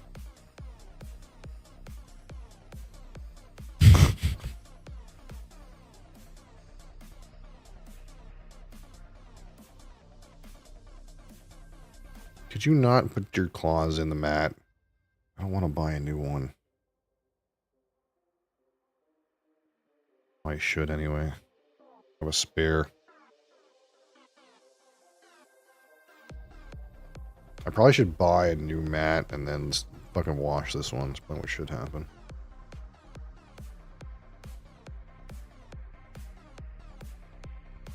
It's so laden with scotch and bourbon.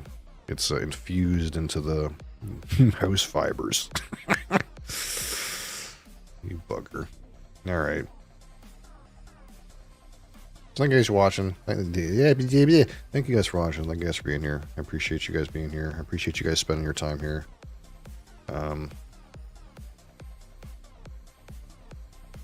We got through another day of Final Fantasy. We talked about some scotch. We incidentally talked about some rum. We talked about, what else did we talk about? Oh, Rockstar Tropical Mango. That was kind of nasty. It was not my favorite. Play some board games tomorrow. Kind of want to play Great Western Trail tomorrow if anyone's into that. Of course,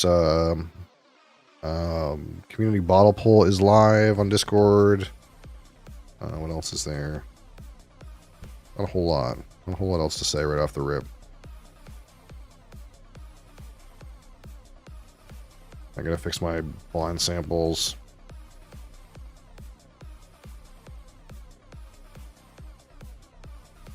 Holy, you're all over the place now, Mosley. Yeah. I think that's it. I think that's all. Appreciate you guys, and till next time. Peace!